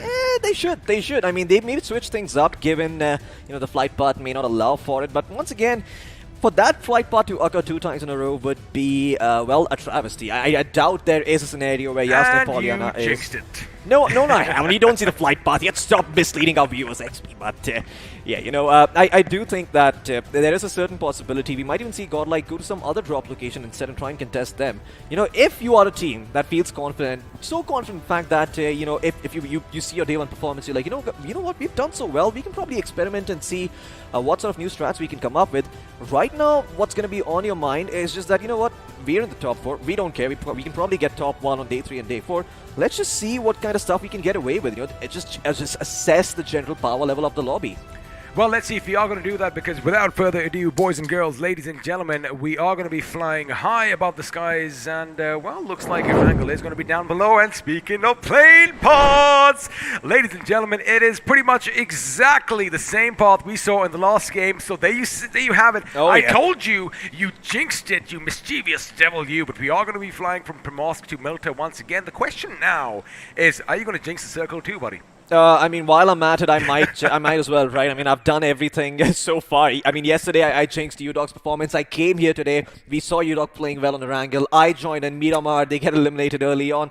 I am the problem. I know that for a fact, but I like it. I like having so much influence over these players and over these flight paths. Another thing that I do like is that although TSM was dominating all their opposition, on day 1, it looks like Godlike are catching up, just 2 points behind as far as the overall points in Erangel are concerned. And have a look at that. The Revenant Esports, man, they are practicing what they preach, because they are now in the 3rd position with 48. You just jinxed UDog right now, because they made it to the top 4 with 43. If they don't get anything, well, we all know who to blame. UDog are not going to get anything. Nothing at all. They will get absolutely nada. They will be out in 16th place. However, when they have Fearless basically sharing all the finishes with Mavi for the top spot, 11 finishes each for the boys, I think they might just do something spectacular. But for now, as we do wait for the first circle to form, the question is, are we going to see something drastic? Are we going to see something similar? Well, Yeah, It that's is gonna be disappointing. Just a bit edged towards the east this time, and looks like we are going to have a similar circle. However, you know, we aren't going to see too much of Gatka. Yeah, it shows a little bit of promise, a little bit of potential. You see, Stolber in the mix, Lipovka, you maybe start thinking, oh, maybe we could see a northeastern finish of sorts if we get really, really lucky. But I'm just happy to see a water finish once again in Rozhok. I remember old Hood Esports, their clutch on that little Delta island right next to Rozhok, where they were able to hold out and, rack up a bunch of points. Hopefully, they can get that going for themselves again, and maybe this time around they can repeat what they did in the semis and, rack up those points. Well, let's see if that is going to be the case in this game, because for now, although Skylights Gaming, we know that they love dropping down in Pachinki, they realize that, there is a lot of free estate up for taking, and of course they want to make sure they get all their vehicles for themselves, because let me be honest with you. So if I was playing a classic game, right, and I have my squad with me, any vehicle that I do see, what do? You pop the wheels, making sure that anyone coming in your wake doesn't have access to those vehicles, and we might just see something similar. But for now, looks like Somraj and the boys are going to make sure that they have enough cars with cover on hand, because you don't want to be riding around on bikes and be exposed to the elements and all those dangerous players out there. But for now, Skylights Gaming are going to be happy looting in Pachinki, and you know what, I don't really see anything else. Contest them? Because again, I get it, man. It's every single team has their favorite drop spot, right? They're going to drop down, whether it's a house in the middle of Gatka, whether it's a little ruin on top of Stolber. The thing is, you want to make sure you have enough loot at the beginning, and if you contest that right at the beginning, I mean, if you are knocked and risky play, finished, without anything in your hands, oh boy, it just stings a little bit harder. I mean, it's more of a desperation play, right? You're bottom 16, you've got nothing to do in life. It's just like, well, the only dream scenario where it works is if I take out the top guys first, and then maybe we rack up on a finish points and placement points. Wait for day 4, buddy. Oh yeah, wait for day 4. I mean, I'm not gonna see that today, but well, I'm very, very happy to see that the team, Team Xbox, they take their health very, very seriously. They're running out in the open, doing a bit of a marathon, a bit of a cardio exercise. As they are running around, trying to make sure that, they get their heart rate pumping and they make sure the juices are flowing, because once again, on the map of Erangel, when the zone shifts, you might just have to keep moving if you don't find those vehicles. I like that. Of course, there isn't any boot camp on this map. However, they are going to be running right out from it towards Water City for now, and, lucky for them, no one is going to contest their position just yet, because had or normally, they're split, right? They're going to drop to the school, they're going to have control of the apartments, and then, sooner or later, they are all going to move up north towards Rozhok. Now imagine if someone was atop that hill south of Rozhok and just happened to glance over towards towards the west side, and they might have seen 4 little piggies out in the open, and they could have shot them. It could have been a different story. But for now, we are going to come back to the likes of Godlike Esports, and Jonathan on your screens now, calm, composed, and it looks like he is ready for all the action to come. Oh yeah, I mean, Jonathan is just prepping up for the time being. He's got himself that level 3 helmet as well as the West to work with. And Godlike, for them, looting is all about making sure they just kitted enough to take a fight. That's their priority. They don't really care about having enough loot. They're more like, you know what, why go around getting loot when you can just snag it off the corpses of your opponents? And the team that could be meeting that fate soon enough is going to be absolutely no one, because there's no one next to them in Yasna and Pollyanna. Reckoning Esports, on the other hand, they might not be so lucky, because TSM is there on the other side. Speaking of Reckoning Esports though, buddy, one thing that I did notice when we did have the map up on our screens, Hyderabad Hydras, they have kind of made a little switcheroo, as they haven't gone for their favorite drop spot of Northern Georgia this time around. In fact, they are going to be scattered a little far and wide all the way on the plains of Gatka. In fact, I do believe one of their members, Manti OP, is all the way down at the ferry pair itself. Now, of course, scenic drops, scenic views over there. I don't blame him. Of course, you want to take a little time out. You want to make sure that you're taking all the sights as well. Looks like that is what Hyderabad Hydras are doing. Yep, they're shooting 2 birds with one stone. On one hand, you get to relax, take in all the wonderful sights like you mentioned. On the other, you only send a single player over to ferry pier, so you make sure he gets enough loot. Usually when you drop with multiple players, it can be a little bit hard to find enough loot to go around, but with just one player going there, oh yeah, he's going to be super happy. All the first aid kits are going to be his. Every weapon is, that catches his fancy is going to be in his hands, and yeah, we'll see if Hyderabad Hydras can put them to good use, because for now, it does seem like they are making their way towards Pachinki. Well, as they make their way towards Pochinki. I doubt they're going to actually hit the city because everyone knows that, you know, there is someone lurking nearby. Of course, I am talking about Skylights Gaming, but as far as 7C Esports is concerned now, we know that they are just north of the bridge coming in from Novoruknoi, and usually there are two teams that drop down on the military island, as is the case in this game. We have the Revenants at Novoruknoi and our Esports at the military base, who, well, are going to be traversing along the bridge that is to the west of the island, which means they aren't really going to see any opposition at this point. But looks like 7C Esports, they might just have a little bit of a head-on collision. And once again, it could be Prince who might just take his team towards the enemy, because down below, there you have it. You have TSG, the Safari Gang. In fact, visual confirmation is going to be made. Aladdin is going to get off. Aladdin is going to open his scope, and is he going to shoot? Nope. No, I think this is just to scout things out. He's got the 8X, just trying to make sure that he can scout them. But what is Prince doing? Prince is actually trying to make his way around. It seems that there are, well, a couple of members over here from the Safari Gang who are also curious to see what's on the other side of that hill, but they haven't spotted anything just yet. Now, not to throw you under the bus, but I just might, but wait a second, I'm going to hold on to the thought, because Prince once again is going to be caught out in the open, and in fact, he might just be taken out. Ooh, daddy, he's going to get out. He does the line from his vehicle, he does shoot, and once again, Prince could just be brought down. There you have it, the others, enemies are coming in. Aladdin is going down first. Prince, in fact, is going to make sure he capitalizes on that finish. Now, this is when either the remaining members of TSG, they come rushing in, or, well, they cut their losses, and, well, hold on to their fort, because that is exactly what it seems like they are doing right now. Prince once again coming so close to be the first one to be knocked and finished from his team, but looks like this time around, like you said, Lady Luck was on his side, and the revive on Aladdin is going to be coming in as well, and now they are off to the sunset. Oh yeah, 7C, I mean, they are off to the sunset, but I'm not sure if it's going to be a happy ending just yet, because they've still got a lot of teams to beat. And the Safari Gang are not going to make it any more easier for them. They're going to at least make sure that they aren't able to cross over to their side of the hill, and will keep them at bay. And Nickel is going to do just that with the DP28 in his hands, and 7C will be forced to reconsider their options and, well, their positions too.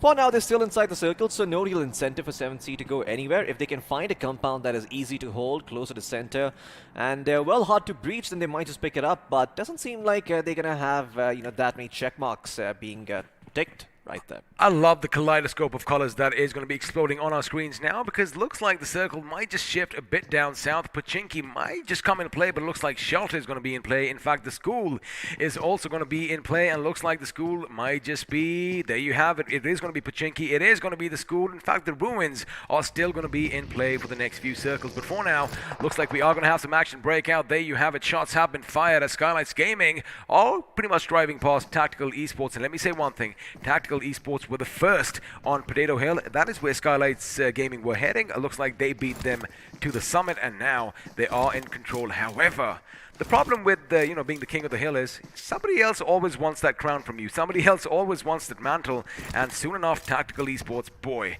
they might just be overwhelmed by the opposition. Oh yeah, I mean, with Tactical Esports, it's more like, you know, if you go for the king, not only you better not miss, but you should also always go for the head, because we learned that the hard way, you know, in Avengers. So yeah, if you don't go for the head, maybe, just maybe, Tactical Esports are able to edge you out in those 1v1 situations and come out on top. In the meantime, though, lots of teams are right near the center. School is, well, a hot zone right now. Lots of teams fighting over there, but Skylights Gaming taking the fight towards Team X Spark. Oh boy, this is looking awfully similar to last game, but Destro is getting shot from the backside. Skylights Gaming, I believe they might have attracted the attention of another team. In the meantime, I'm not too sure who that is. It is in fact Gil from Team X-Pac, who is still up on that hill, and in fact he has an amazing flank on the opposition. There you have it. You see him just in the distance over that decommissioned bunker. Now Gil from his position is going to try and lay down some shots. Now Pokar is aware of the situation, and he is going to deploy some much needed cover in this situation. I love the fact, you know, TX, they are a bit spread out. They did lose a member early on, but again, they are a versatile team here, Floki. And speaking of versatility, Gil over here from his position once again, relentless, laying down lead in the opposition. And now Ultron could come in, Marvi could come in, but Marvi is going to be out of this game. Scout could come in, but looks like Ultron made a little bit of an oopsie. He gets taken down by Pokar. Oh my goodness, one more shot could have spelled trouble for Skylights Gaming, because there you have it. They have two members already down on their knees. Could have been three, and now Gil from that perfect position with a friend looking on, just seeing what he's doing, is going to make sure that Destro is put 6 feet under.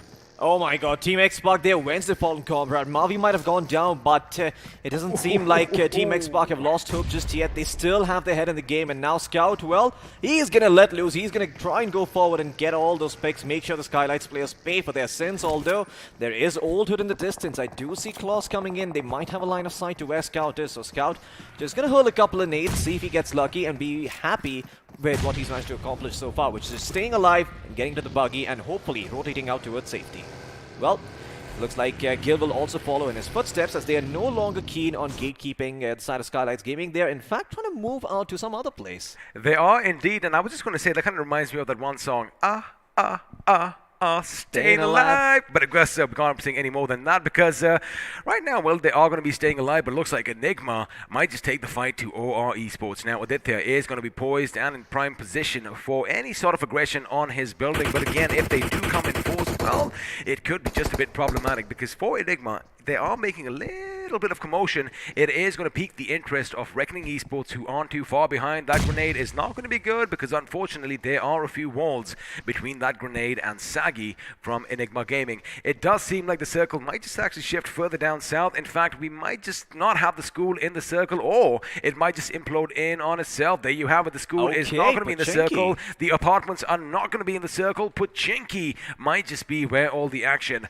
might come to an end. And for now, we know that Skylights Gaming, they love calling Pochinki home. They have going to move now. They might just want to get some real estate once again. Oh man, look at that eastern side. There's going to be so much bloodshed occurring over there. Tactical Esports, they've got the Potato Hill like we talked about, and they're going to gatekeep. Everyone's going to make their way in there. Well, for now, OR is going to dish out some punishment over to Eggy, and Jelly in particular is going to try and get that finish. He will succeed. Sagi coming in, trying to get his teammate back up on his feet, and Avi will also reveal himself. So they now know, at least one members, that two members did try and come in to try and take revenge for their fallen comrade. Unfortunately, to no avail, as they weren't successful in that endeavor. Now, the only issue was, I get it, you know, they want to get out. Skylights Gaming, in fact, are going to be eliminating the 16th position with 3 finishes to themselves. We are going to see that come up in the highlights, but oh my goodness, what a Scout down, because Scout fell out of his buggy by the look of things, and well, he was put in the ground pretty quickly. Elsewhere, TSG are taking the fight on the southern side of Pochinki, as our esports are trying to make a little bit of a name for themselves, and for now, they do have the upper hand. The super hero Krish is going to be down on his bloody knees, and well,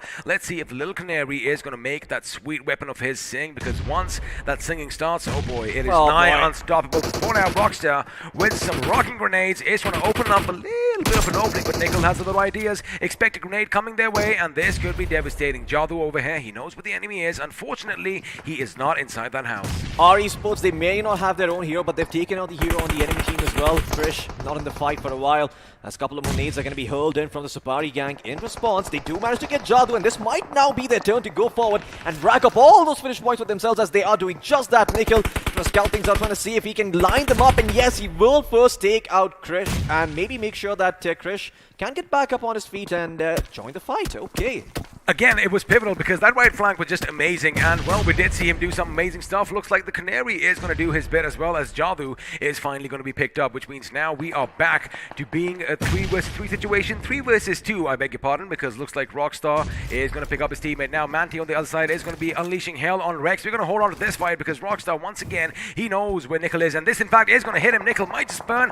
Fortunately for Nickel, he gets out of there in the nick of time, and looks like TX Skill is going to be taken down, which means another one bites the dust, as Team Xbox are going to be eliminated to the 15th position by Hyderabad Hydras. And now Rockstar is moving in. Is he going to go in the house? Yes, he is. Now he is giving away all these sound cues. He needs his teammates along with him, because if he's got a guard off guard, there you have it. Krish from the other side again, unbeknownst to the enemy, is going to deal a lot of damage. In fact, Krish is going to go for a second knock as well. Looks like Jadu is going to go down, and you wouldn't expect that coming from Krish. Oh yeah, Krish, I mean, you know, I wasn't expecting him to be able to come back up on his feet and so quickly start fragging away, but once again, he is the hero, he is the superhero for his team, so let's see how many more he can rack up. Mind you, I wonder how many got that joke as far as, you know, Krish shouldn't be doing that to Jadu, but of course it has nothing to do with the player on our screens now. He went in, he went hard, he got those 2 finishes. Now the question is, can he look for the third, as the circle is going to implode in on itself once again. Pochinki still in play. Oh yeah, they've got the full trilogy right there. You know, they've got Jadu, they've got Krish, they've got everyone on their team, and well, we don't know how that sequel ends, because so far the story is still being written. Elsewhere, on a bit of a side note, it does seem that Revenant and Tactical are at odds against each other. As Tactical, they've got this compound to work with, but Revenant Esports once again have to be careful, as this man on the screens right here was responsible for making sure that Revenant clutched things out on the last map of Miramar. Have a look on the top left. Paradox is already in the move. Now Revenant, in fact, can slip away in the shadows, in the darkness over here, and, you know, Tactical might just be gate kept later on. But for now, looks like they are going to try and take the fight to the enemy. Meanwhile, on the other side, iQOO India are taking the fight to OR Esports, and looks like Reckoning Esports are going to be nearby as well. Now, as the grenades are going to fall outside the houses over here, nothing for OR Esports to really worry about, but for now, Fearless with yet another grenade is going to be trying and lobbing it. If he gets it in that window, well, Aditya could be in trouble. However, the thing is, the distance is just a bit too much. iQOO better hold their breath though, because there is EXO coming in from the flank, from the backstab, and if they try and step out a bit too early, EXO's going to have complete line of sight over all their players, and it's just going to be fish in a barrel. That's going to be the entirety of iQOO. Even though the name implies that they are animals of the land, well, it's going to be very, very easy to pick them off once they do go in aggressively. As you can see on the map itself, EXO, look at that. They've got a very, very good position. On the flanks, you know, they've got Punkyu to watch things out, make sure that 7Cs aren't really able to catch them by surprise. And at the same time, they're making sure that iQOO, unbeknownst to them, is unable to go out there and be aggressive. While Revenant will take a few shots at Tactical, make sure their rotation inside is a little bit harder. But Tactical are actually ahead of Revenant, so they might just be able to get themselves to a better spot. However, Tactical Esports are going to come under heavy fire from iQOO at one end, EXO at the other, and if they don't make their way to the trenches, well, that is all she wrote for that team, because for now, TSM are taking the fight to Prince from 7C, as he is going to be brought down to his knees. EXO, again, they do have these trenches to work with, they do have a lot of cover, and for some reason, Tesla's front left wheel is spinning. I wonder if that is possible, but again, it was a little bit up in the air, so I guess that is some amazing detail coming over here. But now, again, against all odds, the fact that Tactical, in fact, made it to a little semblance of cover is fine for now. But let me tell you one thing. Once the Revenants come in from the back, oh boy, they are going to be shot at. But for now, it's going to be Punk who is going to be laying down late in Soren's position. Unfortunately, he was scoped in just a bit too much, but luckily for him, his teammate Fierce was fiercely standing by, and with that, looks like 7C Esports are going to bid us adieu in the 13th position with just that one finish to their names. I mean, right now, Tactical should really be thanking 7C, because that's the only way they ended up not getting sandwiched between EXO and Revenant, like we talked about earlier. Even iQOO could have joined in the mix, but EXO are on the low ground in the trenches. A couple of nades could put them out of commission here. As far as EXO and Tactical are concerned, they both are going to play that trench warfare game. They both are going to try and recreate a bit of World War I. Of course, they have the craters from all those shellings from wars in the past, while these boys, they of course have all these lovely sandbags to protect them. But elsewhere, iQOO might still go up against OR Esports, but for now, looks like Hyderabad Hydras, the drop spot, change over here did work for them, because they do have some semblance of a little fortification in Pachinki. But now, as the circle is going to move, is it going to be in Pachinki? No, it isn't. It's going to force everyone to go out in the open, and it looks like the compounds pretty much under control of iQOO India, and OR Esports could be the next few hotspots. Yeah, but look at all the information Manti is finding in the meantime. I mean, he has an inkling that there is someone in all of those houses. Reckoning Esports and a bunch of other teams have been discovered. They know where OR is, they know where iQOO is, they know where Tactical is. They might not have the zone in their favor, but they certainly have all the information in the world to work with. Now it's going to come down to how well they can utilize it and plan a rotation around that. Well, that, and also the fact that their buggy has lost its front right wheel, but I don't think that's going to be as much of a problem for them, because they are in cover. Well, they are in cover for now, and they are going to make their way towards the circle without much of an issue, because again, you have all these secret tunnels to work with, and if you know your map, if you know your nooks and crannies, well, it becomes just a little bit easier. But Sagi could be in prime position. He might just have a little bit of a visual on them, but keep in mind, one team has been pretty silent thus far, and that team are the demigods themselves. It is godlike. In fact, if you have a look at what we are looking at right now, I'm going to hold that thought, because it looks like Dave is going to spot something in the distance. Sensei is going to peek over like a meerkat. Luckily for him, Dave did not let loose with his DP-28, but again, Tactical, as I did mention, could come under heavy fire. In fact, looks like the artillery barrage is beginning, because TSM are going to be rolling through. There you have it. They are going to be ducked out in the water over there. They are going to take a little bit of shots. Luckily for them, their vehicles are going to provide them enough cover. Now they are going to be hitting iQOO's position. There you have it. Dave with the grenade already set up. He knows the push is coming in. Mystic is going to be down. However, that grenade is going to go boom just a little bit too quick, and now Blaze is going to have to take some much needed cover as well. Expect push coming up. Expect smokes to be deployed. Expect everyone's vision to be obscured, because Dave up top, buddy, has been brought down.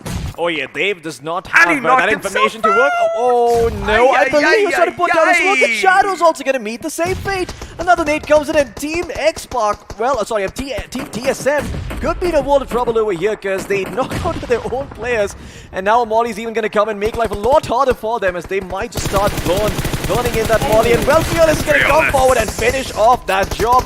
Finish off what the side of TSM's done it as well. Oh my god, he's going to try to get the clutch going. Are they going to succeed? No, they're both going to drop. I think a third party might be in the mix over here. No, it is actually Dark coming in from the backstab, making sure that U-Dog's bases are covered. They will take out 3 members from the side of TSM, but before they do so, they're going to make sure that one of the teammates is able to get back up on his feet.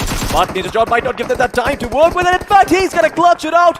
U-Dog will be eliminated in the 9th place. We're going to turn our attention back towards Revenant and EXO, or rather, Revenant and Godlike, as Clutch God has been knocked down. He has been knocked down, and now Godlike's position is going to be taken on by the Revenants themselves. Jonathan is going to be a bit low on HP, and wait a second, is that all she wrote? Not for now, because Oldwood Esports for now are going to be out in the 9th position with 3 finishes to themselves, and with Godlike's Jonathan going down. Looks like Godlike are going to be exiting as well without any finishes to their names in the 8th position. Well, looks like this time they did not see, they did not come, and they didn't conquer anything because the Revenants are going to be on point. Now again, EXO did take the position of Tactical Esports. They might just come under fire from the Revenants with TSM. Although they are in -1, they are going to hold their ground, and OR Esports, boy oh boy, they are good because for now, they have the only structures in the compound, but keep in mind, it is going to come under view of a lot of people as the Supari gang are going to exit in the 7th position with 5 finishes for themselves. Yeah, the Supari gang, well, they did get themselves 2 placement points to work with. Not the end of the world, just 1, but yeah, I mean, it's still something. It's better than not getting it's better than being out of 8 to 12, so yeah, well, 1 point to work with. That's a little bit of a bonus, but OR Esports in the meantime are eyeing up a couple of members from Reckoning. They also see the Hydras, and this could be a little bit problematic for them because they're going to try to fight a war on multiple fronts. And when they try to do so, well, never mind, that is not going to happen. In fact, the tires have been knocked out of that vehicle, and somehow Reckoning Esports are still alive to tell the tale, but Sensei is going to come in and join the fray. Not too sure what EXO are thinking over here, but they want to try and take a fight. In fact, Sensei might just end up getting scolded, and Core will do just that as he cleans him up, and now once again, Team EXO are going to have to play this final few circles without their IGL. And in comes Hyderabad Hydras as well. Striker is going to go down. Speaking of IGLs, another one is going to bite the dust. Now Carry is going to be spotted again. I wonder what the calls over here are, because yes, we know, oh my goodness, that hurt me as much as it hurt them, because 1 grenade from Paradox comes in, and well, all those finishes go Revenant's way. Now Revenants are looking in a good spot. They do have 6 finishes for themselves, all 4 members alive,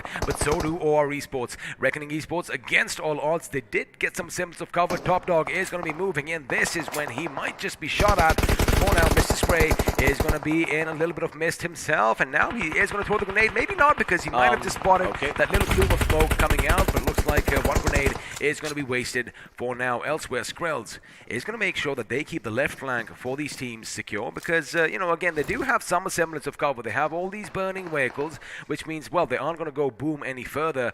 But the thing is, if your flanks are exposed, it could be problematic. Or if you are in the blue like Ace Black is, he knows his time has come. He knows he's done for. All he's trying to do right now is trying to get as much as he can, because there you have it. He also makes sure that no one is going to be stealing that finish away from him. 5 teams alive, 15 players still in this game, and TSM's position is going to come under heavy fire. Absolutely a wise decision coming in from the Hyderabad Hydra member there, making sure that he doesn't land there. He doesn't give out any points, and more importantly, any of the top tier gear he had. I believe he had a level 3 vest and a helmet that could have turned the tide of battle for these teams. But in the meantime, OR Esports gonna make their move towards Reckoning.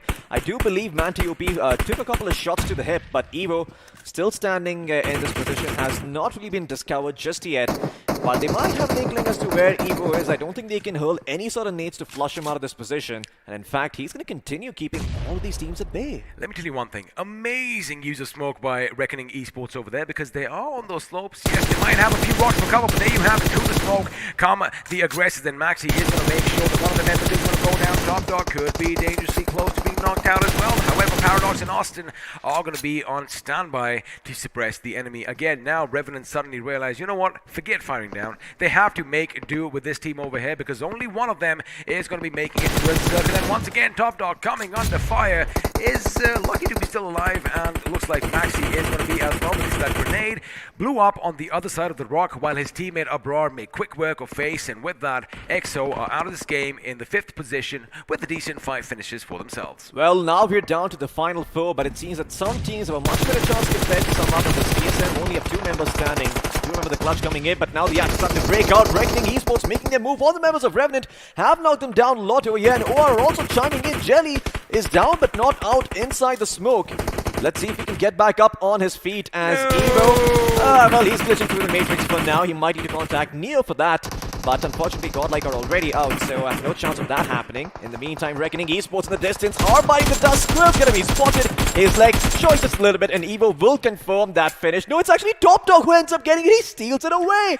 Once again, Revenant Esports, it seems that they were eliminated by Reckoning, but not before taking out a finish. You know, I did tell you, Reckoning Esports, they were going to be the little thorn in the side for the Revenants, and looks like that is just the case. But for now, well, they have burned out, and they are going to be out in the blue. And Mr. Spray, I don't see him coming back in this game for now, as of course smokes are going to be deployed. That was an grenade, ladies and gentlemen. Looks like Mr. Spray did not get that memo. He's like, you know what, I might be on my last few clutches over here, but I'm going to try my best. In fact, he does kind of even the odds out for TSM. Now TSM know that the OR are going to have a few of the members down. They do see the smoke. They know someone could be up there. Wexy could be in trouble. That grenade is going to be hitting the target, and there we go. It goes boom. Unfortunately, it's just a bit too long. Now Evo is on standby to pick up his teammate. There you have it. The IGL Jelly is going to be up.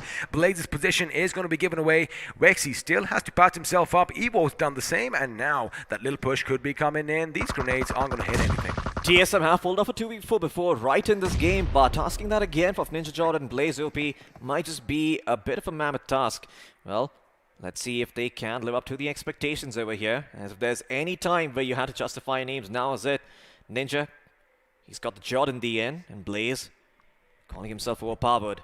But are they strong enough to fight 4 members of OR? No, well, doesn't seem like that's going to be the case for now. That nade actually does not end up connecting tight to the cover that Blaze has on his left. That rock coming in handy, but all these smokes from TSM is going to prevent them from moving out. If they want to move out, they're just going to get shot at by OR. I mean, of course, they do look like rocks, but it looks like they are military vehicles over there with some camouflage on top of them. And unbeknownst to OR Esports, it is going to be saving their lives. But the question is, for how much longer? Because looks like we do have an artillery strike, and now that if he gets to the left flank, it could be problematic. Evo in the middle. Wexy needs to make a move at the right time as well, and there you have it. They have it spotted. Ninja is going to be taken down. Evo on a sliver of HP. The Blaze is going to come under heavy fire, courtesy of Aditya, and OR Esports, ladies and gentlemen, making sure that all 4 members stay alive are going to get the chicken dinner after so much trial and tribulation. And you know what? They did it in style. Absolutely. OR Esports, they maintain their power. They made sure they don't split up a bit too much. Don't give TSM all those 1v1s that they were looking for. And in the end, they're able to come out on top and get themselves that chicken dinner. A much-needed chicken dinner for the side of OR Esports. They were so close to getting it yesterday, but unfortunately, just couldn't cross the finishing line. This time around, though, not the case. They were so close to getting it in Miramar in the previous map as well, but looks like they finally edged past their opposition. They edged past all those hurdles, and well, they finally crossed that finish line, got a taste of the delicious chicken dinner, and with 11 finishes, to go along with, I think it's a pretty good outing. Absolutely. I mean, I don't think that OR Esports showed any signs of weakness over here. They made up for the fact that in Miramar, they have had the circle closing in on them time and time again, and even though they weren't able to get the chicken in at that time, they're like, Lady Luck, you took kindly to us, now please let us return the favor to you. They played that very, very well. In fact, so well that I want to have a look at it second time in the highlights. Well, the highlights are going to be coming up on your screen now, and well, action was aplenty right from the beginning. However, it was Team X-Bark who were getting all the punishment. Oh yeah, I mean, Team X-Bark, just drawing the short end of the stick over here along with the side of Godlike, as both of these teams not really having the start that they were hoping for today. Even Skylights Gaming getting spotted out early on and being taken out as Skylights. Oh, okay, Somraj did a bit of a drive-by over there. Didn't really catch that on the finish beat, but OR Esports, they even managed to take out the members from Enigma, and yeah, it seems that they were able to rack up those finish points. Old Hood not having as good of a time as one would have hoped for. They have not really done all that well, but they are slowly moving forward here. They were slowly moving forward. Unfortunately, sometimes you do get caught a bit off guard, and that is exactly what we saw. But over here, Canary finally letting that M4 sing, and with that, of course, desync. Well, he was sent out of sync and was taken down. Now, Krish over here, no one expected that. They realized that, one of the members is down. He did lay down a lot of lead with that Tommy gun, trying to go all gangster over them. But again, he did surprise the enemy from behind, and, that little joke that I did make at the beginning, it had nothing to do with his prowess. Oh yeah, absolutely nothing. Might be a bit too late for those mafias to reign supreme, because the Tommy gun was popular back in the 70s and 80s, but now it is more of an M4 day. This is way, way back. I think 70s and 80s is still a bit too far. Think more 30s and 40s. 30s and 40s? Oh my Al god. Capone, baby. Oh yeah, well, I'm not sure if there's going to be any insurance fraud being committed over here, but for sure there is a finish fraud being committed, as I believe Revenant were able to snatch up a finish out of Reckoning's mouth. We will also see that. And this too is pretty much, a finish fraud coming out from Ninja Jot. Somehow clutches it out over there and make sure the TSM live to see the top 4. Well, they do live to see the top 4, and in fact, it did come down to the top 2 for them, as well as Jonathan over here was trying to lay down some, heavy fire with those grenades. Unfortunately, his position was given away, and there you have it. The moment you are spotted, expect some lead coming your way, and with that, Godlike again going out without any finishes this time. They might just get a couple of placement points here and there. Now, Revenants, again, they had a good spot in this last few circles. They had the high ground, but the way that Reckoning Esports, they rotated all the way around. In fact, with all that smoke being deployed, they did kind of cast them off guard. Now, what Revenant had to do was, right, they had to keep the enemies at bay down below in the form of Hyderabad Hydras, in the form of EXO, but that is when pretty much Reckoning Esports, they had plans of their own, and they came and sent the priests back to church. Even EXO bit the dust fairly later on. Fierce, he made a sort of a clever play by going inside that vehicle. Sure, it gives away a little bit of sound, but it's better than being out in the open. And yeah, the vehicle can always go boom. And well, this is where I felt really, really bad for OR, because they were the ones who secured the knock. But look at Top Dog from the side, getting that finish, stealing it away right before he gets taken out. That was just top tier stuff. Well, the Revenants were playing good, and if you speak about Top Dog, I do believe he did have 5 finishes to his name. I'll tell you one thing, woof woof for him, because he might just get the iQOO MVP mantle, because, well, he did steal a few finishes, and who can blame him? Remember, 1 finish equals 1 point, and it doesn't matter how you get it, by hook or by crook, it is going to be in your favor. But OR Esports, what they did over here was, now, again, all the odds were stacked against them, right, at the beginning, especially when, their particular compound could have come under fire from either end. We had the Revenants at one point, EXO was moving in at the other, and of course TSM was making their move as well. Had they been overwhelmed by everyone at the same time, well, we could have been singing a different song. But now that we know who won, it was OR Esports. In case you missed it, we do have the point standing coming up. Let's see where your favorite teams are going to land. Well, OR Esports obviously going to be taking that top spot with 26 points to work with, 15 coming from placements and 11 from finishes. And once again, you have to remember the priorities. First, it's going to be the total number of points, then it comes down to chicken dinners, and then it comes down to placement points. So you want to prioritize them accordingly. TSM in second place with 6 finish points and 12 placement points. Once again, just some classic TSM gameplay.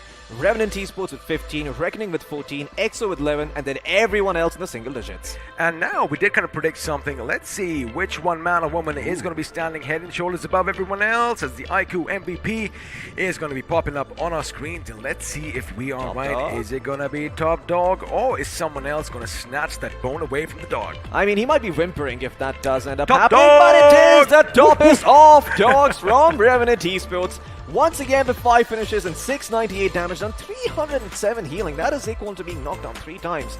That is how often he was able to survive and get himself, get his team that much of an edge. And guess what? The 4 players following him in his wake are going to be from TSM, OR, and EXO. Of course, we do have Ninja Jot over there with 4 finishes for himself. Wexy, the man who is just too sexy, with 4 for himself as well. And of course, Fierce has 4 as well. Now with Ditya, I'm telling you one thing. He was pivotal at some points in OR's firefights. And well, he ends up with 3 finishes for himself. Now, of course, as is tradition, we are going to have a look at a few more facts and a few more numbers and a few more figures, because the match summary is now upon us with 122 grenades that were used. And as far as the longest finish distance goes, nothing to write home about, because we have seen 300 plus meter finishes. However, only 3 grenades ended up putting people, well, sending them to the depths of hell. Oh yeah, I mean out of the 122, sorry, only 3 resulting in finishes. That's kind of a low number, but a lot of smokes were popped, so no big surprises there at the end of the day. And once again, a big far cry from what we saw from the round 3, from the quarterfinals as well. We saw the numbers averaging out around 60 to 70. A lot more finishes coming into the mix over here, but it seems that the grand finals is a completely different ball game, and rightfully so. Speaking of far cry, and of course we do have Revenants over there. I wonder if a few viewers can put 2 and 2 together and know what I'm talking about, because it was the 5th in the installment, but again, I'm going to talk about that later. Now, OR Esports, man, I mean, getting the job done, 26 points for them, it was needed, let's be honest, right? I mean, they are a big hitting team, and again, you just need that little infusion of momentum. And before we keep on yapping away about OR Esports, let's do one thing. Let's pick 2 players, possibly one from OR, possibly one might be top dog, as we are going to make 2 players face off against one another, and this time it is going to be one from OR. Of course, it had to be. It is Wexy going up against TSM's Ninja. I mean, I think well-deserved spot for Ninja, perfectly honest. This man clutched it out for his team, got them that top 4 spot, but you know what? We've seen enough of the player face-off already. It's fairly straightforward. Ninja is edging them out in terms of damage and assists as well, so let's now move on to the next stand that is ready, which is going to be the squad face-off. Let's see which teams are going to be in there. Well, let's do one thing. Let's keep OR Esports the winners of our last game over here, and we're going to make them face off against, well, the Revenants themselves. OR with 11 finishes for themselves, and the Revenants from Revenant Esports with 7. Absolutely. Experiment gets his choice of teams on the squad face-off over here, of course, pushing his weight around a little bit, using the cloud to the advantage. I'm a big boy. Absolutely, you are a big boy. But 11 assists for OR compared to 2 for the side of Revenant, and 2 headshots coming in from OR as well. Of course, they were the ones who ended up getting the chicken dinner, but Revenant, once again, a little bit reminiscent of Enigma from yesterday, who, no matter what the situation was, were always getting themselves that top 8 spot. They were indeed, and again, they could have actually gone a bit higher on the points table, but again, I mean, getting caught off guard by Reckoning Esports. Yeah. Let me say one thing, not really off guard per se, because they knew that that Reckoning Esports was in that position. They, of course, they did see all that smoke pop out, but again, they were being fired upon from multiple ends. OR Esports were pummeling them with lead while they were as well, but again, they were just... everybody had their sights set on Revenant Esports. That is something that did bring them down, because although Reckoning did get a few finishes, OR took one, and well, EXO took one before he was blown to smithereens. I mean, Reckoning had the pleasure of knowing that there's no one going to be coming in from the flank or from the backstab, right? One of the flanks was completely clear. The backstab was also completely clear, thanks to their prior positioning in the zone. Revenant, on the other hand, didn't have that same luxury. There were players closing in all around them. They were much more out in the open. And well, in the end, I mean, you saw them getting shot at by OR, by Reckoning. There were so many teams in the mix, and even though everything was falling apart around him, Top Dog still managed to steal a finish, just add a little bit of salt to his wounds of Reckoning Esports before he went down. 3 finishes. 3 finishes. If you remember one thing, they did get a few people down on the knees, and then one grenade comes in, the grenade goes boom, and with that, Top Dog, in fact, stole a couple of finishes right under the noses of the enemy as well. Again, by hook or by crook, it doesn't matter how you get those finish points, as long as you get them for your team and, well, move higher up on that points table. Now, again, I love the game. I mean, it was absolute domination coming in from OR Esports this time around. Good zone control, making sure all 4 members were up till the end, and well, that does make a difference. It most certainly does, but the next map is going to take us all for a bit of a ride, because it is going to be Sandhawk. It is going to be the place for the flight path. Doesn't matter. It makes no difference whatsoever. It's really down to the mercy of the zone, what it's feeling like. Yesterday, we did see the zone being very, very generous. The first circle, well, it engulfed quite a big portion of the map, but I don't know if we're going to see Lady Luck feeling just as generous today. When we do talk about absolute power, right, I mean, what is absolute power? It is total power, and a couple of names do come to mind. Now, the thing is, in our world, in the casting world, I mean, we do have some juggernauts like that as well, and we have a nice little surprise for you. Now, when I say total power, you should think Imperium, because of course he is totally dominant as far as analysis is concerned. Let's do one thing. Let's bring him on our screens. Imperium, how are you doing, good sir? I'm doing pretty damn amazing. First of all, thank you very much have a little for bit of a mic having issue. me. Just want to make sure everything is on there, buddy. Okay. Well, I can it does hear seem that we you are unable to guys. hear what you're saying for the moment, unfortunately. No. Bit of a technical issue. Let's just get that fixed real quick, and yeah, we can get the. Thank you. We can understand that. Yes, right back, right back. See, of course, love is the universal language. That is, of course, something that all of us are going to get. So what we might do is we might, in fact, just hop back over to the studio for a little bit and make sure everything is tickety-boo. Oh, I see that. You have everything ready. There you go. That is what I was saying. You know, total power. This man knows his game, and Can you hear me? you have showered us with your love, and I guess we are going to have to go old school. Maybe you might have to write us a little bit of a letter. Or let's do one thing. Imperium, we obviously want to hear your beautiful voice. So how about this? If production can help us out right now, we are going to be switching back over to the studio. And in about another half a minute or so, making sure everything is sorted again. You know, it's just this last minute things, right? You got to make sure everything is tickety-boo. But again, you know, I'm talking about total power, right? That's Imperium for you. He's going to be handy with his sketch pad. He steps into the studio and he's so powerful that he suppresses everyone around him. All of a sudden, you know, the production's like, well, our comms aren't working. It's because, well, that's just how strong Imperium is. That's his aura. You know, that's his aura of domination. I don't know if you know about this, but Imperium and I, we go back quite a long way again. Yes, we are the old foggies over here in this business. But the thing is, I do believe the sounds have all been cleared out, and Imperium's, well, you did do something over here, buddy. We're going to have you back over on our screens once again. How are you doing, son? I'm hoping you can hear me this time, Dad. Loud and clear. There you have it. Yes. It's been a while. So firstly, it's been a while. Thank you so much for having me on broadcast. It's a pleasure and honor to in some way speak on this broadcast, and shout out to all you guys, all the production, for putting on a fantastic show, and just this whole event has been pretty monumental within the world of BGMI. Oh, it has been monumental, and of course, it is a pleasure and a privilege having you here as well. I wonder how many, in fact, know about the whole son dad joke. We're going to come to that later. But now, before I give you the stage here, Floki, I do want to ask you a question. I know for a fact that you have been following BGIS 2020 with quite a keen eye on it. How are the teams from India doing? How do they compare with, well, the global stage? It's a really interesting question, and it's probably the biggest question that we will in time see answered. I've been overall very impressed with some of the top teams in how they've been able to work together as a team, and you can clearly see that the level of communication and the practice that they've pulled out in scrims and tournaments prior to this is showing. It's sometimes that lack of aggression, that maybe lack of spreading out, that could hurt them going forward. But at the end of the day, within this India scene, we're seeing some absolutely fantastic teams show up, show out, and it's just making the race for the top that little bit higher, that little bit harder. Absolutely. And Floki, how about you shoot a question over at Imperium over here? All right, so we have a theory brewing up in the studio here. We do see Godlike being very, very strong on day one. You know, of course, they come out swinging. They get like 80-something points. On day two, bit of a cold start for them. You know, they aren't able to rack up those many points. In fact, this game as well, they got eliminated fairly early on. Do you think this is them actually just, trying to 1000 IQ their opponents, seeing, what they do, what they can get away with? Or is this genuinely Godlike struggling to match up to the level of these underdog teams starting to rise up here?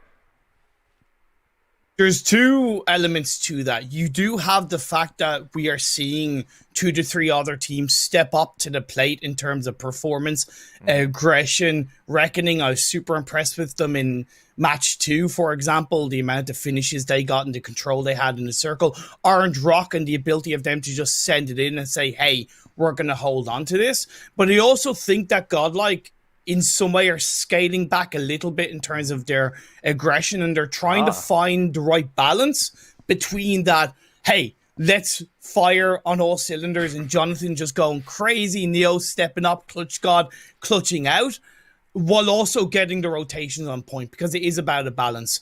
They've struggled today, but there's still 3 more games to go. One thing I fear with Godlike is that sometimes they need momentum to really succeed. And coming into day 3, if they have a even poorer day 2, that could really kind of put a couple of question marks. Never mind the fact that that lead could go down even further.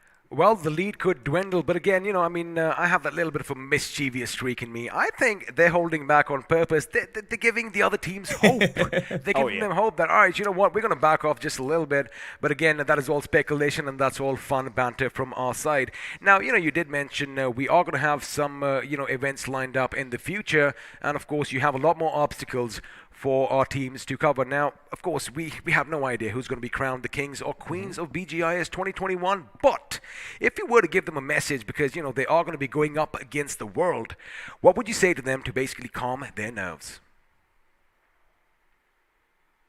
Stay focused, stay as a team, and communicate effectively. It's okay to have a level of fear, right? The biggest thing to fear is fear itself. I know it's cliche to say.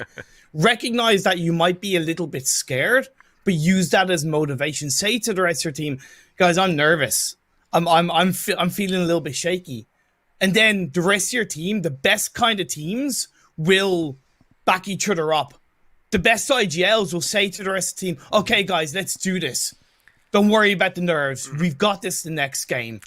Every day, every game, you are whittling your chances down, of course, to really turn it around. But it's all about the mental game. You get past the mentality of all, the stress, and you're on the right path. I mean, once your IGL gives you that little bit of a bear hug, all your stress and all your fibrillations are going to go away. But once again, I did mention, total power, that is what Imperium means. Thank you so much for joining us in this studio today. And again, a little joke coming in. Stay in touch, son. I will, Dad. Well, anyway, ladies and gentlemen, that was Imperium from you all the way from across the seas and went and land a little bit distant away. But for now, we're going to come back to the studio and we are going to focus on what is at hand, because it is going to be Sanhok next, and of course, it is going to be chaotic. And once again, what Imperium says is going to strike so true over here, because all of these teams are going to be a little bit nervous coming in. They are going to feel like, I am feeling a little bit nervous, but addressing the elephant in the room is a lot better than letting it go unnoticed. And now, the time that you actually have been waiting for. Before Sanhok, let's have a look at the overall standings. Ladies and gentlemen, look like the king hath fallen, because Godlike Esports, oh boy, they are going to be in the second position for the first time on day 2. 96 points for them, but OR Esports are going to be etching past them now. Again, reminder, they do have one chicken dinner each, and yes, Godlike does have more finishes. However, we are going to give that advantage, that little bit of precedence to position points, and well, OR have hit that 50 mark there. Oh yeah, I mean, a lot of these teams are starting to rise up in terms of position points as well, and now having this, slight 8-point edge against Godlike is going to be instrumental. It seems, very small right now, but if OR keep this performance up, in the end it could be that Godlike and OR are tied for points, and that is when those placement points come in and make the difference. Of course, if Godlike Esports do get a bunch of chicken dinners, that is going to be irrelevant, but that is not to say that OR can't do the same, right? So, any little advantage you can find at this point is quite big, but I do want to have a look at the other side as well and see what teams are there down in the top 16. Now, Revenant Esports and the Hydras will maintain their spot in the top 8, but who else is about to break into the top 8? That's what I'm very curious to find out. Well, we are going to find out, but let's just quickly talk about the Hyderabad Hydras. Now, yesterday, I do believe they were in the 3rd position, and although they haven't really fallen that far, oh boy, they do not want to be on the 2nd page of the overall standing, because that is what's going to come up right now, and they still have a little bit of lead as far as Enigma Gaming is concerned. Oh yeah, I mean, Enigma Gaming with 64 points to their name, and then a close call between Tactical and UDOG with 60 points each, Old Hood with 54. Seems that all the underdogs are lined up one after the other, Tactical, UDOG, Old Hood, all from places 10 to 12th, and then you've got 7C Esports, the Supari Gang, X-Park, and R Esports, and well, one of these names does not look like the other. I'm quite sure you guys know what I'm talking about.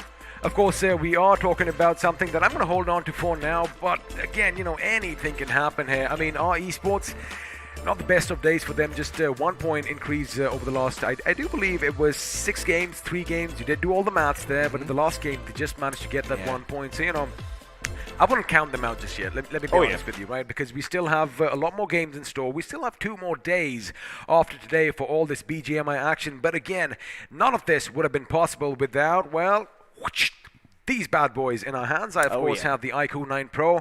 He has the iQOO 9 with the matte black finish. And Floki, you can probably tell them some good news, because they might be able to get their hands on one as well. Absolutely, the instructions are on your screen right now. Just look up iQOO 9, hit the notify me button on the iQOO website, and maybe you're gonna walk away with an iQOO 9 in your hands. Well, I've talked enough about them. XP, why don't you take the stage? The thing is, no one's going to believe us, are they? So let's do one thing. Let's have a word from the official smartphone sponsor for BGIS 2021.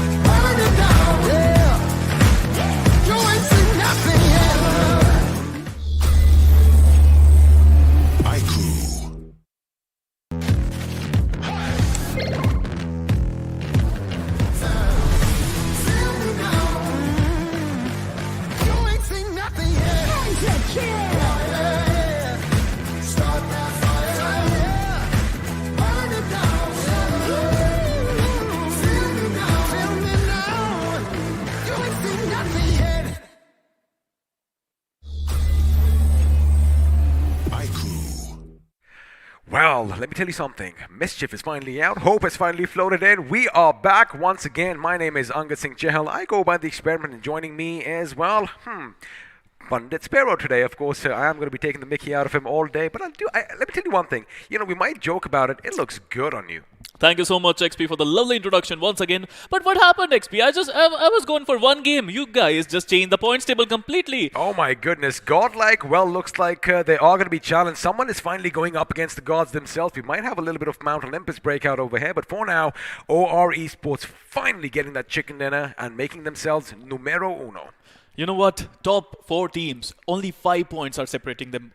I mean, I have to say the competition level is rising, and I'm loving it. He's loving it. I mean, we were discussing this just moments ago because, you know, we want the competition to be razor thin, as I'm sure all of you do as well. But now, once again, it is going to be Sanhok. Before the jungles down below are rustling and bustling with all the people running through, let's have a look once again and see where we're going to start off, because it is going to be the ruins, and, well, the Hyderabad Hydras love dropping at that position. Absolutely. I mean, our esports, they would love to land at boot camp. It's a beautiful place. I have to say, the rainforest of Sanhok, they would love to see some action. UDOG India, I mean, they're performing well. I mean, Fearless from UDOG India is just turning a lot of heads in his favor, but at this point of time, they need to rack up some points. Meanwhile, talking about Scarlet's Gaming, they're also looking good. They are consistent, but this team, I have to mention, Team EXO is consistent in every single one of these games. Oh, I'm telling you, I mean, their position points, they might not be the flashiest, they might not be the most flamboyant, they might not have the highest finishes, but boy, oh boy, do they have the high number of position points. And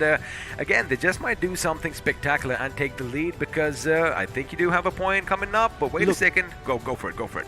You know, they are still under the radar at this point of time. No team is looking I like would not EXO, say like that. no, they're not flashy at all. They're not rushing anyone. Oh, they're okay, not being okay. aggressive, but they are consistent. They are in top 3, and that is the point, right? I mean, in the final day, imagine if Team EXO can get a couple of chicken dinners, they can be the champions. They can indeed, but you know, then I would have a counterpoint to that. Now, lovely point over there. They are under the radar, so to speak, but boy, they know when to pick their fights. So, you know, even if you do go up against Team EXO, you can't just run them over and walk all over them. You got to know that they are going to be putting up one heck of a fight, and they do fight till that last man is standing. And oh my goodness, why did you have to point to the screen just then? By the way, I wasn't even looking at the screen. I was looking at Sparrow, and suddenly he just shows me that mannequin, and boy, I'm gonna have some nightmares tonight. Oh, it's scary. I mean, yes, it is scary, but you know what else is scary? This game could be scary. Sanhok could be scary, because this is the most unpredictable map of them all. Meanwhile, talking about the plane path, even though plane path does not even mean that much in this one,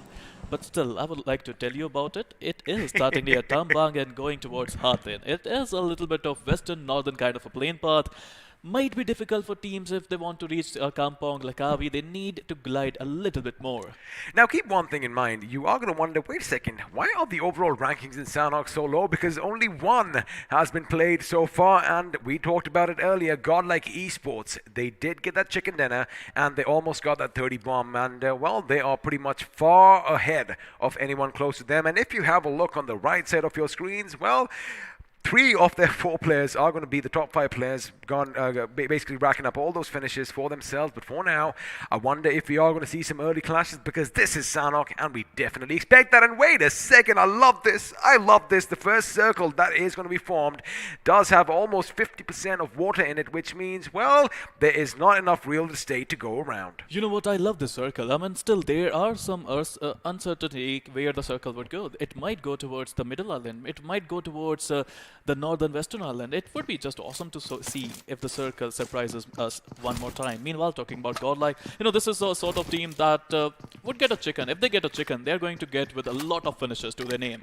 Well, they could do just that, because again, this map is kind of like primed for Godlike. And let me break it down, right? If Godlike, they have enough loot, and if the circle forces them to move out of Painan, which it might just do so in a few moments, all they have to do is run along, listen to some commotion in the distance, a little rustle in the leaves, and something hiding in the bushes. They're going to come at you hard, and if you aren't paying attention, well, you might be fighting a fight for your lives with one team, and Godlike just might come in from behind. But for now, since we do have the circle, have a look at that. A lot of teams are spread far and wide. Sparrow, do you see anything coming up sooner? Well, Team Xpark, look at their position. All 4 of their players are in the center of the circle, but at the same time, they are spreaded. I mean, how can you be spread like this? I mean, they have done their homework. Speaking of Team Xbox, Scout might just be taken down if UDog India have any weapons, because he is going to be driving past them. In fact, he is going to go and pick up his teammate Mavi. They might actually, go up against, go up on those infamous cliffs. But you got to be careful,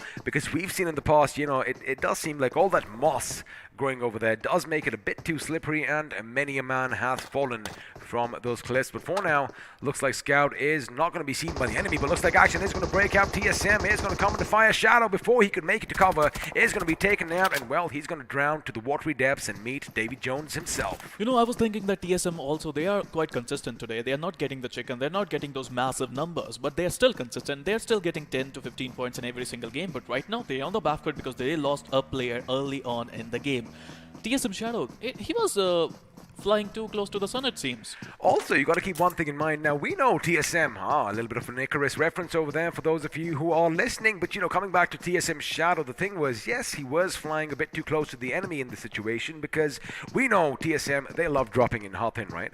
That is their drop spot. However, this time he was on the other side of the bridge, and well, Enigma Gaming, they were making their move as well, and sooner rather than later, Enigma might just swim across and might just give TSM a little run for their money. Elsewhere, if I do have a look at the map, I was just going to bring this up. Ultron in an ultra position. He, in fact, could be raining down death, but for now, all he's doing is making sure he gets as much information as he can for his teammates. Look, the thing is, Ultron, he doesn't have that kind of a loot. He only got a level 1 vest on him. He is yet to get a booster.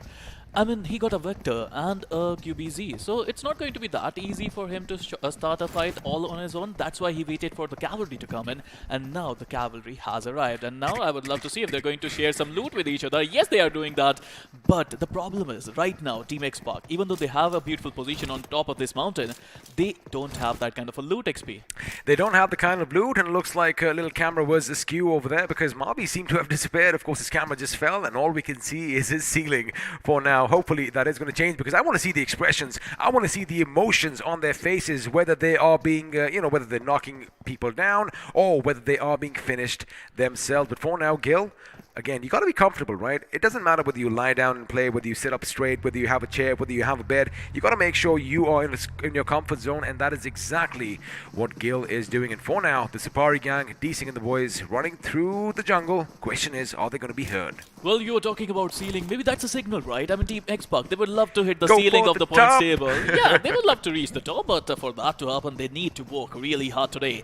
Talking about TSG, the Safari gang, they got a, really good players in their lineup. We got Daddy, we got Krish, but at this point of time, some shooting has started. Team Altered Esports, Klaus, Ayush, Sultan, and Crazy. I mean, all 4 of them played really well yesterday. Today, maybe not that much.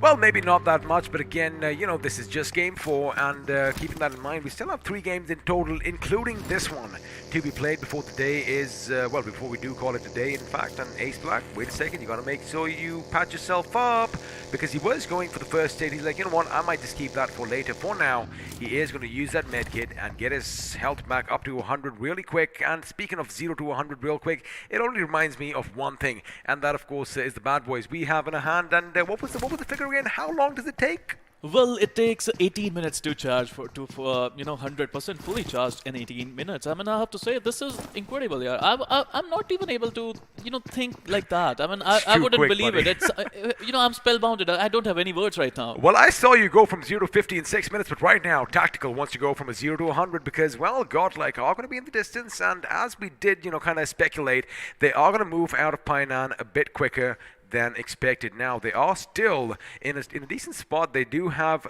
the corner of, the island to themselves, as the heavens above are going to gift someone who is going to be brave enough with all that delicious armor, a few rounds of 7.62s to go along, the extended mag. I love the fact that we are scrolling down as well. Thank you, production. And, of course, the Grotza, the thing that pretty much cuts through butter like a hot knife. And let's see if someone is going to be using that on this map. But for now, only one casualty so far, and that was all the way from TSM as Shadow. Well, he was lost to the shadows. Well, Enigma, they got a decent position as well, but look at the same thing. I mean, we talked about X-Park, we talked about they don't have the loot. Team Enigma, even they don't have the loot at this point of time.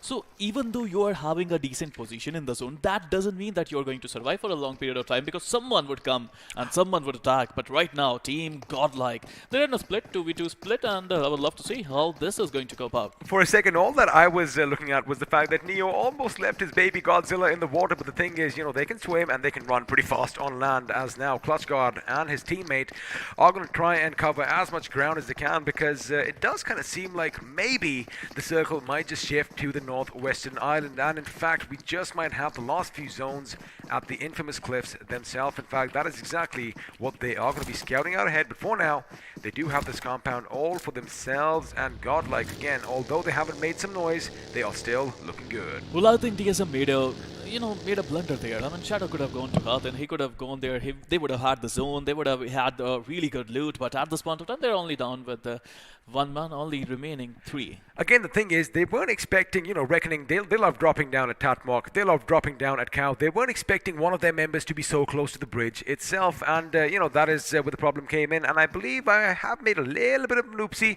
Reckoning, they usually love going to. There you It go, was Enigma who Gaming. got it. I beg your pardon. The thing is, Enigma moved so quick that Reckoning was in their spot on the map right now, and, well, since their colors do match, well, we're human. We can make mistakes too. But for now, the only team that is going to take that aquatic route are the gentlemen from Team XO. And although I do like the fact that they are doing this, it is a dangerous game. And speaking of a dangerous game, Carry is going to be dangerous with that M4 as a man from UDOG India. And I do believe it's Fearless is brought down to his knees. Well, a couple of players from Team XO are on the bot, a couple of players from Team XO are on a vehicle, so I would love to see how they are going to end up in the zone. The zone is getting filled, the real estate is getting costly. Meanwhile, UDOG India, they're on the backward. I mean, Fearless just got knocked, but he got straight up, the revive came in, and Team UDOG, now with 4 men still standing, they're looking to get their first finish on the table. As far as real estate goes, yes, usually if you are the first ones over there, it is going to be a bit costly because, you want to make sure you secure your position. However, if somebody else pushes in, they can have free real estate, and it's going to cost the other one, because it looks like Team Xbox Scout is going to make sure he rains down lead from his position above, raining down death and destruction with all that 5.56 caliber bullets, and it looks like Godlike are going to be at the receiving end of things. Ladies and gentlemen, this is going to be big. We haven't seen these juggernauts collide horns thus far, but looks like all that changes here in Sanhok. Now, Scout is relaying all this information to his teammates. In fact, have a look at Jonathan, Neo, and Zgod's position, and now Clutch Guard is coming in. If he had a couple of grenades, if he lobbed them with perfection, again, a lot of fifths and a lot of butts, but now his remaining teammates, they can't really do anything because they don't have a line of fire. Well, again, they have to be careful, right? I mean, Team X-Park, I'm talking about Team X-Park Scout. He can't peek that much. He got a level 1 helmet, but look at the zone is going to come in. Scarlet's coming. I think they're going for the heal battle once again. They did it before. They can do it again. Meanwhile, the zone is going towards Hathin, and Hathin is a beautiful place. Team Enigma, found themselves in the center of the zone. Team Xpark, Team Godlike, Team TSM are in close vicinity.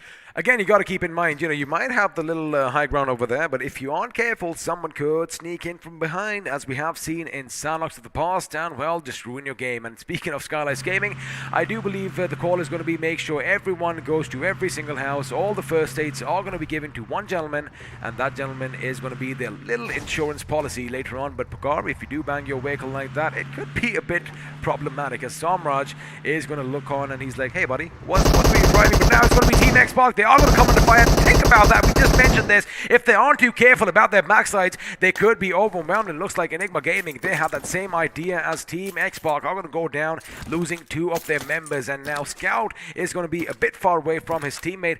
And again, how the tables turn. Well, I have to say, I mean, I was talking about social distancing in Miramar, but at this point of time, I think they took it too seriously, it seems. Two players were really far away. They were really far away, and I do hope we do see this in the highlights coming up sooner or later, because we have to wait for that. Fearless is going to be knocked down once again, as 2 members from TSG are going to be down on the knees. Nickel is going to be down. Desync is down, but Daddy, he is going to be on standby. Mystic is going to jump. Mystic does throw a grenade. Unfortunately, that grenade blows a little bit too high up, and the shrapnel could not reach its intended target. Now a flashbang could be going off, and Daddy could be blinded by all that glistening light. Unfortunately for Daddy, well, fortunately for him, Urog Mystic had to patch himself up, and now the push comes in. But before that, he's going to make sure he gets all that delicious loot. Well, you know what Nikhil is doing right now? He's relaying all the information to his teammate. Meanwhile, Daddy is trying to revive. He got a lot of time to revive, but he was not able to. But this time, I think he has to do it. The nade is going to come. Oh, right that now, is all she that wrote! That was a big mistake. That was a big blunder. You know what happened there? He had no nades on him. He went there. He looted the crate. He got the nade. And he threw the nade. And here you go. Team Urog India off to a wonderful start. All that delicious loot, as we just said, does come in handy. He does finally get the grenade. And, well, Daddy could not do anything in that situation, as the Safari gang, ladies and gentlemen, have been wiped out in the 16th position without any finishes to themselves. And Mystic, boy oh boy, he can really read the future, because he just made an amazing play over there. And have a look at Team XO.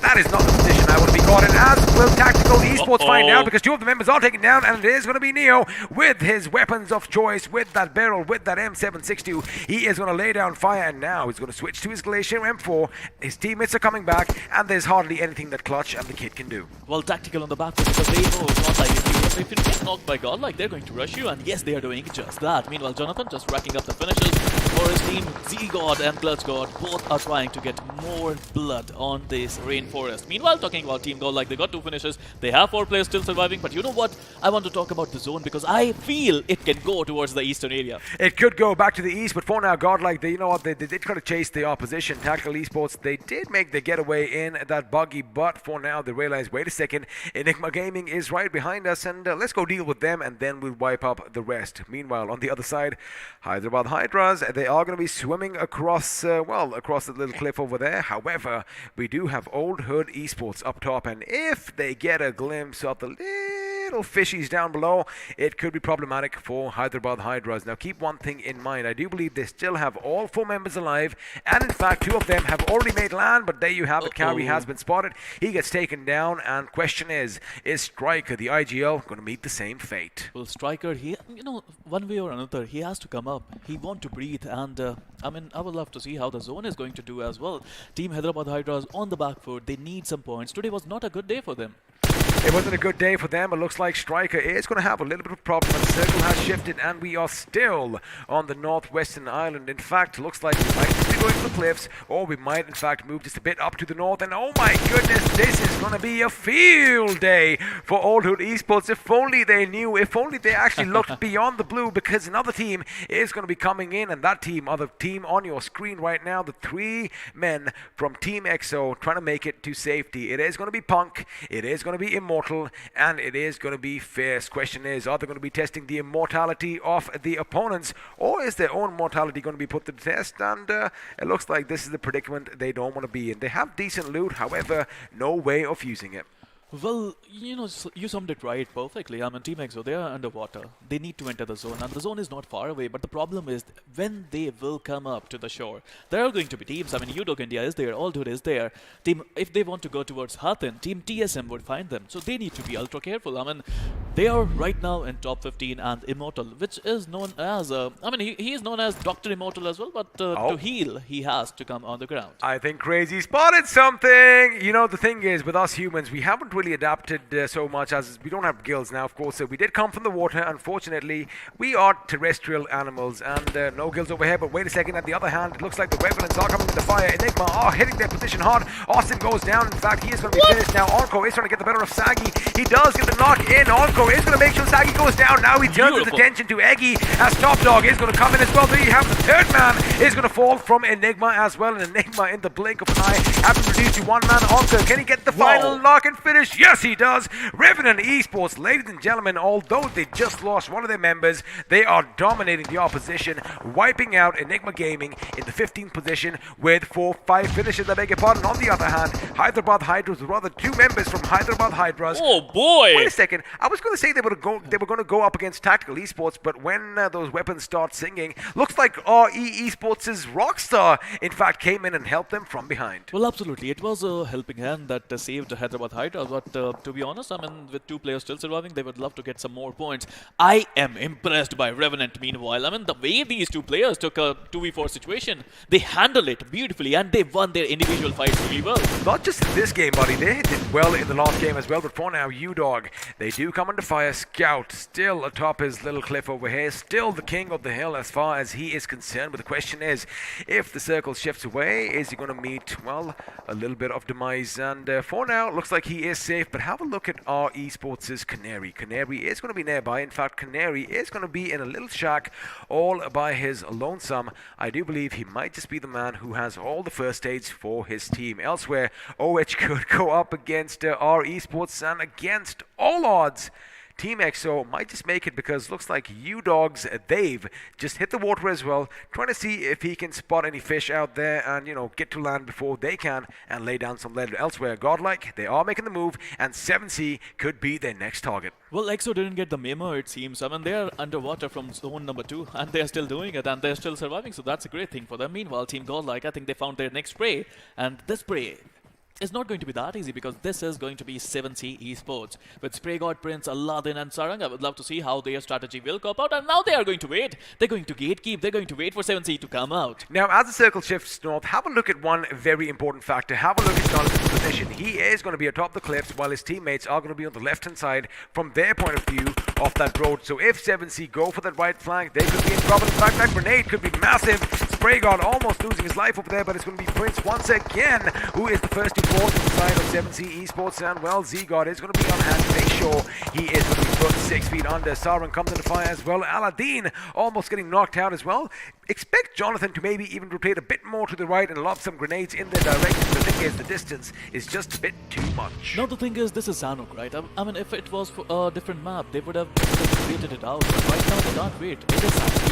You have to enter the zone. 9 seconds to go. 2 for 50 meters is a huge distance in this one. But Godlike, they are looking aggressive. They would love to take their #1 position in the overall point standing after this game. But for that to happen, they need to win the game. Meanwhile, although it's crazy, just got knocked by U-Dog Dave. Team EXO still, somehow, they managed to survive. The thing is, that actually might just happen, because if you have a look on the right, ladies and gentlemen, OR Esports still out in the blue. They might be coming in, and looks like Dave is going to get a knock and a finish on Crazy, as Aquanox, from his position up top, he is trying to see where the enemy are. It looks like he might just spot the little cavalcade that is heading towards Carrie's position for that revive. Oh, he spots them.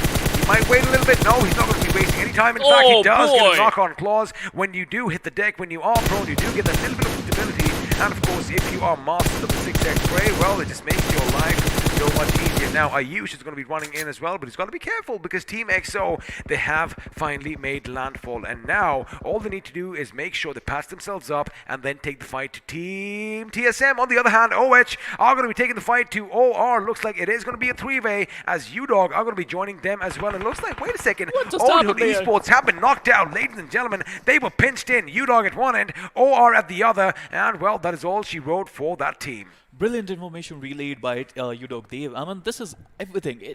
Information is very crucial in this one. Meanwhile, TSM Equinox taking the likes of Exo, Immortal is done, and the state. Meanwhile, Godlike on the back, but Neo just got knocked. A single nade could be troublesome for Team Godlike. They need to enter the zone, but they need to figure out where Maxi is. That is where Jonathan is going to go up from the top left over there. He might just spot out Maxi if he just comes over the road right about now. But it looks like grenades are going to be rained upon them. And now Jonathan, he might just spot them, but he's got to be careful. He does deploy his smoke first. Z-God is going to get the better of Skrill. And now the M4 is going to do all the singing. Little does he know there's an enemy right next to him. In fact, Jonathan might just be caught out. There you have it. He went for the molly. Unfortunately, the other ones with the gun is going to put him on his knees and, well, subsequently sent him to the depths of hell, which means Reckoning Esports, boy, oh boy, they are in a good spot. And Jonathan and the boys, they are looking in a bad position. I do believe only one man is still standing for Godlike Esports, but the question is for how much longer? As Aladdin from 7C comes under fire, the play zone is in fact going to snuff Neo's life out. I still can't believe Team EXO is still surviving. They're still underwater, they're still there, and two of their members are still in the center of the zone.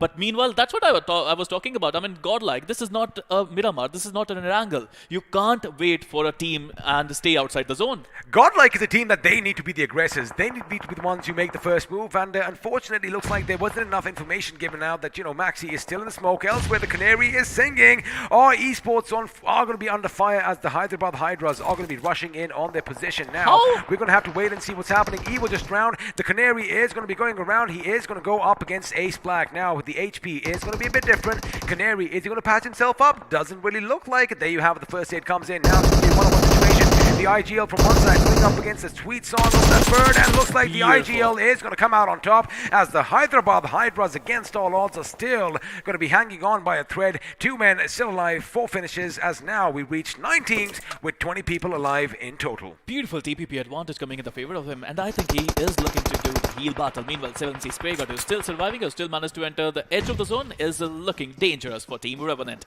Meanwhile, Team Revenant, I think they lost a player, and it was not 7C Spraygod, it was actually Scout who managed to get the finish. It was Scout, and you know, they have been quiet ever since their position was kind of overwhelmed and 2 of their members were knocked out. But looks like Gil and Scout, oh boy, they have a few different ideas for Ultron and Scout, I beg your pardon. They do have a few different ideas for their enemies. They have been quiet so far, but now is when they make the noise. Elsewhere, TSM's Blaze, he sees smoke, he's waiting for, oh, I think he might just have given his position away. Come on, boy, good, he's spotted out. In fact, the silhouette is going to be seen. In fact, his entire body is out. Wait a second, that is not where you want to go prone, because it looks like Team EXO's Fierce is going to get that knock, and subsequently he just might get the finish as well. Blaze, in fact, is going to make sure that the team is wiped out, and now he's going to turn his attention because someone is a bit too close for comfort. In fact, both of them are going to be lobbing grenades. Is it going to be a Brar? A Brar goes down. Gubla Boy goes down on the other hand, and now Reckoning Esports are going to face the front. Oh my goodness, so close to being wiped out. So close, but yet so far. But the need is going to come in, and the nade is cooking. It's coming, but it won't do any damage because Reckoning was smart.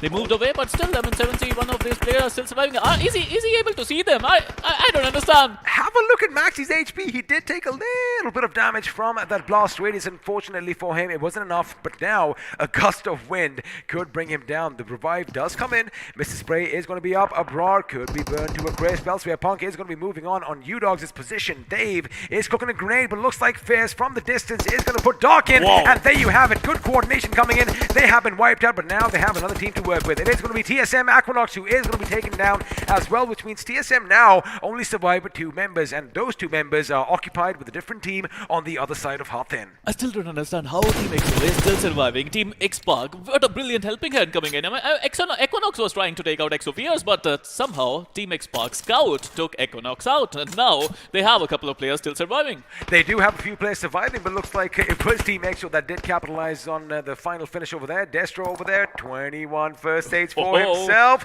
We've seen some amazing things in the Sanhok yesterday. We did see, you know, a team, basically Destro himself, get that second position finish. Let's see if that's going to be the case once again, because for now it is going to be RGE going up against TSM, and looks like Team EXO, if you have a look at your map, ladies and gentlemen, might just be moving in as well. Amidst all this chaos, amidst all this commotion, we still have Team X-Park as a 2-man squad. They're still there. They're in top 6. They have to make sure they get enough points in this game to make sure that they are in contention. Meanwhile, TSM, with a couple of players still surviving with 4 finishes to their name, they still don't have the numbers game advantage in their favor. But do they have the zone? Yes, they have the zone. Team Xpark, they have to enter the zone. Team Reckoning, with the 3 players still surviving, have to enter the zone as well. Guess who has the zone right now, though? Team Exo. There you go, Team EXO. They have the circle, and again, against all odds, they finally made it to this end. And we're just going to be left scratching our heads. But again, that is what resilience is, Sparrow.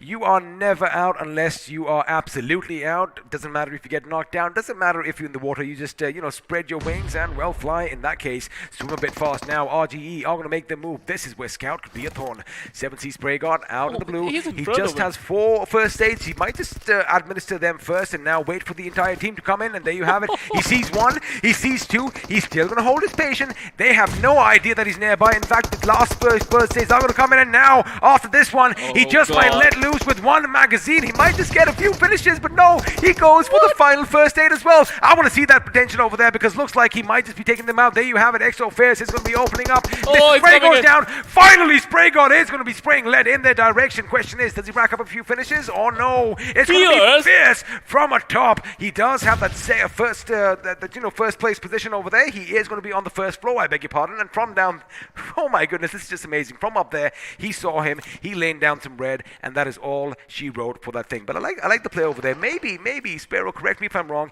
he could have shot just a little bit quicker. He could have done a lot. He could have got a lot of points there. I mean, he was trying to be the successor. He was trying to go for the position points, but that didn't work out for him. Scarlet's Gaming Destro still managing to get in top 4. There's another crate there. He could get more. Oh, he could get more first stage, but again, my mind is bamboozled as to what happened because again, I was almost learning forgetting how to English over there because I'm just surprised. Maybe he could have. Nah, buddy, you're doing awesome. But it looks like Maxi is going to come into fire. It is going to be TSM's Ninja who is going to put him out of his misery. When with that, Reckoning Esports, by the way, let me just tell you, they have the maximum numbers over here. They are going to be taken out, and now it is going to be a fight between TSM and the boys from Team EXO. Team EXO, against all odds, they do have 7 finishes. Punk and Fierce working like an amazing duo, and I do believe Fierce does have quite a few finishes for himself. That grenade is going to hit its mark. No, it isn't, because Blaze is going to be out from, it is a smoke. They are going to be deploying smokes, and now this is when it becomes dangerous. What they want to do is they are giving them hope. They want to make sure that they have some cover, and now the grenades could come in, making sure they hit their mark. Ninja might just have given his position away. It's a great fight between 2 great teams. It's 2 versus 2. Punk and Fierce versus Ninja and Blaze. Now the situation is very critical at this point of time, XP. Anybody can win. The suspense. We are near the end game now, and one of these teams are going to get the sweet chicken dinner. Is it going to be sweet or spicy? We'll just find out. Fierce just got spotted by Blaze. A random spray in the smoke, and the nade will come in. Punk with a beautiful nade. Ninja being the last one standing. Team EXO, stop blowing my mind to pieces, EXO. Stop doing that. One out. Winner. Chicken dinner coming in from Team EXO XP. What just happened there? How they managed to survive? Well, there you have it. Against all odds, Team EXO are going to be coming in and taking that chicken dinner, but that is what resilience is all about. You never give up until your lights have been snuffed out. And let me tell you one thing. All this credit does go to one man, and he is fierce in his ways. He is fierce in his aggression, and in fact, he goes by the name EXO Fierce. What a brilliant domination coming over here. And again, they just toyed. They just played with the opposition. I still can't believe it. I mean, how they managed to win this chicken dinner. This is Sanok Believe it, at buddy. its level It is best. real. I am believing it now. My mind is blown. And yes, expect the unexpected. And that is why Sanok is such an amazing map. So, I'm pretty sure it is going to be coming up in the highlights soon enough. There was this one crucial moment, this one pivotal point, when Old Hood Esports made a little bit of an oopsie. They did get one of the members from Team EXO, but again, remember, there was another team in the water before that. So if they thought that, they were part of the same team, 2 of the members, they slipped through, made landfall, and then, well, they just basically snuck their way through. Not just snuck their way through, they fought their way through. They backstabbed a lot of knives and a lot of backs in this game. You know what? EXO should pick up their iQOO 7 legends, and they need to start calling teams. They need to start calling Team Xpark. They need to start calling All to the Esports. But before that, let's have a look at the highlights package, and let's see what happened. You know why I was saying that they have to call them? Because the helping hand they provided to take out the opponents. I mean, Team Xpark, they took out TSM Aquanauts. Otherwise, it would have been done. Meanwhile, Shadow was in a bad spot there.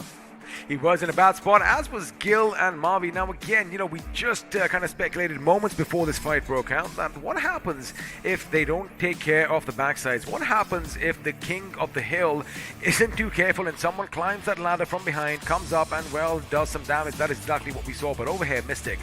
Now again, that one crate was crucial, and this grenade, well, it was all she wrote for the Safari gang. That was a bad move coming in from TSG. They had all the information. Krish was just there. He must be relaying information to his team, but that didn't happen. Meanwhile, Godlike, they got the better of tactical, a couple of players at least. But at the same time, I felt Godlike made a mistake there. They should not have stopped for Team 7C to come out. Well, over here we did see some fish being shot in the barrel in the open waters. In fact, in this case, a striker went down. With that, well, Hyderabad Hydras did lose half their members. Now, this fight was epic as well. Enigma, they did have the numbers. There you have it, the first a couple of knocks coming in. But as soon as Top Dog, Woof Woof, and his teammate, they did pass themselves up. Well, encore, we definitely want another encore coming up in the not-so-distant future. Top Dog over here making sure they won both their fights, 2 apiece for the gentlemen. That was incredible, right, XP? I mean, how many times you have seen such amazing individual teamwork? I mean, it was individual, but at the same time, it was a teamwork because they took out a squad altogether. Meanwhile, talking about Team Tactical, it was not their day. It seems, I mean, one side, Manti got first knock, and on the other side, they got taken out from the mountain top. Meanwhile, this is the moment I was talking about. I mean, Aldhood had the best position. They could have taken out Team EXO, but first, TSM saved them. Then, I think it was RE Sports who came from the behind sides, and they saved them. They did indeed, and of course, OR Evo just riding past all this thing. There you have it, a bit of a front flip into the water. It does go down, and unfortunately, Evo, in fact, did finally drown to his watery grave, and well, that is not something that you want now. EXO over here, Immortal, did lose his life in the blink of an eye because Aquanox was on point, but right over here, Maxi, definitely the MVP in this little skirmish over here, catching Jonathan off guard and, well, eliminating Godlike in the process. It was brilliant coming in from Reckoning. I mean, they were racking up some points today. They were consistent, but they should have gotten the chicken. They had 3 members still surviving. It was 7C, the last one standing from 7C, who managed to wreak havoc on Team Reckoning. They did indeed, and Spray God over here making quick work of the last man from Godlike. Now, Revenants, again, they did surprise you, they surprised me. In fact, even the last couple of games have been going in their favor. Now, over here, Canary does patch himself up, but goes up against the IGL from Hyderabad Hydras, and well, I guess we all are going to be saying Hail Hydra. Well, Hail Hydra it is. Meanwhile, Spray God, I mean, he spoiled a lot of games for a lot of teams. I mean, he took out Godlike, he took out Revenant, he took out Team Reckoning. Not entirely, but yes, in fact, indirectly. Meanwhile, Team EXO, what a game, what a brilliant game. Fierce with his nades. He was relentless, and, at this point of time, I have to say Fierce, iQOO MVP incoming. Absolutely, he is going to be the MVP with 8 finishes to his name. But again, let's just relive this moment over here. Now, have a look at this. Fierce is going to be on that first floor of the house as his teammate Punk is going to make sure nothing, and I mean absolutely nothing, is going to come their way. Now, Seven's the mistake that was made over there was maybe had he shot a bit early, he had to get up. He might have racked up a few more finish points for himself, but again, coulda, woulda, shoulda, and it's all in the past right now as Reckoning Esports did finally meet their makers. Now, had Destro, in fact, actually found a few more first aids, oh, he saw a few lying down on the ground.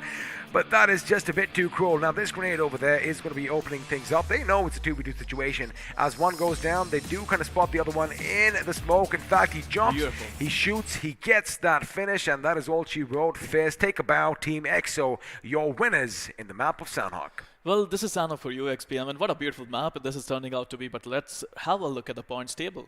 Let's have a look at the points table and see where all your favorite teams are going to be standing. And, well, let's see if we are correct in our maths, because Team EXO are going to be in the first position with 24 points and 9 finished points. In second place, we have TSM with a total of 18, 6 of which came via finishes. Third, we have Reckoning Esports with 11 points. Fourth, Skylights Gaming, once again, give them the past first title already. Just somebody just do that. BGMI, if you're listening, just do it. Just give it to them, because they have the 4th position, 10 points, without any finish points. Well, they do this every single day. I mean, Team EXO played really well. This last time as well. I mean, yes, they 12 did. 12 points, 0 finish points. Absolutely, Scarlet Gaming. That's Scarlet Gaming, and the strategy in Sanok is simple: just survive, and do the heal battle. But meanwhile, I have to make a point there, XP. I think Team EXO, we might be looking looking at our new table toppers. We just might be seeing that, but of course, one thing is for certain, Team EXO is going to be having a little man on the next page because Fairs just might be the iQOO MVP. Let's see if we are right. Yes, we are, because 8 finishes is just unreal in the map of Sanhok. He's a crazy player, he's a monster, but the nade usage was just amazing. I would love to see how much nades were used in Sanhok, but before that, let's have a look at top 5 players. Number 2, we have iQOO India's Mystic with a mystical performance with 5 finishes to his name and for a damage of 614.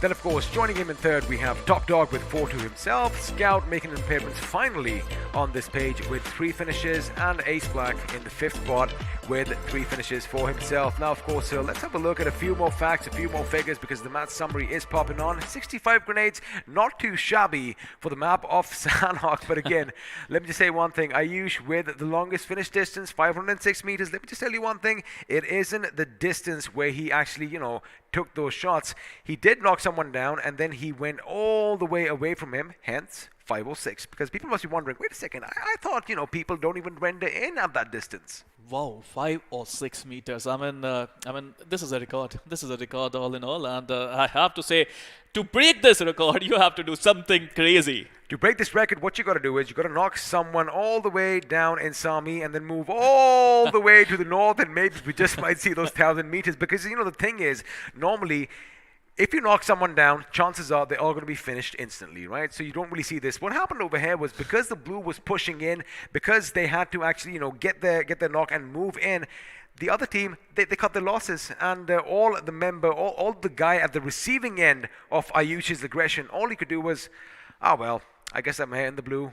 I am bleeding out, and Ayush and the boys, they just kept running away. Well, that was incredible. I would love to see if someone is going to break that record or not, but I have to say, I believe that we have a new table topper, but we'll see about that. Before we do that, let's again, as is tradition, pit 2 players once again, one another, and it is going to be Scout this time, making a little bit of an appearance. Yes, he might just have 3 finishes, but look at all that damage as he goes up against Mystic from iQOO India. Beautiful performance coming in from both these players. I have to say, both played well, and Team X-Pac, they were on the mountain top, so hence the damage. Now, you were kind of impressed with iQOO's performance. Let's do one thing. Let's bring in all the other boys from iQOO India and pit them up against one of the big boys as the squad face-off is coming in. It is going to be TSM going up against iQOO India. Now, there is a major contrast over there. I'm going to let you point that out to all our viewers. I mean, look at the damage there. iQOO India, they got 7 finishes for the total damage of 880 as compared to TSM, who got 6 finishes for the total damage of 1777. Quite economical, huh?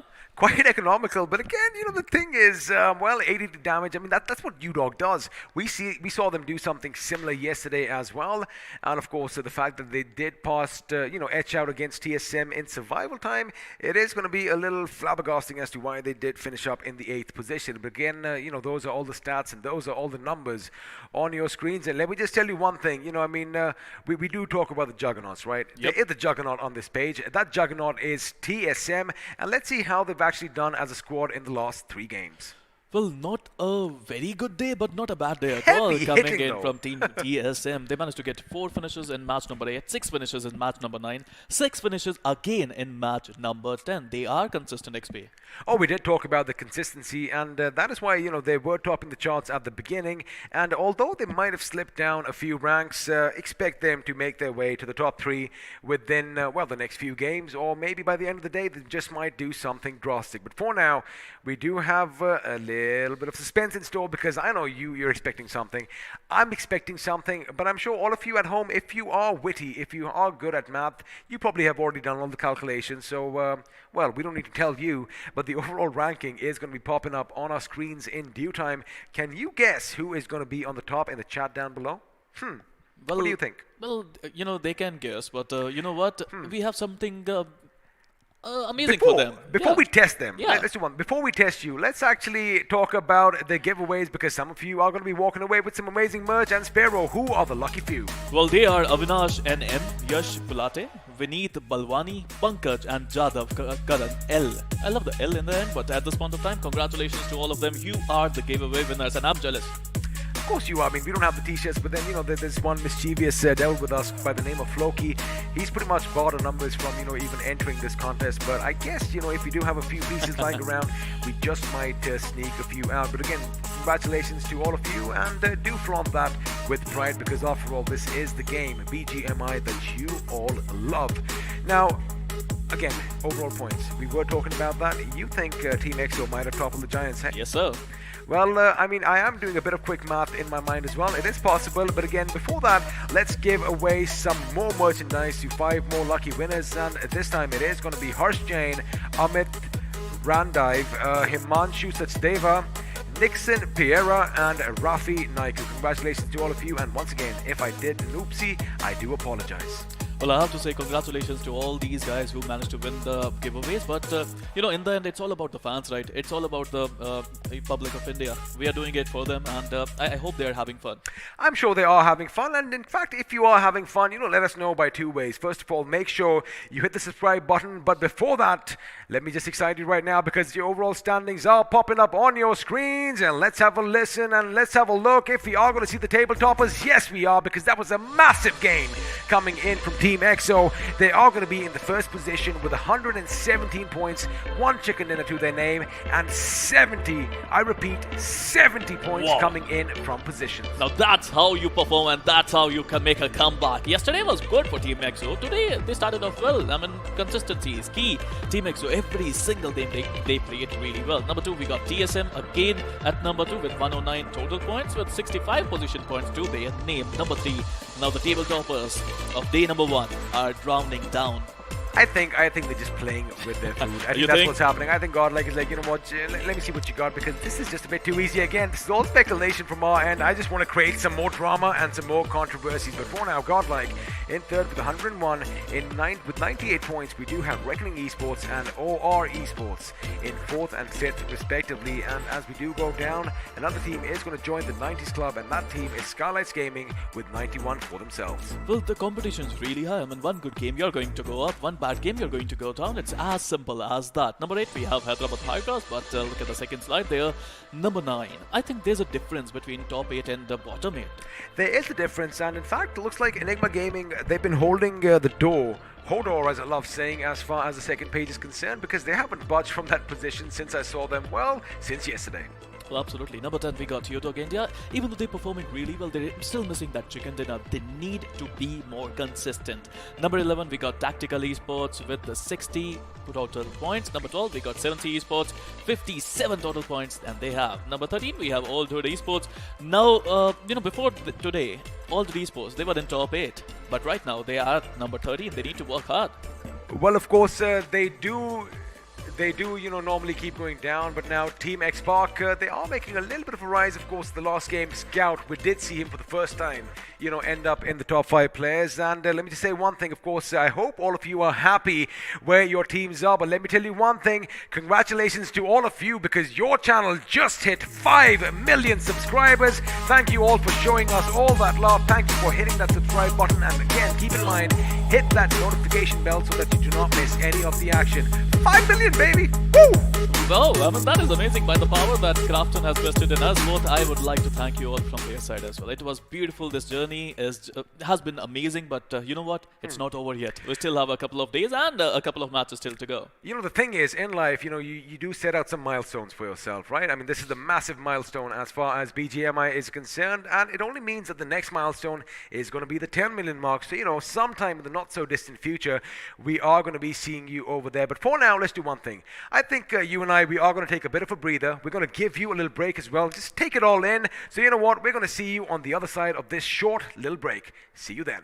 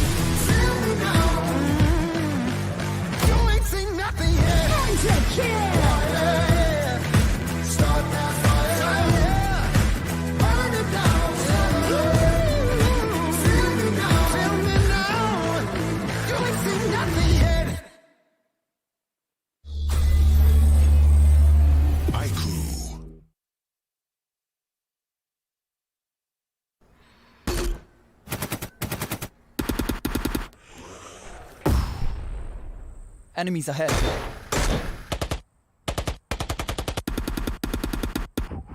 No more non-stop gaming. Introducing Battlegrounds Mobile India with OTP control, 3-hour limit, and other gaming checks. Battlegrounds Mobile India. Game responsibly.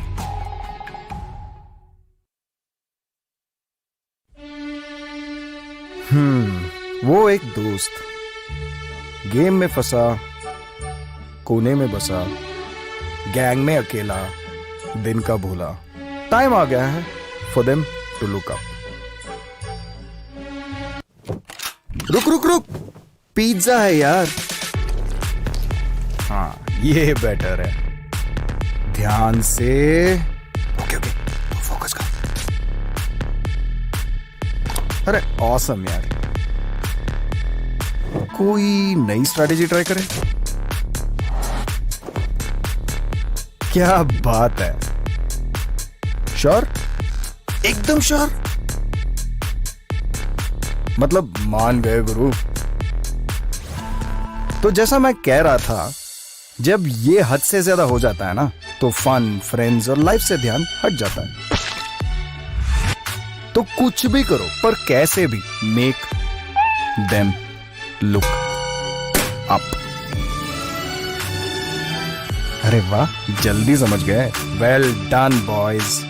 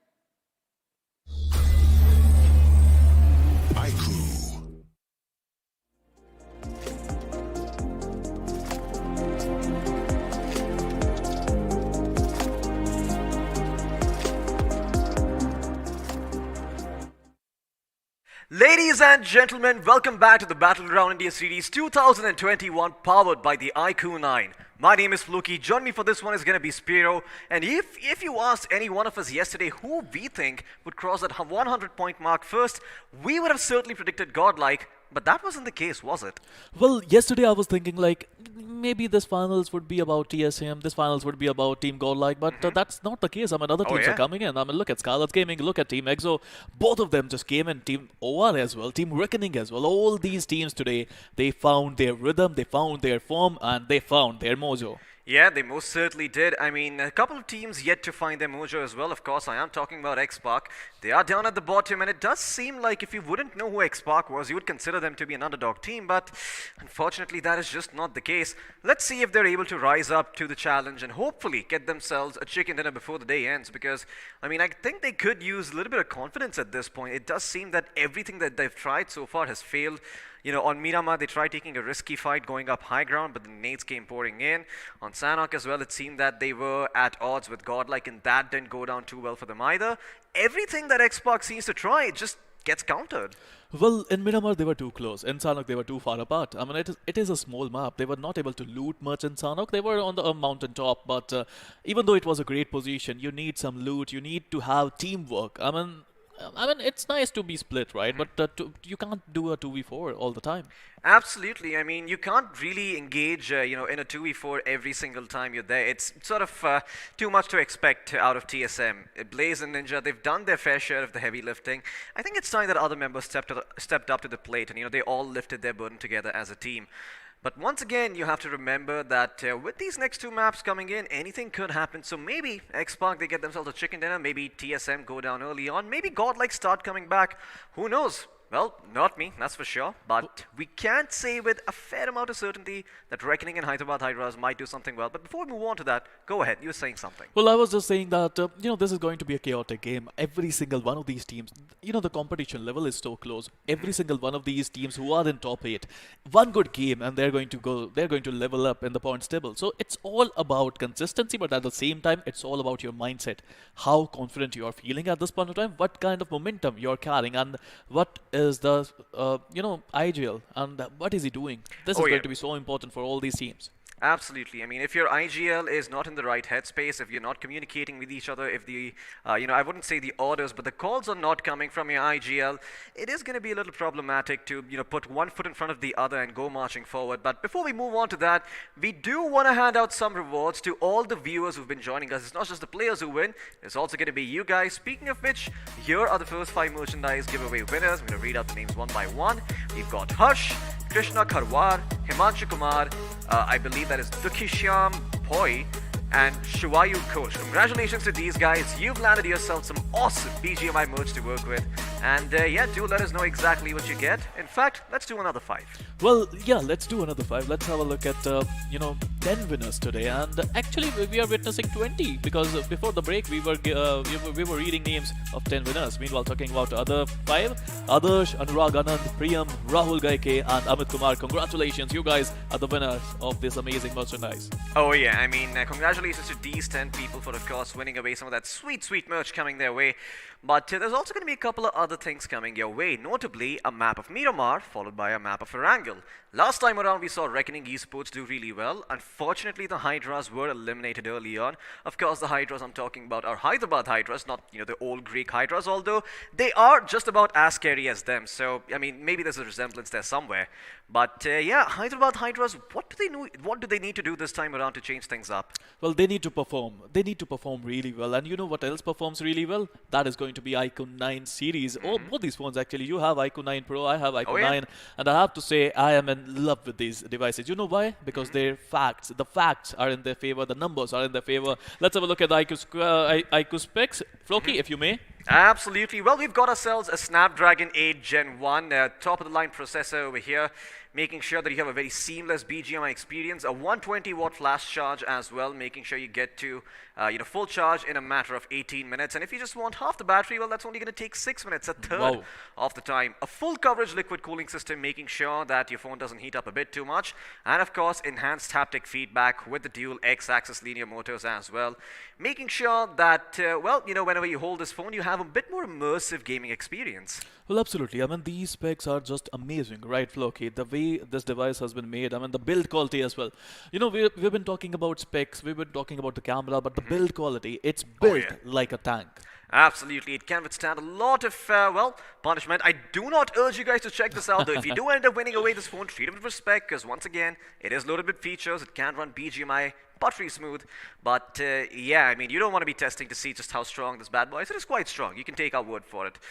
But this sort of brings me to my next point. I'm going to try to segue into it. How strong do you think are the members of Reckoning? Do you think they're strong enough to get another chicken dinner? Oh boy, they are. I mean, there's no doubt in my mind that Reckoning can get another chicken dinner. The way they are showing this form, I mean, even the last map, Sanok, they could have gotten the chicken dinner, but could have, would have, should have. 7C, Team X Park, Team TSM, and Team EXO, all four of them were taking out Reckoning at the same time. And how are you going to survive if four teams are looking to take you out? Well, not very easy, I mean, that's for sure. But Godlike does seem to be a little, struggling a little bit. They are swimming against the tide over here. They haven't really found that start.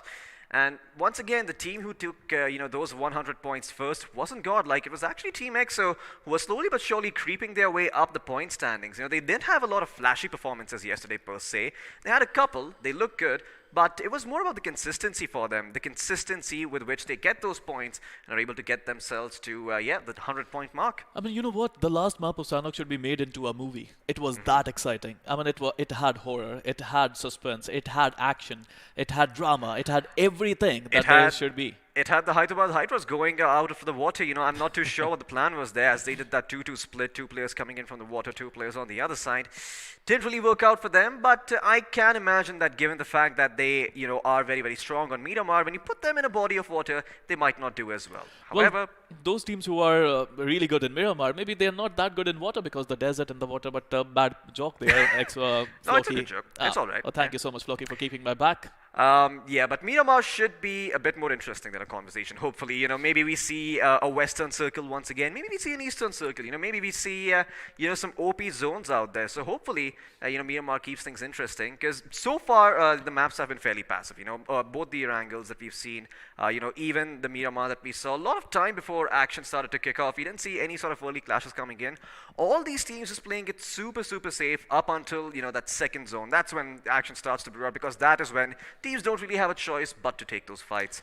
Speaking of which, well, it looks like we should be jumping into the map soon enough, Spiro, and having a look at what Miramar has to offer. What do you want to see there? Well, I want to see some action. I would love to see some really good old clutches. If we can see some 1v4s, 1v3s, that would be just amazing. But right now, I'm going to ask you a question. Let's play a game now. Okay.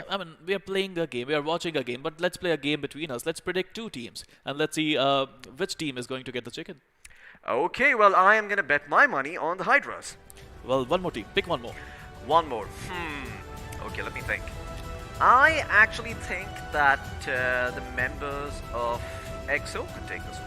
Well, that's a good pick. I have to say that if you took Hyderabad Hydras, I'm taking Reckoning Esports, because both of these teams play really well on the map of Miramar. But I just might think that Team Godlike can make a comeback.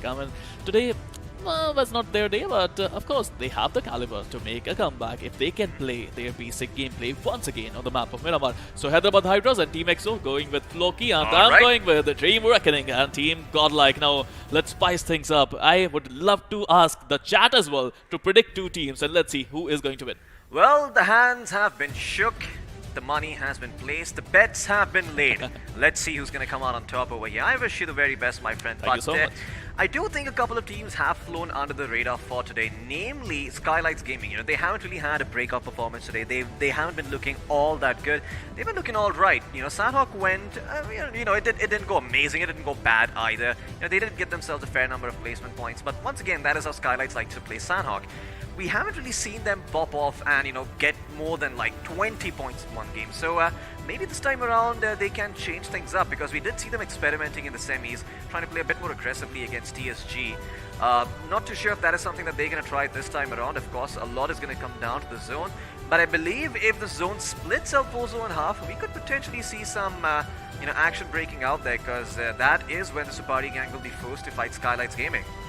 Well, of course, Skylights Gaming is a wonderful team, right? They can get any team down.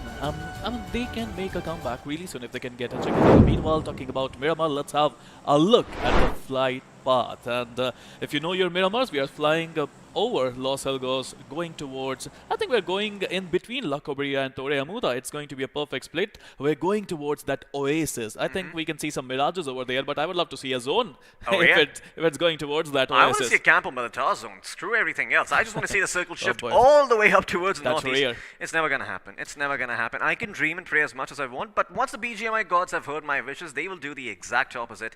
So maybe, I should do the 500 IQ move instead and ask for maybe both the Paraiso circle. Maybe then we can see it shift towards the northeast. But speaking of Porte Paraiso, it is a little bit far from the flight path, and I think OR might actually have a slightly harder time, getting to the zone if it does shift away from the eastern part of the map. Well, I believe, Floki, you could be right, but at the same time, I think we are man of numbers. But we were talking about Reckoning, we were talking about Hyderabad Hydras. There was a reason we were talking about them, because look at the points table there. In Miramar, Team Reckoning with 67 and Team Hyderabad Hydras with 50. They are leading the table. And if you talk about top 5 players in Miramar, Maxi OP and the Brar from Reckoning are on top.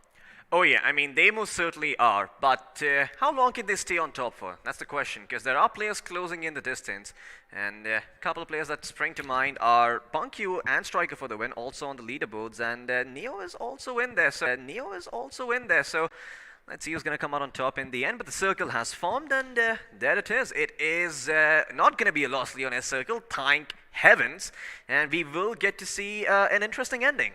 Well, absolutely. I mean, I think it can still go towards that OSL I was talking about, but that would be rare. Meanwhile, talking about the teams, drop clashes are not happening in the grand finals because teams, they know where their opponents are going to go, but still we are going to talk about Skylarks Gaming and TSG because yes, they have a drop clash, but they might not fight.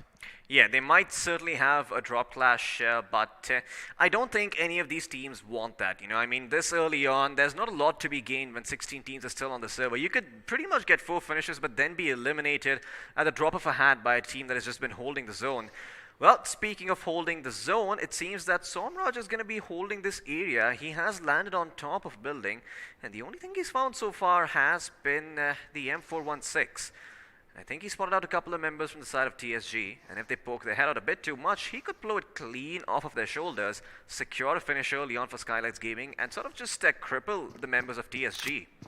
Well, especially he's looking to damage TSG. I mean, these players, they might be a little free at this point. I mean, of course, when you're just landed down, you need some loot and you need to jump the buildings to buildings. But meanwhile, Dark punching tactical clutch there, and this might be the first punch finish coming in the grand finals. Well, sometimes it is important to save your bullets, to save your weapons for later on. That is exactly what UDOG will do. They spotted a couple of members of Tactical, and what better thing to do than fist fight their members, as it does seem like action is breaking out on that part of the map. So if we could just quickly have a look at what our esports are up to, that'd be great. Well, there we go. Thank you so much, production. Hero has gone prone over here, dropping a nade. Is it going to connect? No, it is not.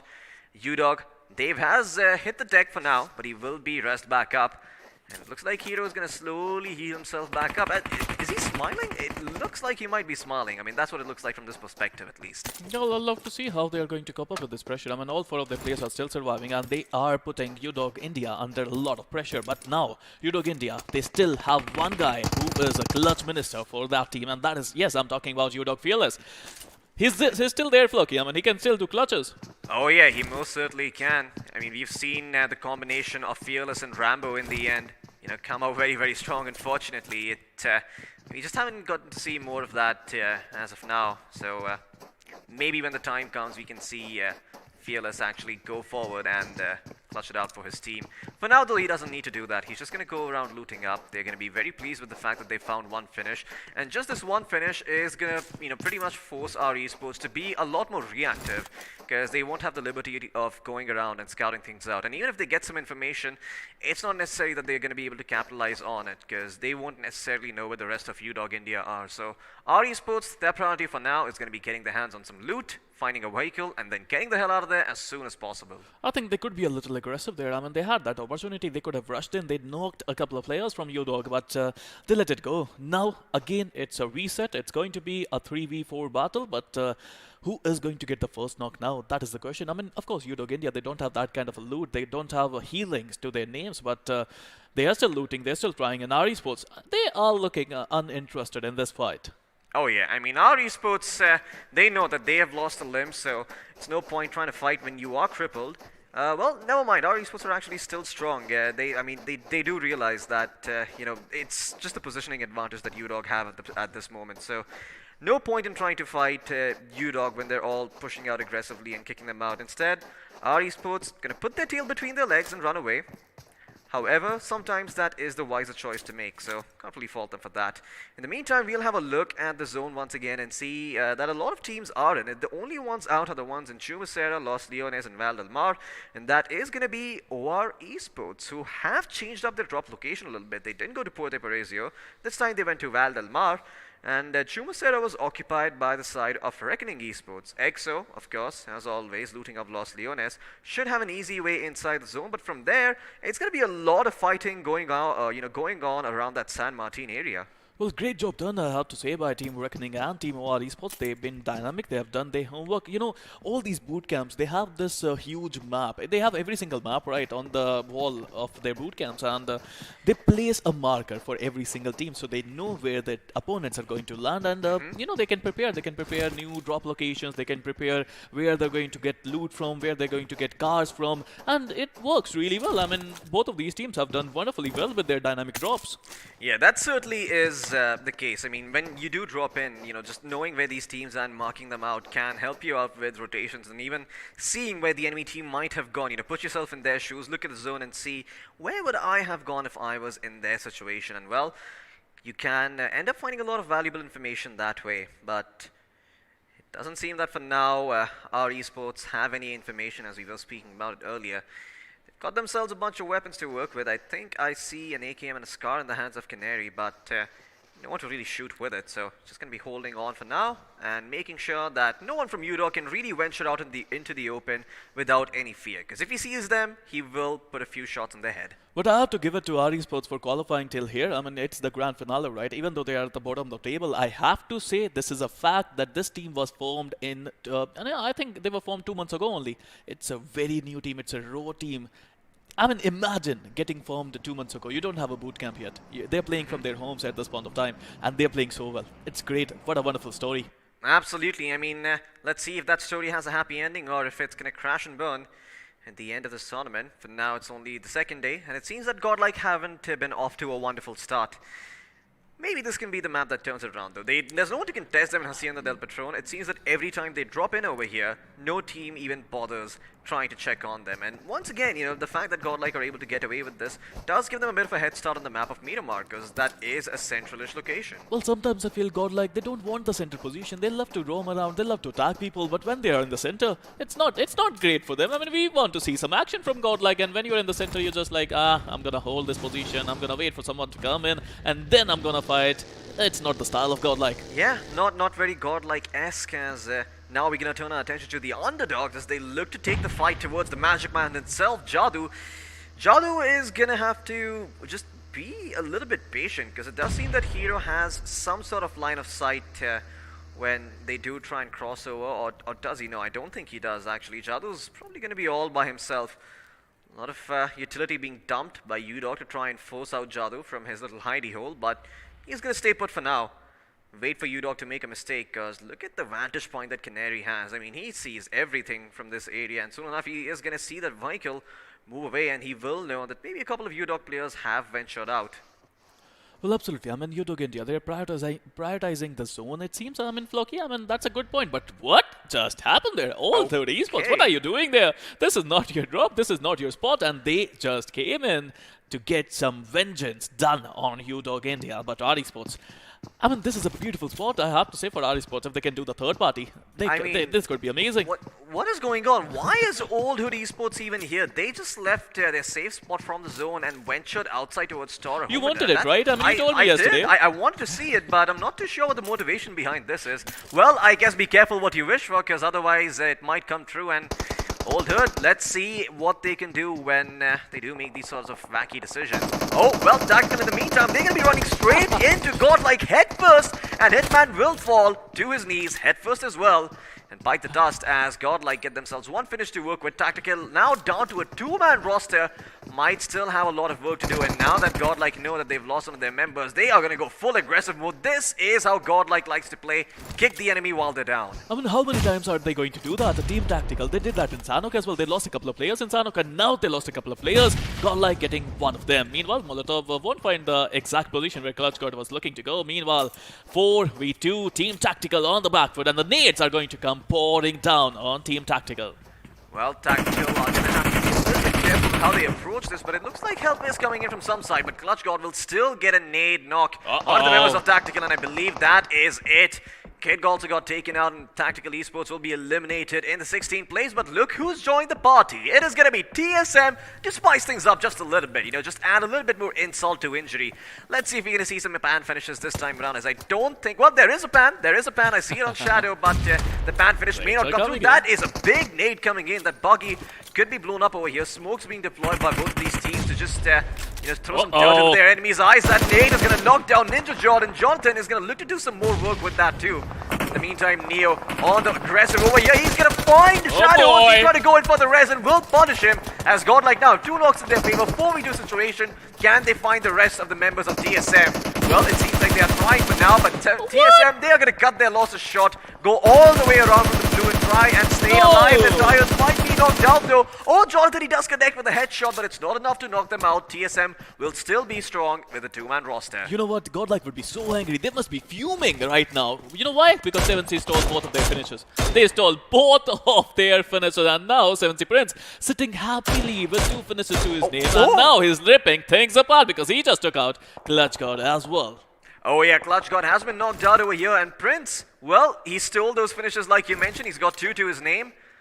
And let's see if he can get some more. Because Aladdin is coming in from the backstab, and Godlike could be in trouble. Those nades come pouring in, and Zigod all of a sudden realized that there is a flank maneuver going on. Godlike, if they can get their last member final standing, then they could go ahead and push out. But look at the backup arriving from the side of 7C. Spray God is here, and he is going to take the fight to them. In fact, oh my God, look at that nade coming in from Z-God. He's going to put Spray right down on his knees, and now another nade coming through. Aladdin could not be lost with his wall, but Z-God burning in the molly that was thrown, and now he is going to be down as well. Jonathan and Clutch God, Neo, it's all going to be on them to try and clutch this out, but Clutch God, well, it looks like he's found one. Spray God has been knocked down, and if he manages to find the other 2 members of 7Cs, they could be taken out as well. As 7C, they bite off more than they can chew, and Godlike are there to punish. I mean, you need to have some courage if you want to rush a team like Godlike, but meanwhile, Sensei would get the better of Prince, and now 7C on the back foot with Sarang being the last man standing. They read the finish feed there, and they're rushing in. Be careful, the nade is coming. It's a preemptive nade. Won't work. What a beautiful spray coming in from Sarang. He's trying to finish Neo, and he would do just that. Now it's going to be a 1v2 situation where Sarang would go down. Meanwhile, Team Godlike, they should not have lost that player. They could be careful. They should have been careful. But look around in the vicinity. I do see a couple of X-Pac names popping up, and Godlike, they might not be out of murky waters just yet. Look at that. Team X-Pac have heard all the commotion. They are watching them from the distance. The zone is going to close in on them, so maybe X-Pac decide not to push and just hold on to the hill that they have. But they certainly could try and maybe catch a few stragglers from Godlike if they decide to rotate out. In the meantime, OR taking up a fight against Skylights as Destro and Somraj in the backlines can't really do much to help them out. Gamla Boy still trying to make his way to this fight as he wasn't invited just yet, so it's going to be a while before he can join in and help his teammates out. But Evo is going to try his best to secure that finish. Even drops the ball. He has the AKM in his hands. Can't find the player because he is outside, and Pokar might just be able to crawl back towards the safety of his teammates. And Evo, wonder what he's going to do. He's going to take this time to pop some painkillers, get that boost going, and once he has that boost, he can go forward and maybe try and get a couple of picks on the members of Skylights. But Skylights will get, looks like Pokar back up on his feet, and now that they're a 4-man strong roster, they can push into OR. Well, absolutely. I would love to see how Scarlet Gaming is going to deal with those nades. The nades are pouring in at this point of time, but they're not finding their target. Scarlet Gaming, I think they're going to go back. They have a decent warehouse there, and they are going to stay there. But at this point of time, it's going to be a hard journey. They have to cross from the no man's land, and they are struggling. But Team Revenant coming in, getting the better of SG Pokar, and Revenant with a beautiful third party. They are opportunists, and they would love to get some points here.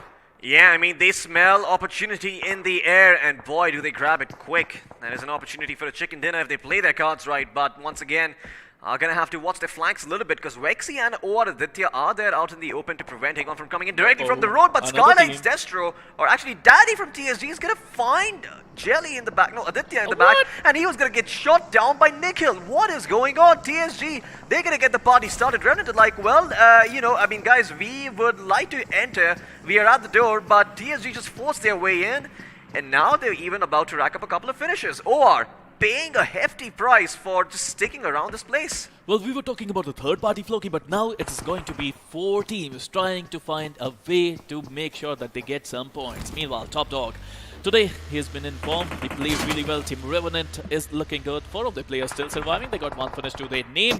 But at this point of time, they are surrounded from three different, I think, two different angles, I may presume. But meanwhile, Team Godlike, they lost another player.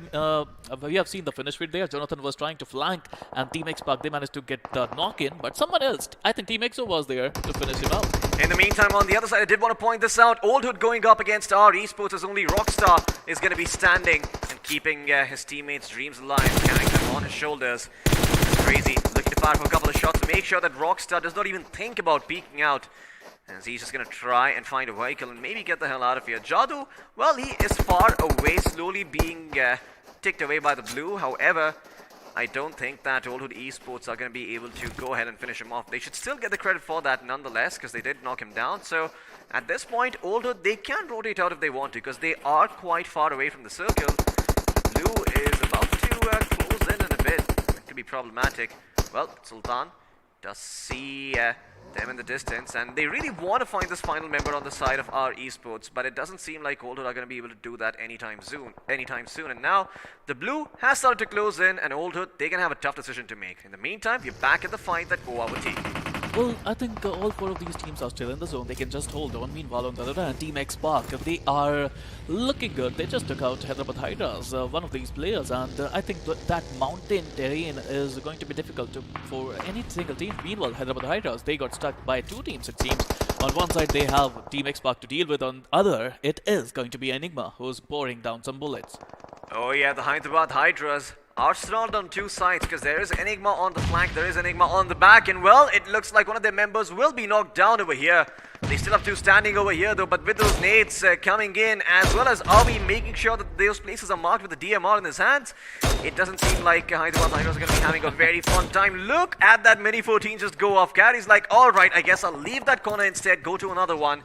And once again, real estate being snatched up against the side of Hyderabad Hydras, as they're forced to move and play very, very passively. They don't have much of a choice over here except for wait for something to happen. If they want to take this fight, they need to drop a couple of smokes. It's going to be so important for all three of these teams to survive. They have a beautiful spot in the zone. They're in the center actually, Floki, and I believe this is going to be a very, very important final few circles for all three of these teams. Meanwhile, Godlike is not far away as well. I mean, if they can join the party, that would be awesome, but they are not having numbers. They're beyond Team X-Pac. Murray, if you talk about him, he is in really good form these days.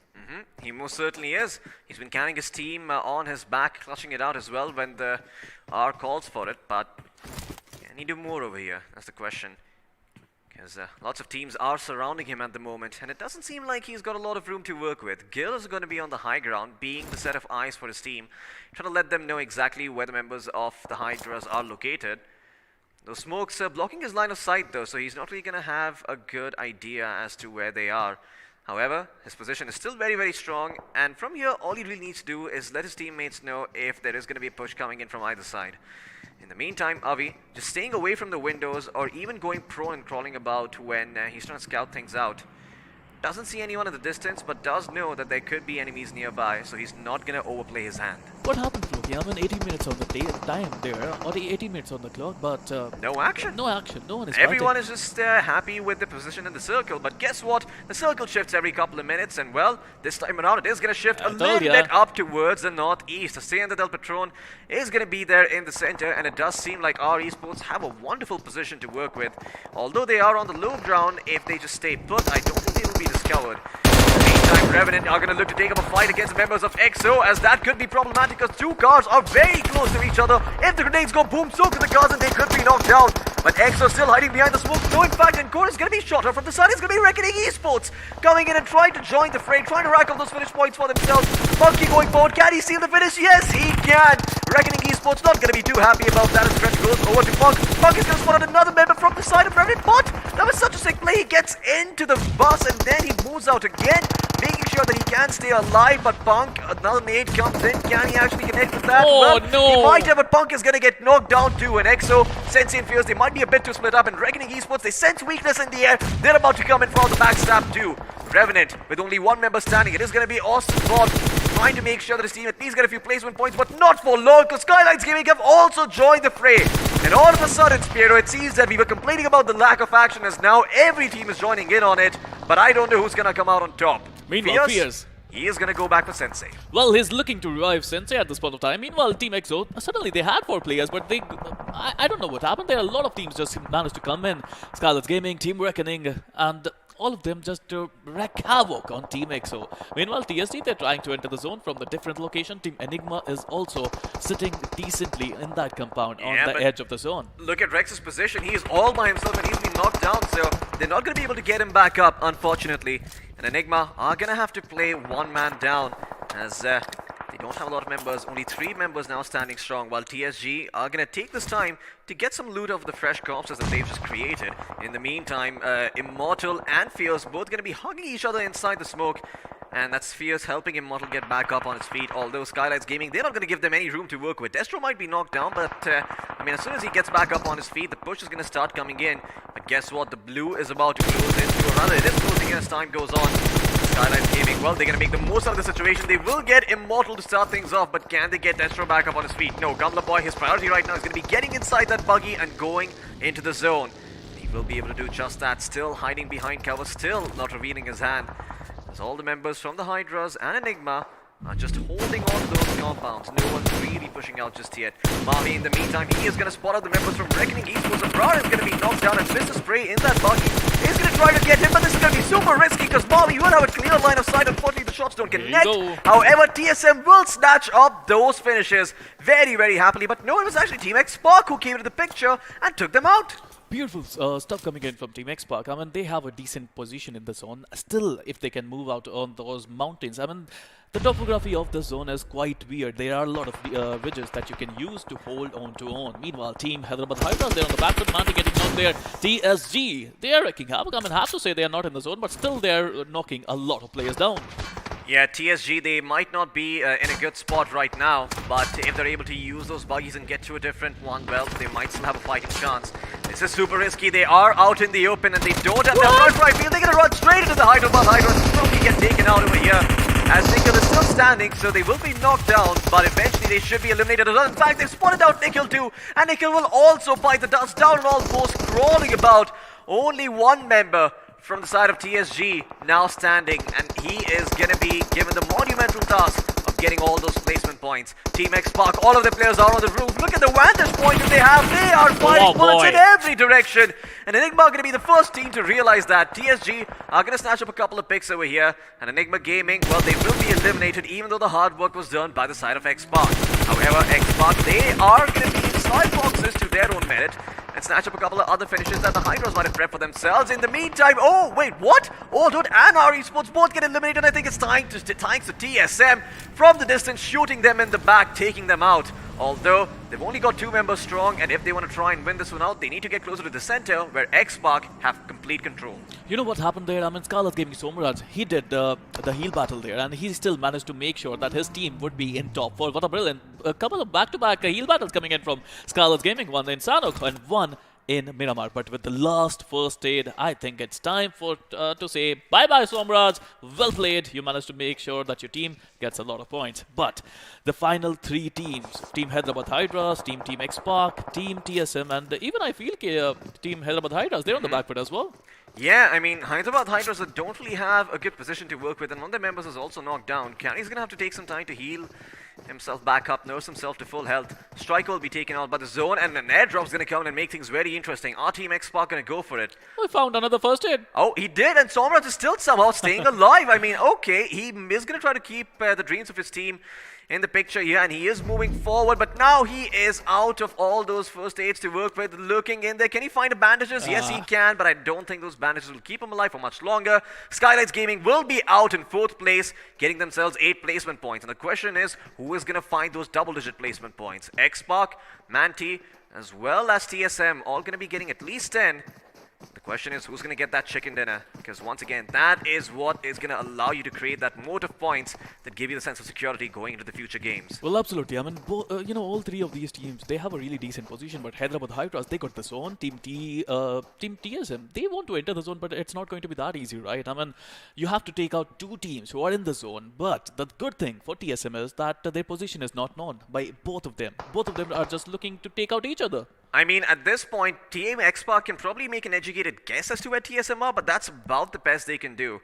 Because once again, TSM, they did get themselves a couple of knocks. They did make a fair amount of noise, but they weren't really spotted. However, with the smoke, that is going to give away that TSM are over here. So unfortunately, their position will be revealed, but maybe that is what Aquanox wants them to believe. He wants them to try and come out and spam that smoke. So maybe he can find where those players are and try and get a knock himself. Well, never mind. Team X Spark are extremely disciplined. And Aquanox, oh, he could be in a world of trouble. Still getting shot at from a distance. Will stay alive somehow through it all. And Team X Spark, well, they know where TSM are now for sure. And if they want, they can even go in for the finish themselves. However, they're going to choose to play the zone instead. Hyderabad Hydras close to the center, close to the airdrop, but can they live long enough for it to matter? I have to say, TSM Equinox, he always surprises me. I mean, you know what? I will tell you a fact about Equinox, but after this game. But at this point of time, Team X Spark with the vantage point, they have 4 players still surviving. Now, Team Hyderabad Hydras and TSM, they have to combine forces if they want to take out Team X Spark. They have to use the needs. Equinox, the last one standing for TSM, is trying to push in, but that would be all for TSM and Team X Spark with 10 finishes to their name, and that's how you make a comeback, Flocky.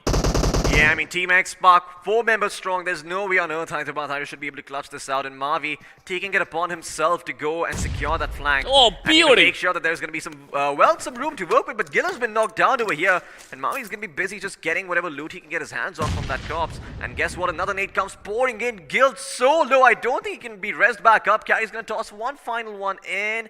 But I don't think that did end up finding its mark. Gil should be taken out, but Ultron, he gets to him in the nick of time. He is going to be able to get him back up. Unfortunately, Hyderabad Hydras will not be able to capitalize on that knock. And now it's going to be down to Manti OP with the M249. He's got the level 3 vest as well as the level 3 helmet. But can he win these fights? Look, they have the information in their favor, but the numbers game in the favor of Team X Spark. They don't have nades, they don't have smokes. It's all about the raw gunpowder and raw numbers. Team X Spark, they have the better numbers. Let's see if Hyderabad Hydras can get the clutch down. Both of these players, they have to take 1v2 situations. Individual performances are going to be key, but at the same time, Team X Spark, they have a decent vantage. He might get the first knock in, and I think that would be all. Team Hyderabad Hydras on the backward carry. If he wants to win, he needs to do a 1v4. Yeah, Carry, he is going to have to work it out for him. Unfortunately, when X Spark are closing in from all angles, there's only so much he can do. Hyderabad Hydras out in second place. He didn't get that chicken dinner, but Team X Spark did, and they're able to make a comeback. Well, I mean, I have to say, good prediction. I mean, Flocky, that was a good one. That was a close one. Hyderabad Hydras played really well. But in the end, it was Team X Spark who managed to make a really amazing comeback with 10 finishes to the game, if I'm not wrong. I mean, that's how you make a comeback. That is your 25 points. Absolutely. I mean, I think that's more than 25 actually, because they got 12 finishes. 12 I think finishes? they had 10 finishes before that, and you add 2 more from the side of the Hyderabad Hydras in. They might just have 27 total points to work with. But you know what? We don't have to do all that speculation because the point standings will come up eventually. So let's forget about that for the time being. What the hell happened with the side of TSM though? I mean, I'm not too sure how they ended up surviving up until this point. So you know what? Let's actually just jump into the highlights for ourselves and see what went down in this match. As Tactical Esports, well, they were off to a rough start. I mean, I have to say this is day number 2 of the Great Grand Finals, and Tactical Esports, they are facing Godlike a lot. I still remember yesterday, I mean, they faced Godlike a couple of times. Today as well, they faced Godlike a couple of times. If you want to face a team like Godlike, you need to make sure you face them in a gunfight, not in rotations.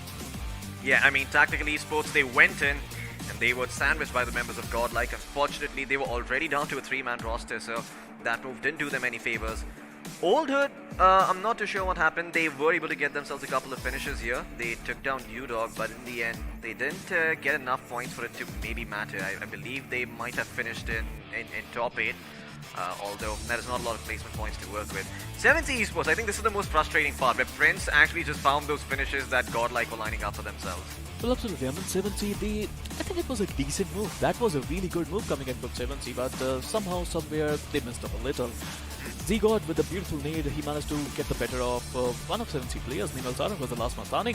One mistake that Godlike did there was they sent Neo alone. I mean, you know, it is a team game, right? You could have just gone with all these players and they could have gotten the better of 7C Sarang. I mean, they lost one member, but once again, they got themselves 4 finishes, so not the end of the world for Godlike. Jonathan got caught out in the open and shot in the head. And our esports, well, they were just a bit too far apart, and Old Hood Esports were all together to make sure they were able to capitalize on that situation and score an extra few finishes. Well, absolutely. This is going to be a really important game. But you know what? I'm impressed by Old Hood Sultan once again. This guy is just wreaking havoc on every single team. I mean, with 7 finishes to his name, I think he would be iQOO MVP once again. I mean, for the 4th time or the 5th time, I don't even remember. This guy is racking up a lot of iQOO MVPs now. I don't know, but I think at this rate he might just get the MVP reward for himself. The 1 lakh rupees that we have set out separately might just end up going to him. But EXO, yeah, they too were caught up between a rock and a hard place. As one side, Reckoning came in, on the other, Revenant was starting to crash in as well. And EXO just not having a good time in this game. I mean, look at that. Austin Bot comes in. On the other side, Reckoning Esports are creating problems for EXO. And EXO, well, it seems like my other prediction didn't go as planned. And yeah, EXO did get eliminated fairly early on. Don't worry, I mean, I have to say, Floki, your predictions were better than mine at least. I mean, I picked Reckoning and the Godlike, both got taken out quite quickly. Meanwhile, Hyderabad Hydras played really well. I mean, they managed to come up in top 2, so I'll give you this one. You won. Alright, thank you so much, Vero. That means a lot to me. But jokes aside, I mean, Hyderabad Hydras, they were able to rack up a couple of free finishes because TSG just didn't know who was in there. You know, a little bit of buggy action, Daddy getting caught out as well, and TSG just came tumbling down like a house of cards. Look at that. Nikhil in the distance as well, eats a nade. That's all she wrote. I mean, Desync, sure, he gets himself, a finish. He takes out a couple of members of Enigma, but that could have been so much better. Yeah, look at that. Almost clutched it out as well. TSM in the end just snatched it all away from him. Well, that would have been his 8th finish in the game, but that was not the case. Meanwhile, TSM, I feel you asked me a question, right? How TSM managed to survive till that long? They had the zone and the region that they were in. They had some ridge advantage in their favor, but at this point of time, they were struggling to enter the final few circles. I mean, I think once again it comes down to position, like you did mention. TSM, sure, they're at the edge of the zone. But despite not having the man advantage, it took a lot of patience from them. They went undiscovered for a very, very long time. Team Xbuck in the end, as soon as they knew that there was only 2 members surviving, they just went all in with all 4 of their members, and they surrounded the Hyderabad Hydras. There was nothing they could do from that point forward. But a much-needed victory for Team Xbuck. They were sitting at the bottom of the overall standings. Now they probably moved up in the world. But before we move on to the overall standings, let's have a look at the points table and see where all these other teams are also going to be, as Xbuck should definitely be on top. Well, from the ashes a fire shall be woken, and yes, X-Park is there. They're making a comeback with 27 total points, and yes, as you were saying, 12 finish points to their name. Number 2, we still got TSM, and I think TSM is racking up a lot of points now. They are already at number 2, if I'm not wrong, in the overall point standing, so they are making sure that they are giving tough competitions to whoever is on number 1, which was EXO last time around. Well, my favorite part about this is, the Hyderabad Hydras in 3rd place with 13 points and just 1 finish point to work with. Somehow managed to sneak their way up top. But TSG and Skylights Gaming, the only teams in double digits. Let's have a look at the MVP. No surprises, it is going to be Sultan. Even though his team didn't place that high and they only got themselves that 7th place finish, he still had 7 finishes to his name, 1054 damage done. And once again, this man is always coming out on top, no matter the situation of the game. I mean, how many times is he going to get iQOO MVP for himself? This is the greatest stage of them all. I mean, this guy is ripping things apart. That's all I want to say. But meanwhile, let's have a look at top 5 players. Mavi, once again in top 5. Oh yeah, Mavi once again in top 5. 4 finishes to his name. Desync there as well, along with Blazopi and Canary. You got 4 finishes on everyone except for Canary, who's got 3. 561 damage done. And it seems that TSG would have had a slightly better time because they were one of the few teams that had a 4-man stack. Unfortunately, their rotations was a little bit weird, and as a result, they got taken out by the members of Hyderabad Hydras. Here's the match summary on your screens, though. Not a lot of grenades used this time around, only 65, but still more finishes than we've seen earlier. I believe the last angle we saw had around 120 or something grenades being popped, out of which only 3 resulted in finishes. This time around, 65 were used, and 4 resulted in finishes. Longest finish distance going to punk you with 301 meters. Well, today, I'm happy. I mean, we are seeing some long distance finishes coming in from a lot of players. I mean, we break the 500 mark barrier, and I still can't believe it. Yeah, I mean, I don't think I even caught that, last time around. I don't even remember that shot happening. It could have simply been that, maybe they found that they got eliminated by the blue and the player moved away. Yep. So that's why there was a long distance finish there. But, those are the mechanics sometimes, and that's what ends up happening. Records were broken, but just not the way you anticipated it. Well, let's have a look at the player face-off for now. See what 2 players are going to be pitted against each other and who is going to come out on top from amongst them. Well, it's going to be Mavi going up against Canary. Well, Mavi getting 4 finishes to his name. That was brilliant. I mean, he did a lot of damage, and that vantage point on Hacienda del Patron, that was really good. Yeah, it most certainly was, and you can see that even though Canary has the advantage in terms of damage done, the credit for more finishes goes over to Mavi, who obviously got the chicken dinner. But we've seen enough about the player face-off. Let's move on to the squad face-off. Pit two teams against each other. Well, let's see who it's going to be. I think it's going to be TSM. Oh, never mind. It's going to be TSG going up against Godlike. A one-letter difference in that name. Well, absolutely. Beautiful performances. But look at Godlike Esports. They managed to get 6 finishes and they got out at number 13th position. I mean, the difference is in the position there, but still, Godlike, it's all guns blazing for them every single time. Yeah, I mean, they don't get any placement points to work with, unfortunately. But, it's not the end of the world either, because Godlike have been racking up those finishes. It's just that they haven't had the performance where those placement points supplement their aggressive nature. Let's now have a look at the overall squad performances of one of these teams and see how well they have done over the course of the day. Well, I think we all want to know how X-Park has been doing, because it seems that they have been having a bit of a rough time. They were at the bottom of the points table. The first few matches really didn't go their way. So, yeah, let's jump into, the squad performance for the side of X-Park and see what happened. So, Grand Finals Day 2, first 2 matches, only 5 finishes in total. That's all the points that they got. Completely different case on the second rotation of Miramar, where they get themselves 12 finishes to work with. Well, absolutely brilliant. I mean, Team X-Park, we were talking about that they always seems to have a comeback there. But is it too late? I still believe 2 more days to go. They can still rack up a lot of points, but they need to be consistent now. If they play like this, if they play, if they get points in one game and don't get any points in 2 games, that's not going to work for them. They need to be consistent. They need to make sure they get points in every single game from now on. Yeah, I mean, if they don't get points from now on, then they are going to be stuck there in the bottom 8. But if they get points consistently, if they rack up those finishes, if they rack up those placements, either work, well, they might just find themselves knocking on the doors of Godlike and EXO, who are sitting on top of those overall standings. But speaking of overall standings, I don't think we're going to be bringing them up right now. I think it's better to keep our audience in suspense. Make sure you yourselves have done some of the math over here. Yeah, boo me all you want, doesn't matter. But we are going to be keeping you guys in suspense, making sure that you guys, you're going to be working your mental juices. Pull out the calculators, go back on the stream, add up the math. You want to find out where your team is? You do the hard work. We're going to show you in the very end. But that was it for the last map of Miramar. Reckoning Esports, nowhere to be found. What happened? Well, Reckoning, they tried to rotate from the southern eastern side, but it was not going to happen. I mean, there were TSM in front of them, right? I mean, Scarlet's Gaming wrecking havoc on the left of their side, TSM in front of them. They were not able to enter the zone. It was not happening for Team Reckoning, but they did play well today. One more game to go. It's going to be Erangel. Let's see how they're going to cope up with Erangel. Absolutely. But before we move on to Erangel, there is something else we do want to mention, and it is the fact that without iQOO, this tournament wouldn't have been possible. In fact, this bad boy right here packs a bunch of features. iQOO 9 series, it's got itself, a lot of stuff to work with. It's got itself the dual X-axis linear motors. And if you want to win one of these bad boys, all you have to do is go on the website, search iQOO 9, click the notify me button, and you could stand a chance to win one of these bad boys in your hand. But you know what? I've spoken enough about iQOO itself. I think it's better to hear it from them and see what the phone is all about, because I might have everything memorized to the T, but it's a lot better to hear from the sponsors themselves.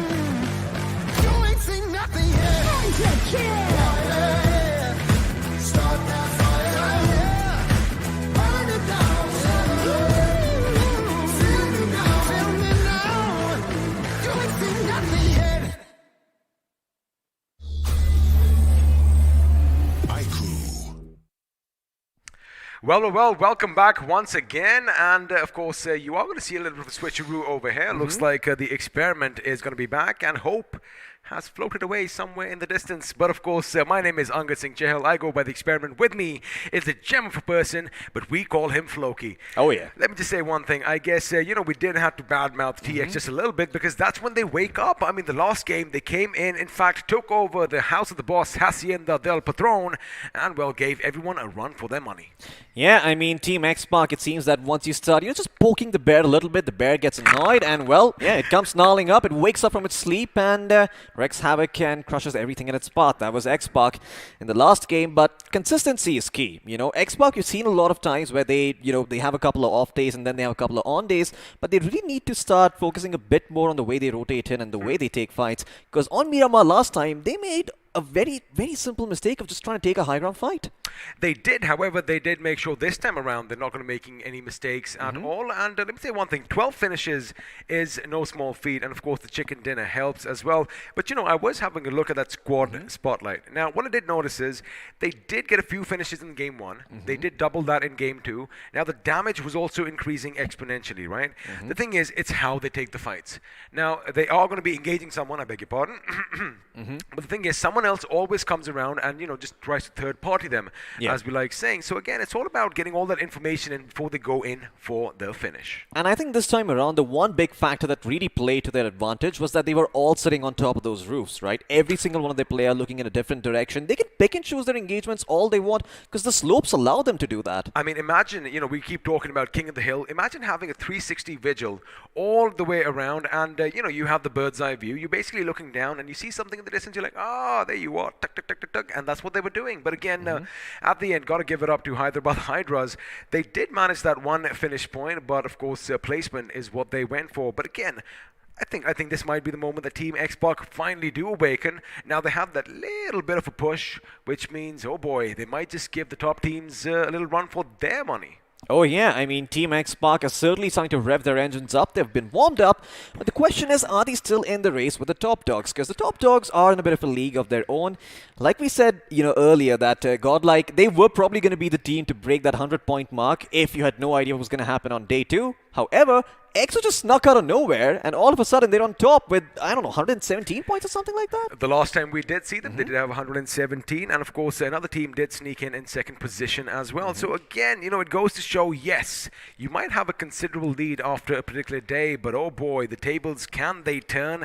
And this time looks like Team X-Pac might just be climbing up on that leaderboard, and if they have another good game, they might just be on the first half of the overall standings. Yeah, I mean, that is going to require Team X-Pac to play very well on the wrangle, and given the flight paths that we've seen, let's be honest, it doesn't seem like those flight paths have favored them too much. Every single time they've popped up on our screens, Rozhok is just so far away, Water City takes forever to get to, and it seems that the lack of that secondary drop location, or at least the unwillingness to go to that secondary drop location for X-Pac, is seen to be hurting them a little bit. We did see them run towards Water City. That is the point that you were mentioning in wrangles of the past. Cardio, it's always good. Again, you got to make sure that the adrenaline is pumping, everything is good. Yeah. You are ready for all the action that is going to be coming your way. But yeah, since the drop spots have never really been contested, I guess it doesn't really throw their game plan out the window. Now, what happens is, it's all about the migration coming in. Now, you and Sparrow, you were discussing this. I was pretty much sitting in the corner over there. You can't see that. And trying to make us laugh. And trying to make them laugh. I did my best. I did my best. However, this guy, he had just, his poker face was on, and he was just, zoned in, just the way we like it. But again, I was sitting in the corner. I was listening to you guys talk. See, now, do not do that. Do not give me that little smirk. But again, it was, I forgot my point. I'm so sorry. I wasn't trying to do that. It wasn't intentional. I promise you. It wasn't intentional. But you know what? I'm the kid. I get to do that. You don't get to pout and make a face. I get to pout as well. But you know what? Before the thought comes back to my mind, let's do one thing. Let's actually have another spotlight shine bright on a squad. The question is, which squad is it going to be? Well, the answer is, it is Team X-Pac. And for now, look, let me tell you one thing. That is not a bad outing. Now, we do expect a lot more coming in from them, but 41 finishes is no small feat. I mean, their numbers look intimidating, and so do their pictures. I mean, look at Scout's hands. They look gigantic in that picture. Dude's been working out, is all I can say. Absolutely. I mean, I'm just curious to see what he's going to do to people outside the game. you know, if they ever take him off. We've all seen what he does inside the game, but it seems that Scout is yet to find that footing in the grand finals. Before you give any of our viewers any ideas, let's make sure all the violence is kept in the game, and well, in the real life, we do make sure that, you know, we live the proper life and abide by the law. Now, let's have a look and see how X-Park have done in games of the past, because we are going to be putting up, I do believe, the last 6 matches that they have played, as we are going to continue with the squad performance, and there you have it. Match 11 has been the best outing so far. However, again, yes, not a lot of finishes, not a lot of position points, but boy, do they get a taste of blood. Yeah, I mean, once they get a taste of blood, hopefully they go into frenzy as they did during the semi-finals. Towards the end, they really started having a lot more consistent performances. You know, they were able to, you know, get their footing right and, you know, put one foot in forward and, you know, put one foot in front of the other, excuse me, and just go marching on. And I think for that to happen, like you said earlier, they need that information, because X-Park many a time seems to be running blind. And once again, that is sort of, you know, comes back down to their old issue, which is because they get to their main drop location a little bit later than everyone else. They loot a little bit later, and as a result, everything is just delayed by that tad bit, which gives all of these other teams the edge, and that's just enough to tip it over and make sure that X-Park never really have a good run. Well, you know, speaking of other teams, let's do one thing. We love, I don't know why we love doing this, we love pitting teams against one another because, well, duh, that is the name of the game. At the end of the day, only one squad is going to be, you know, going and winning all that delicious moolah, but for now, we are going to pit TSM up against Team XO, and well, TSM, they do have 49 finishes for themselves, 51 for Team XO. Now, if you have a look at the damage, pretty similar, with TSM edging past by just a bit. Yeah, I mean, TSM don't really anticipate these damage numbers for them, because once again, they are the kind of team who likes to play it a little bit more clever. You know, they do like using their brains a bit more than their brawn. They're just as eager to take fights as everyone else, but they don't want to do it when they're on the back foot instead. They wait for a good opportunity to present itself, and that is when they go forward and actually start taking a fight. And you can see that in the damage numbers. And yeah, as a result, it's you can see them with 11,600 points of damage. Now, of course, we've seen the teams. Let's actually, you know, trickle it down to one man from each side, as we are going to have a couple of players face off against one another. From one side, representing the Matrix, it's going to be Neo, and on the other time, oh boy, this guy's gameplay is oh so fierce. It's Fierce from Team XO. Yeah, Fierce has been doing a lot of work for his team. So is Neo. You know, Neo's got 23 finishes as well, but Fierce has 3,264 points of damage, slightly more than Neo, and a couple more, and well, just one more assist compared to him. EXO have been having a decent time, and I like this comparison purely for the reason that we might...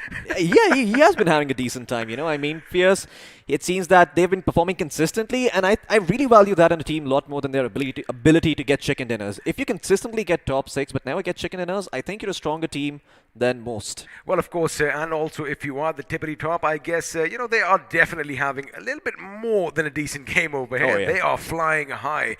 Now, of course, you know, all of this is still...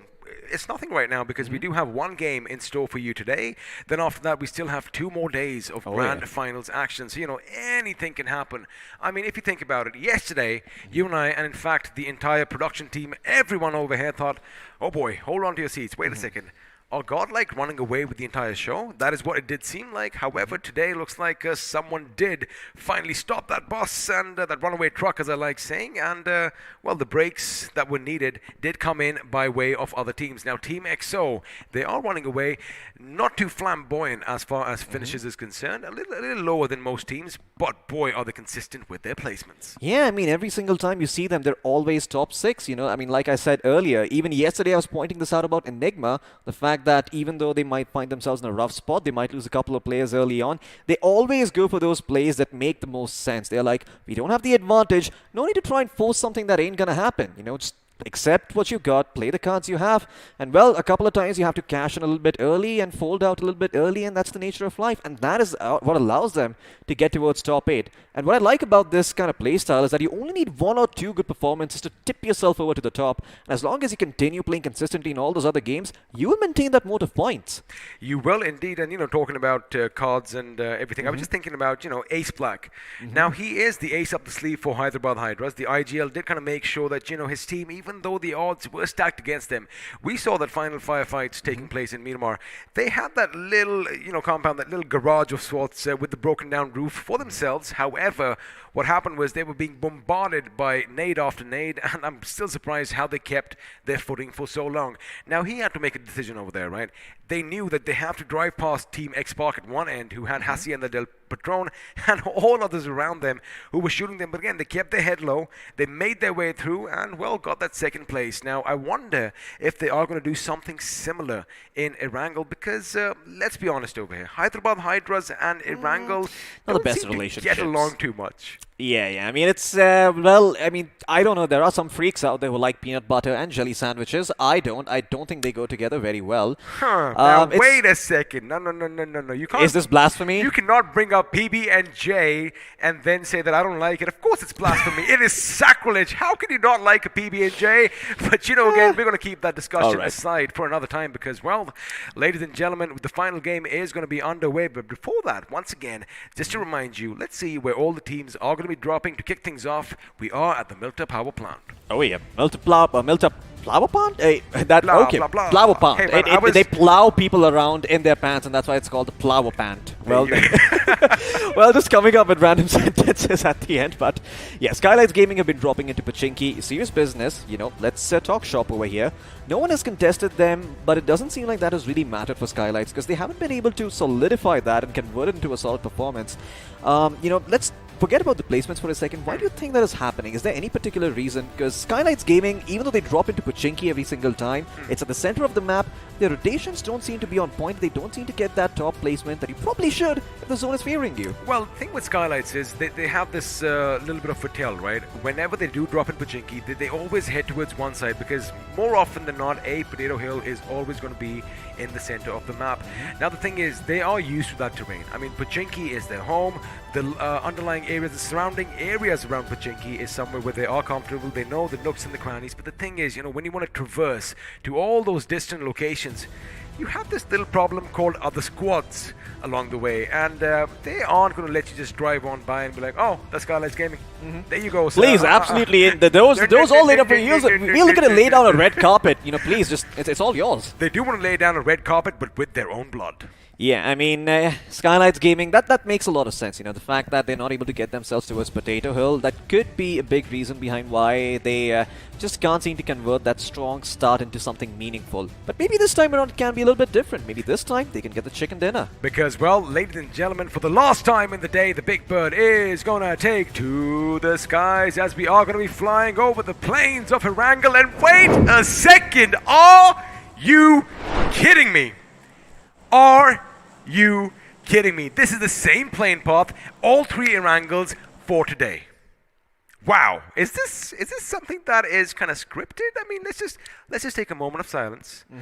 F in the chat. There you have it. We might just drop some F in the chats right now because the thing is, oh my goodness, is this stage? Wait a second, I'm just going to pinch myself. How?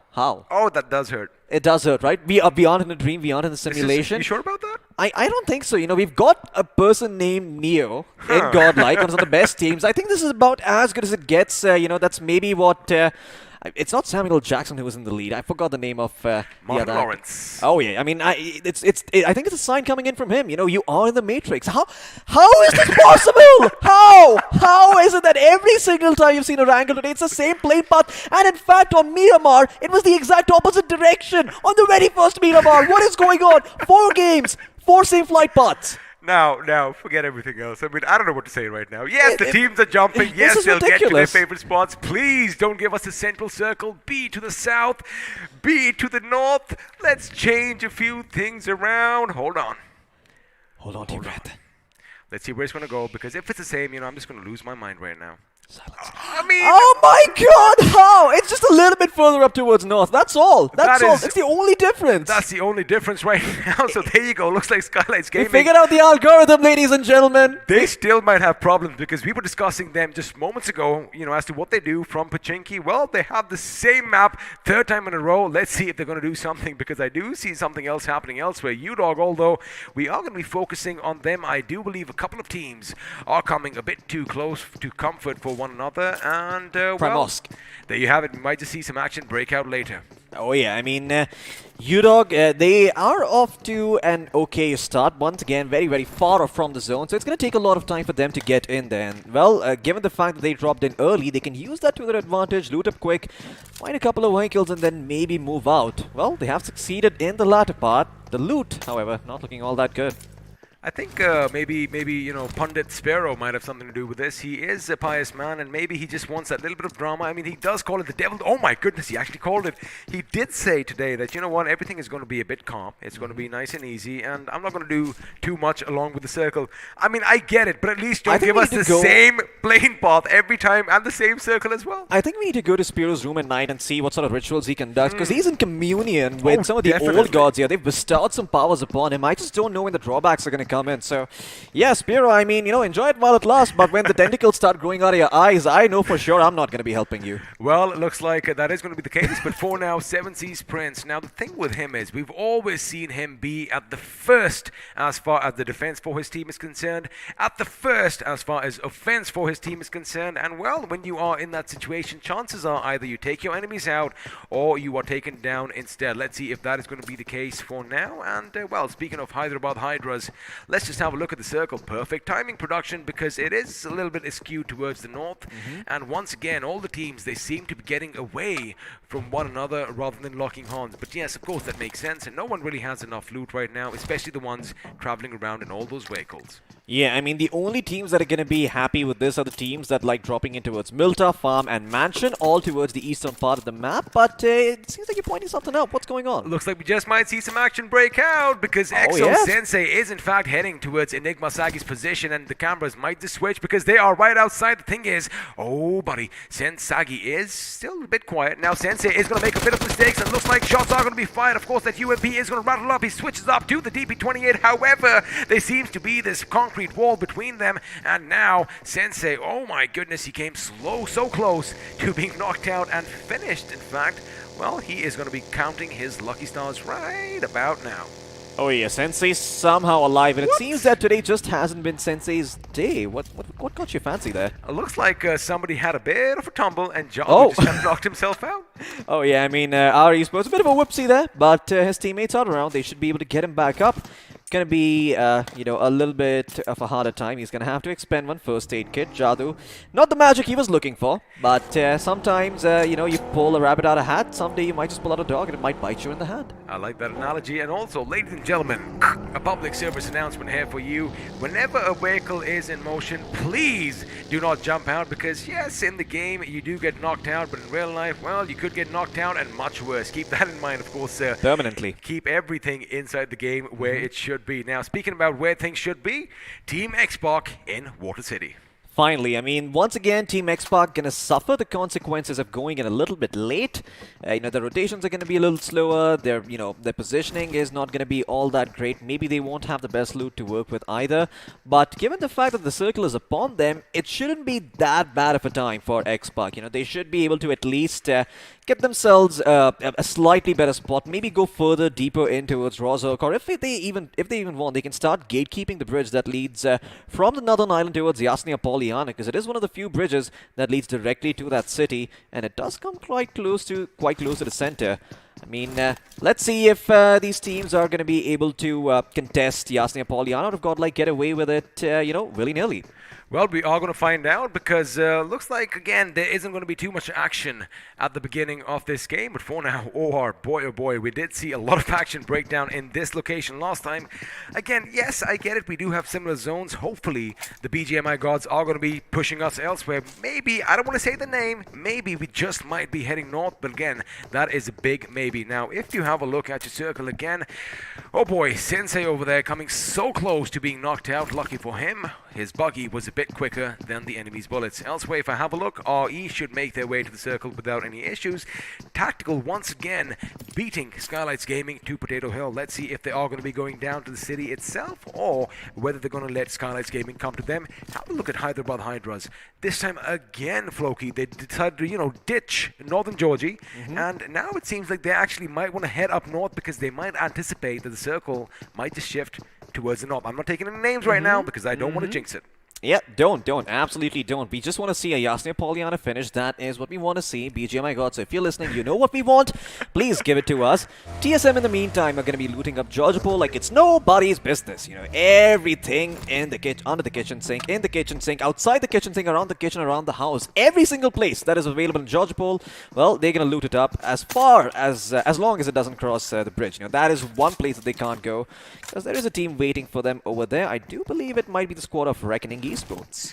It could be indeed at some point of time, but again, they are going to be sticking to northern Georgopol, the city just beyond that little creek over there. Now, OH, like we didn't anticipate, they in fact have already traversed all the way to the northern half of Erangel. In fact, they are driving past the shooting range as we speak. Now, as we have a look at TSM loot, they are a bit confused. Looks like all the exchanges have taken place, and now finally the boys are going to be on the move. If you have a look on the right of your screens, you will notice two teams are still out bearing, taking the little brunt of the blue over there. Our Esports and UDOG India. Now, our Esports are doing something a little different this time. Normally, we've always seen them take that western bridge when they come to the main island. This time, however, looks like they are going to be in the wake of Revenant Esports. Yeah, Revenant Esports are going to be the ones leading this little drive-by over here. Not a drive-by, but a drive-through. And they're going to get to that position a little bit quicker. So, I mean, they're going to have the ability to gatekeep everyone else. But TSM, in the meantime, the fact that they're just making it a little bit closer and, you know, making X-Pac uncomfortable, they're going to be quite happy with that. Talking of gatekeeping, wait a second, I'm going to hold my thought. Looks like we might just have a little bit of a skirmish breakout because TSM, although they have parked their vehicles a bit far away from the house, shots are going to be fired. There you have it. Their position is going to be given away, and Gil did take a couple of shots to the body. However, it wasn't going to be enough to put him down. Now, TSM's position has been given away. I wonder if they are going to try and circle the enemy because Team X-Pac could be in trouble. At one end, they have TSM, and there you have it. At the other end, they have the Hyderabad Hydras. Thank you, stars, if you're Revenant Esports right now, because this circle could have looked much worse for them. It could have shifted away, and then they would have two teams closing in on their flank. And Revenant Esports were lucky enough to get out of nowhere Repnoy super quick, right? I mean, our Esports, they should have had the rotation before them, but for some reason it seems that they were just a little bit slower with the looting. So Revenant Esports get the advantage on that regard. Potato Hill, once again, very relevant if you're keeping an eye on it, and that could end up being a factor in the coming circles. You know, I want to head over to a different position right now because Godlike, there you have it. Ask and ye shall receive. Godlike are going to be on the move, and once again in the same spot they go up against 7C. Looks like Neo is going to get the better of Spray God, but Jonathan is going to be taken down as well because Prince is going to be standing on standby, I beg your pardon, on the right hand side of our screens. And wait a second, that better be a smoke. Yes, it is. And now Z-God's work is going to be cut out for him. 7C Sarang is going to be coming in. Prince is going to be coming in. Aladdin is going to be coming in. Elsewhere, Scout OP is going to be brought down. But for now, Z-God, oh boy, this is going to be a tricky situation. He just might see the enemy. He can definitely hear them, but one good grenade could spell trouble. In fact, it is coming in. Unfortunately, it is going to be a bit too long for them. Oh my goodness, a couple of grenades do come in. Down goes one, down goes the other, as Neo is going to bid us adieu. But Jonathan now on his feet. Z-God again in a similar situation. Mind you, we have multiple fights breaking out elsewhere. TX coming under heavy fire. In fact, they have been reduced to a two-man squad. Yeah, unfortunately, Team X-Pac are going to have two members to work with. 7C's, man, they have been the ones being kicked in the tea time, and again, they just want to dish it out back to the aggressors as Godlike are going to be on the receiving end of those bullets, but 7C are going to lose their, well, not lose one of the members entirely. They're going to be knocked down, and it seems that Reckoning Esports have eliminated Team X-Pac. What the hell happened there? I do not know, but in the meantime, 7C Esports are going to continue to stifle the side of Godlike, prevent them from having those aggressive positions, and hopefully hold on to their vehicles as well. Looks like two Juggernauts might just exit early on. Of course, Team X-Pac are out. Godlike Esports are only going to survive by one man. Now, yes, his name is Clutchguard, but I do believe he is not going to be fighting this battle. This battle is something he does have to give up because, again, you know, before Godlike moved into position, we did say this is 7C Esports' forte. This is their hill. They've been fighting battles on this hill time in and time out. In fact, every single time we do see some action break out, it's always over here, and it's always 7C going up against someone or the other. Again, making sure that all four members are still going to be alive. But now let's have a look and see what was happening on the other side, because, well, we do have the replays coming in, and there you have a look. Scout is going to be down. The bullets are going to be fired. Mr. Spray is taken down, but sooner or later that vehicle is going to go boom, and with that, Scout is going to be pretty much splattered all over the place as that vehicle explodes. Now again, grenades are going to be used, bullets are going to be used, and well, Reckoning Esports made it look oh so easy. I mean, the bigger you are, the harder you fall. You know, they managed to get themselves a first place spot in the last game. Now it seems that the fates are playing a cruel joke on them, as they have been eliminated in 16th place once again. I mean, I'm not too sure what keeps happening. Team Xbox, they just seem to have the worst luck of, out of all the teams. You know, always the flight path. 3 times in a row on a wrangle, it didn't favor them. 3 times in a row, they were late to Rozhok, and 3 times in a row, they have been eliminated early on with no points to their name. Just a couple of finishes at best in the circle. I mean, it's going to shift over School. Deja vu much? I mean, I've seen this before. Again, is this reality? I think you and I, one of us needs to spin a top on the table right now and see whether it's reality I think or we need a Ouija board. or whether it's Inception over here. A Ouija board would be good as well. And in fact, a few spirits just might join us. But for now, speaking of spirits, speaking of the gods above, they are going to be dropping down an AUG with some much-needed adrenaline syringes as well. And well, Team Desync are going to be kitted to the gills with not just grills and skills, but of course with all that delicious loot. And of course, well, Squills is in this team. What have you done? It's an Uzi. Now, they do have their buggies in corner, but the thing is, when you have the rear tires blown out, man, they are pretty much useless. But you can still use them for cover, but again, there's their walls for cover in this situation.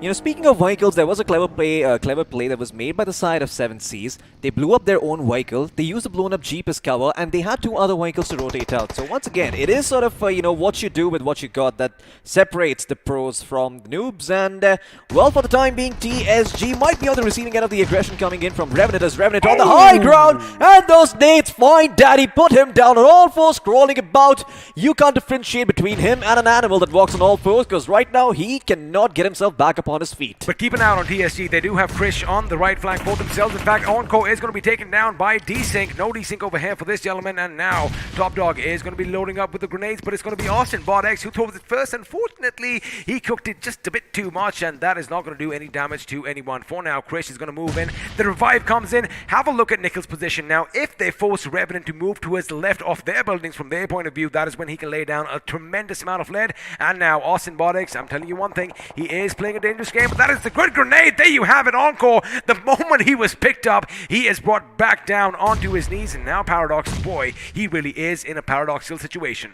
Yeah, I mean, Paradox is... okay, Daddy. Be a little bit careful, because, there's Molly on one side, nades coming in from the other. Look at this fearless man going forward, though. I believe TSG are looking to send in a person on the flank. And Krish, can't be the superhero for his team. Instead, is going to get shot in the back. And can the side of Revenant survive this onslaught? They're trying their best. They're moving left and right. Top Dog, he's trying to go hook before. Yeah, he will take out Desync. And guess what? He might just be able to do the 1v3 as well. Oh boy, only 2 players standing from the side of Revenant. A couple of players come pouring in on that buggy. Mad Max Fury Road action over here. And it seems that Austin Bot will be knocked down. And finally, Daddy will clutch things out. Oh boy. Payback is cold, but it's sweet. Let me tell you one thing, Nickel, I have no idea what he was doing, because all he was doing was distracting the enemy, taking that buggy first to the right, then to the left, then right up to the houses. And well, looks like it did work, because the revives are going to be coming in, and TSG are going to live another couple of days, another couple of minutes in fact, to fight again. But let's have a look at that instant replay from bird's eye view. There you have it. Nickel comes in. In fact, Austin Bodex is going to take him down, but that gives Daddy enough time,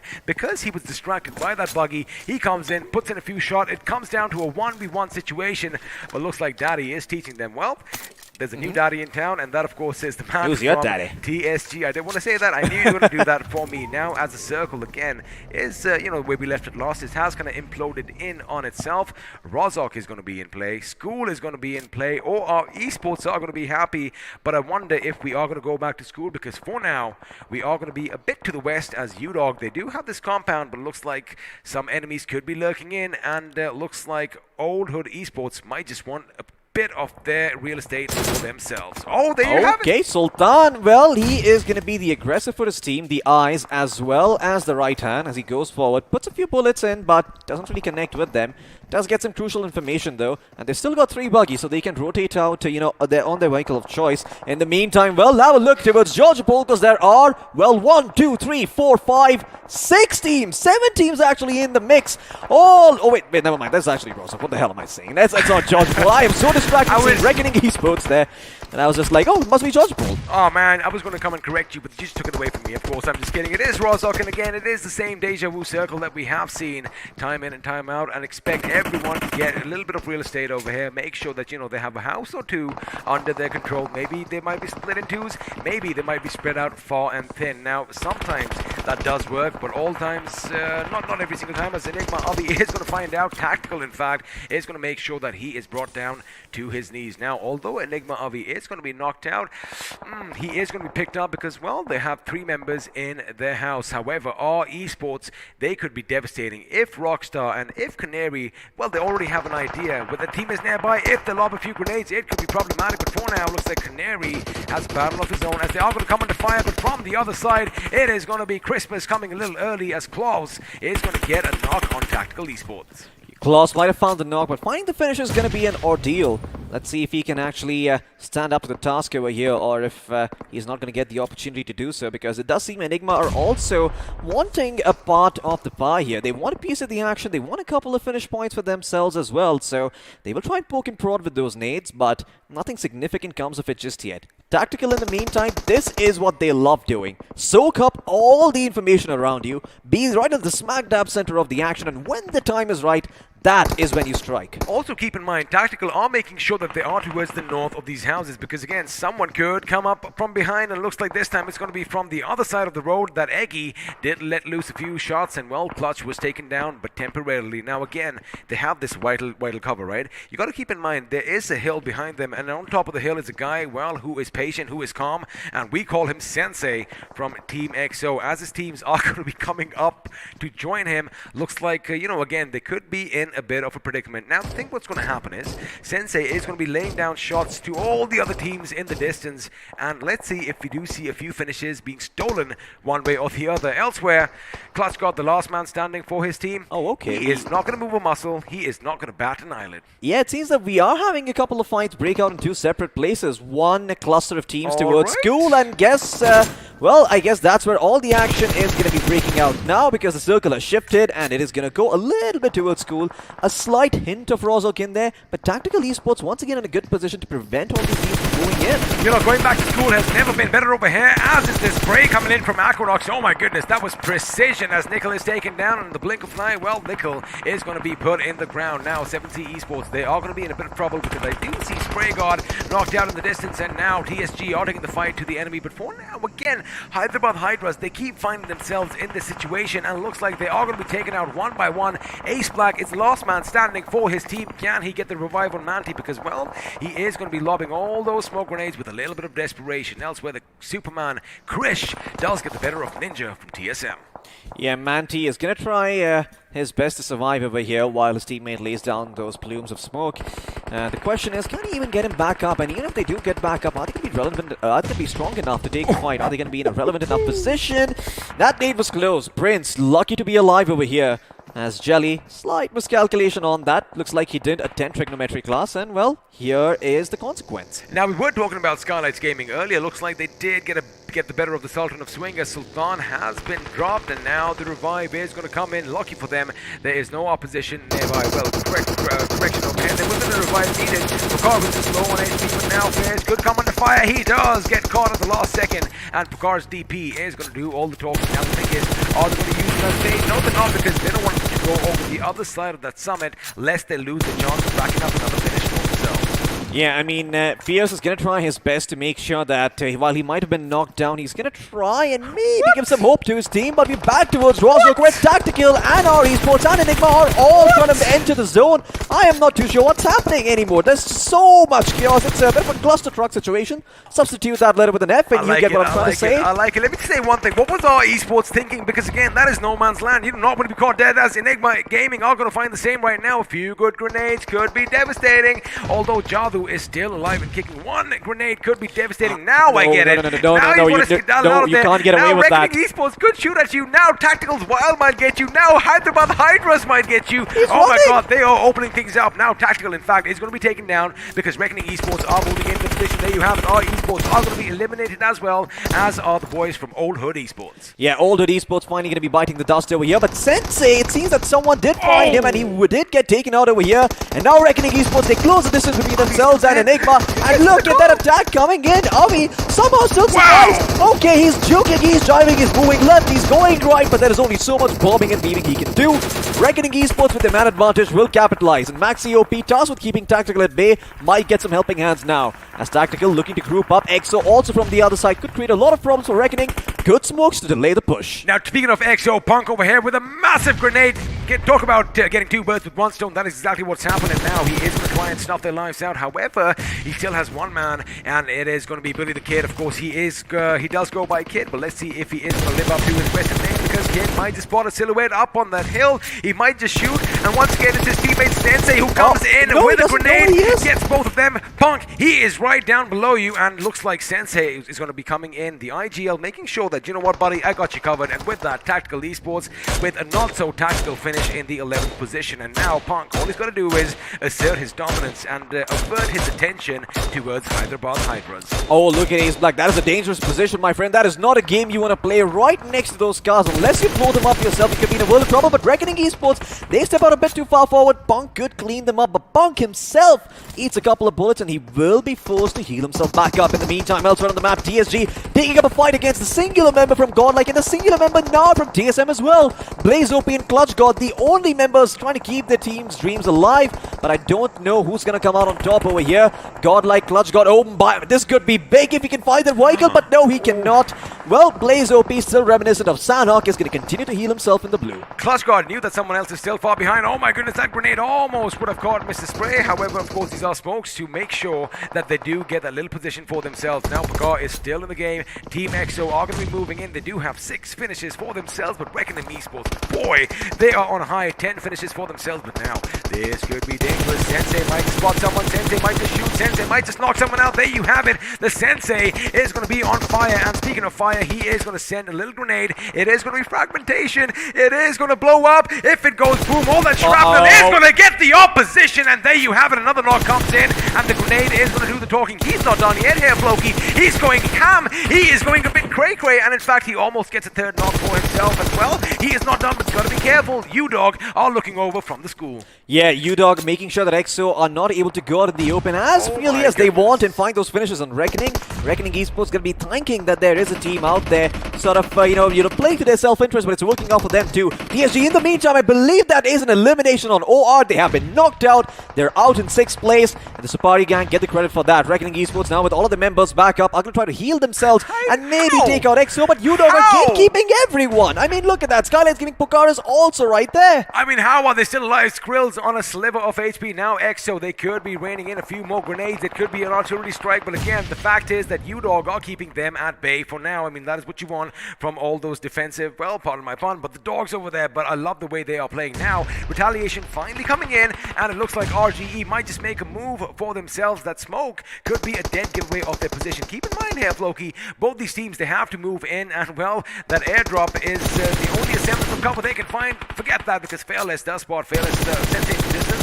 He is going to shoot. Sensei goes down. Now Immortal's mortality is going to be tested. He does hit the deck. I get it. You want that stability, but keep in mind, Reckoning Esports are going to be nearby, but Fearless with those AK taps is going to hit its mark, and well, now Punk is the only one remaining. Question is, are you feeling lucky, Punk? Well, I'm not too sure if Clint Eastwood is in the house, but if he is, then he is going to be judging Punk very, very firmly. His eyes are going to be permanently set on him. And well, Dave, he's going on a massive flank. I think he's going for the airdrop. Beautiful move, though, because they know if they get a little ridge for themselves, they need to come out of the school as well. Not a lot, but they're going to make sure that they cut everyone off, and that is what Dave is doing. Let me tell you one thing.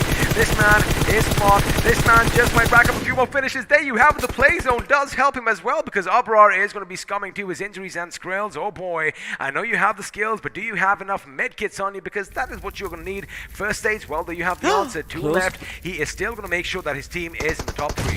Oh yeah, he's gonna try and make sure that his team stays in the top 3. Maybe if he gets lucky, EXO get taken out and Skrills will get that extra placement. Points and bottles out. Can Punk be taken down? Oh, Skrills and Punk both fighting. Yes, he did. My God, Skrills, he was trying to get a finish in the end. Doesn't matter, but iQOO India are gonna end it strong at the end of it all. And Reckoning are also gonna be happy with that second place finish. Oh Take a my breather. goodness. Again, we saw something similar. Oh my God, again, Yeah, these that's- first aids, that's they it. really do come in a bit handy. Wow, again, we were talking about these points. Reckoning Esports, what? Yeah, what? I think that's the perfect way to describe it. They took inspiration from Sandhawk. They borrow a page. Oh no, not just a page. They borrow the Skylight's entire page. book from Skylights, and they're like, oh, all right, 30 first aids. Gotcha. He goes around, drops everything he has, picks up those first aids from his teammates, just keeps healing himself back up, and well, he thanks the side of iQOO for their hard labors and for the extra 2 free points. And he still goes out fighting. He still yeah. gets out of cover, and he still gets a knock on iQOO. I mean, that is what this game is Going about. down And that is swinging. what champions are all about. There you have it. If you are going to go out, well, you go out swinging. But again, iQOO over here, massive game coming in from them. 11 finishes for their name, and again, they love doing this. They love, it's like, hey, where is iQOO? And then suddenly at the end, they're like, hey, we are here. Now, if you missed any of the action, I'm sure you're not. Let's just relive all those moments once again, because the highlights are popping up, and there you have it. You do not challenge 7C, even if you are demigods, even if you are godlike at their own terrain. Absolutely. I mean, there is one saying that is old as time. Even if you find a dog, if he is in its den, do not enter, because, well, you don't fight a dog in its own house. You don't fight a lion in its own den. Why would you do that with a dog? Well, not too sure, but speaking of dogs, it seems that Wolves were... you know what, never mind. I'm not even going to go in that direction. Great performance by the Wolves. And it does seem that iQOO, despite being the inferior species, were the superior animal. Oh, they were. Dogs descended from wolves, that's the whole point. Wait a second, but they're not the inferior species. Come on, let's not even go there. I'm into wolves, I'm into dogs, and for now, I'm into the Sparry gang, because they did, try a good push over here. In fact, they did get the better of them. We knew the moment Paradox went down, the moment Encore went down, Nikhil would do something hilarious. Speaking of Nikhil, there he comes, flying with his buggy, making sure that, Daddy does not come to the line of fire. And with that, Daddy and his big bad gun, well, he did all the talking. And like you said, who's your daddy? Well, the answer is it's TSG's. Again, don't mind me saying daddy. Oh yeah, I mean, Daddy, that's just so fun to say every single time he pops up. He shows everyone who Daddy is. He is daddy cool, after all. Oh yeah, I mean, well, for all you Bonnie M fans out there, I do suggest you look it up on YouTube. That is a fun song. And it's amazing to see a man, dance with a card in his hands. But, well, this is not something that I was too pleased to see. Old Hood Sultan was all by himself on a bit of a scouting mission, on a bit of an adventure. Didn't turn out very well for him. Ended with him being 6 feet under.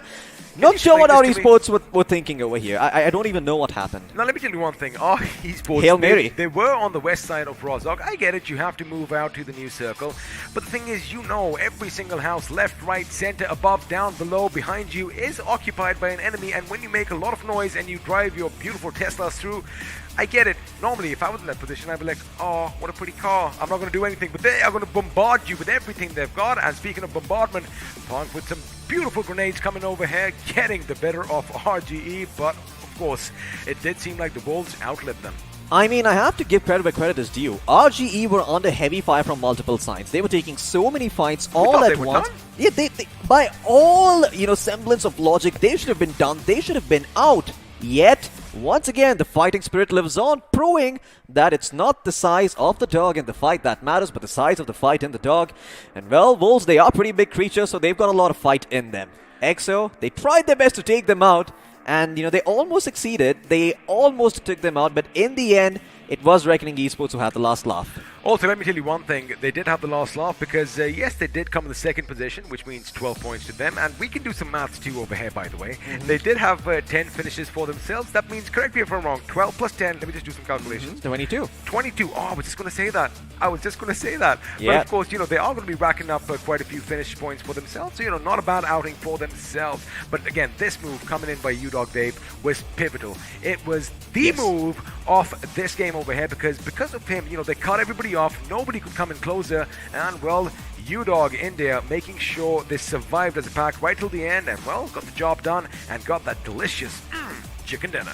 I mean, I'm going to use a word to describe that situation that I think, one might not think of instinctively, but maturity. I think that is what iQOO had over here. because all other teams in that spot would be very, very happy having the cover of the walls, right? They'd be like, oh, we've got ourselves this wall, it's perfect cover for us. Not that experience, they don't know that, if they don't go out in the open and cut them off from the zone, the other team's going to bombard them with nades. That sort of foresight in those situations can be lacking. But UDOG, they kept their head in the game. They did keep their head in the game, and of course you want to cut everyone off. Now we know who the winners are. Let's see what the point standing for this game is going to look like, because at the tippity top, I beg your pardon. Tippity dog as well. Woof woof, it is going to be UDOG India with 26 points to their names, 11 of which, as we did say, came by finishes, and it looks like my math is right, reckoning in second with 22. Oh yeah, I mean, you've also got EXO in third place, 5 points behind at 17, and the Supari Gang in number 4 as well with 16 points. Supari Gang once again, flying under the radar, but constantly getting themselves that top 6 spots. You've also got Skylights Gaming with 10, and it does seem you want to point something out. On the other hand, the consistency by Team EXO, it is just ridiculous. And now, of course, we've had a look at how everyone's done. Let's see which wolf is going to be on top. Is it going to be a wolf, or is it going to be someone else? Because the iQOO MVP is going to be on our screens. And drum roll, please. Who's your daddy? Well, there you have it. It's Supari Gang's daddy himself. Oh yeah, 6 finishes to his name, almost 1100 points of damage done. Daddy did a lot of heavy lifting. He was the one to eat the brunt of the nades, the first person to be knocked down, and then he heals himself back up and becomes the hero for his team in their hour of need. Let's see who the other 4 players are following in his wake. No big surprises there. Maxi OP with the highest finishes in the game at 6. I kind of thought that, maybe the wolf would be howling over here, but of course, Daddy's tremendous amount of damage over there makes sure he etches past his opposition. And of course, in third position, we have the Mystic himself from UDOG with 5 to his name. Sensei coming in the 4th position with 4 finishes, and Fearless in fifth with 3, I beg your pardon. Oh yeah, I mean, I have to say, Sensei at the end of the day, despite having all of these horrible starts, has somehow managed to redeem himself. His team always manages to, not buckle under the pressure, and it seems that EXO are just a very well-rounded team. Speaking of other stats, 7 grenade finishes found, a lot more than we have been seeing throughout the day, a much higher average, and in fact, a 305-meter distance finish on a wrangle. That is a long number. That is a long distance, and forget it. 500 is nothing that you can be beaten, but again, that 500, that too on Sandhawk? Those are special circumstances. Yeah. I mean, let's just all agree to that. But all in all, 73 knocks coming in. We did see a lot of knocks. We didn't see as many finishes, of course, and only 1 airdrop was looted. And I do believe it was the beautiful AUG that we did see moments ago. Now, again, I love the fact, again, UDOG India, let me just say one thing. We were talking about that point. Now, the fact, like you said, most people would be content in sitting in their fortifications, letting, the enemy come towards them. They knew that, A, they had that little airdrop, dropped smack dead in no man's land. And it was at the northern edge of the circle. And they cut everyone else off and got the chicken dinner. Now, let's do one thing. We've seen the best of the best. Let's pit 2 of them up against one another because, well, the player face-off is on our screens now. Absolutely. We've got EXO Sensei going up against Maxi OP from the side of Reckoning. 4 finishes to Sensei's name, 6 to Maxi's. And it seems that in the damage department too, Maxi is edging him out. And Sensei, sure, he's not beating Maxi OP by any stretch of the imagination. But the fact that he's had so many rough games and then comes out over here in the player face-off is a feat in and of itself. Now, moments ago, were talking about evolution. We do know that the dogs, they did descend from the wolves. But let's see what happens if we actually pit them up against one another, because the squad face-off is coming up. And on one side, we have the UDOG India, woof woof. On the other, we have the wolves, ow, from Reckoning Esports. Well, that is a pitiful attempt at a howl, not gonna lie. But it's all good, buddy. I'm excited. It's all right. I mean, both those wolves and dogs howling in the end, they were here. But UDOG were the ones who got that chicken dinner. And Reckoning Esports, I believe they've got to thank, their inferior species over here. As I did say, the wolves might be bigger. Yeah, I mean, just purely speaking in terms of size. I am saying that wolves are a little bit bigger, but yeah, I mean, dogs are a lot more friendly, and that is what the wolves have to thank the dogs for, because if it weren't for them taking out EXO, Reckoning Esports would be sitting 2 points shy, which could come into play on the final day. Again, another PSA coming in your way, because if you do see a wolf in the wild over there, do not go close to it, because it isn't a dog. Yes, it might look like one, but it will rip you to shreds. As well, iQOO India almost had that happen to them, but of course the dogs this time, they had the pack mentality. And they made sure that they isolated the wolves one by one, and well, finally put them in the ground and send them to the depths of hell itself. I had to be a bit graphic over there at the end. Oh yeah. I mean, they've been chopped up into a million pieces and sent into Tartarus. They will never recuperate. But the good thing is, once again, it is consistency that is the bigger factor over here. Not how many chicken dinners you get, not how many first place finishes you find, but how often you can crack that top 6 spot. That is a much better measure of how good a team is compared to simply getting a lot of chicken dinners. Now, chicken dinners can be pretty straightforward to get. You can develop a single strat that allows you to do that very often. Godlike is one of those teams that is very aggressive, and I feel like that's why we see them on the top so often. But consistency will edge them out. Sorry. Go ahead. Speaking of the top, let's have a look and see who is at the tippity top, because the overall standings are now going to be popping up on our screens. And well, some things are going to be still the same, because Team XO still with the number 1 position over there with 139 points to themselves. And just have a look at them running away with those position points. My God, 81 position points to work with. TSM has got 77. Chicken dinners are in favor of TSM, and it seems the Hyderabad Hydras also have got 2. But in the end, you've got iQOO India breaking into that top 8 spot with 95 points. OR and Hydras maintain their position. Godlike drop 1. Now, of course, we did ask this question yesterday. Godlike yesterday, boy, oh boy, did they run away with the show. But looks like things kind of fizzled out a bit today. Now, the big question is, I think we all know the answer, because I still feel that they are playing with all their prey. Can they make a comeback on day 3? That is something that is going to be thrown out to all you viewers out there. Let me know in the chat below, because, we do go over it after the games are done. Can Godlike make a massive comeback? Can they retake their throne? Can they topple Team XO? Well, you're gonna have to wait and tune in tomorrow to find out on the next episode of Dragon Ball Z. No, it's BGIS 2021, but it's just as fun and entertaining as Dragon Ball Z, and it doesn't take 5 episodes to find a pick. And you can see that Reckoning Esports have shot up in the 3rd place too. Thank you for pointing that out. I did miss it out early on, but let's move on to the other side and see, well, the bad, as the ugly did get taken out in the semis. Looks like finally Enigma Gaming aren't going to be gatekeeping anyone over here. In fact, they are unfortunately going to be just slipping down a little bit with 72 points at the 10th position. Revenants, again, a 20-point lead between 9 to 10, which means, we are seeing a little bit of a gap open up between this page and the previous one. Old Hood in 11th. Team Xbox, thanks to that 1 chicken dinner and that aggression coming in, they are going to be in the 12th position. But again, this is just the end of day 2. This is just the halfway mark. They can still do a lot of damage. In fact, speaking of teams, making an impact today, 7C haven't been, the most consistent yet. They haven't had any chicken dinners, but again, they are facing the demigods themselves, and in fact, they are coming out on top, which means they definitely have the cojones to do so. And again, tomorrow is going to be a new day. It's going to be a new dawn. Anything can happen. Absolutely. It's going to be a new life as well.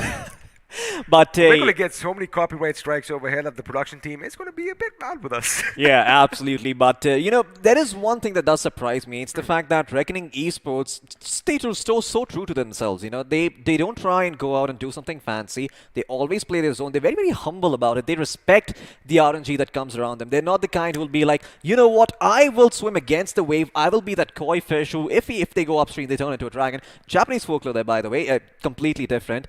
But I like how you just given up. You're like, my God, this guy is such a big nerd. Boy, he is the biggest nerd that I've seen, and I love it because we have a lot in common. But, again, it's that pack mentality. They made sure that they stick together. Again, we can just keep going on and on about a reference game over here. But, again, it is about the pack mentality. This is a team game after all. And, yes, you do have individual prowesses. You do have all those things. And talking about individual prowess and individual performances, let's do one thing. Let us put the best of the best against one another, because now we're going to have something special. The player face-off. But who is it going to be? Well, it is going to be the top 2 players, and on one side you have Maxi OP from Reckoning Esports, and on the other side from Godlike Esports, it's Neo. Oh yeah, Neo. No Matrix this time around, but yeah, he still did play out of his mind. 23 finishes to his name, 3,192 damage done, 25 finishes for Maxi, and a lot more damage done as well. So somewhere or the other, it seems that not only are Godlike the ones with strong fraggers, but Reckoning also does seem to have a couple of good fraggers on their team.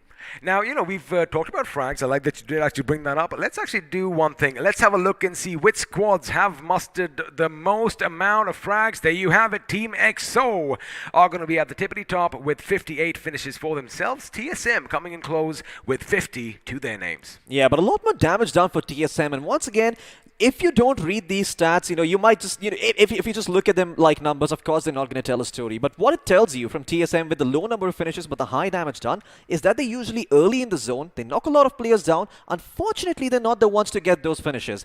EXO, on the other hand, because they're always fighting, they end up doing a fair amount of damage and converting it into finishes.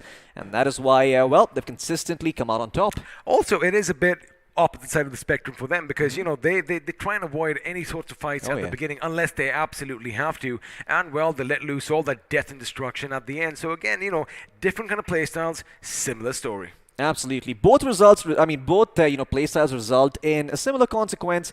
And at the end of the day, if TSM are able to get away with that first place finish, it's going to taste so sweet because we all know the storylines. We all know what's been happening. And TSM, this victory is not just going to be about the money for them. It's also going to be about a lot more. I mean, they have something to prove here. I mean, we are, of course, fighting for all that money, and it isn't a laughing sum. I mean, the first place does walk away with 50 lakhs. That is a lot of money, life-changing, as he likes calling it.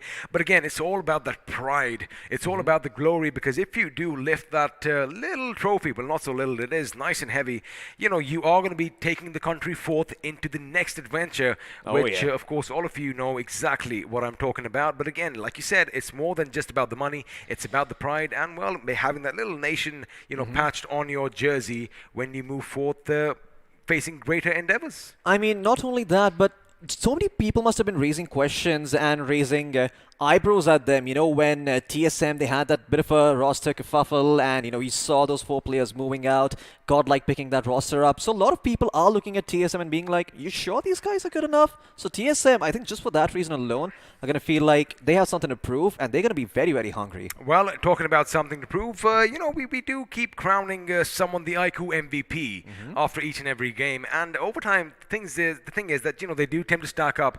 Also, we do give away money for the MVP. Let's have a look and see who is leading the charge midway through the grand finals. It is not set in stone. It could still change. But for now, at the tippity top, we do have, Maxi OP with 25 finishes for himself. Oh yeah, Maxi OP has picked up that first spot in MVP, but you can see how many players are just in close contest.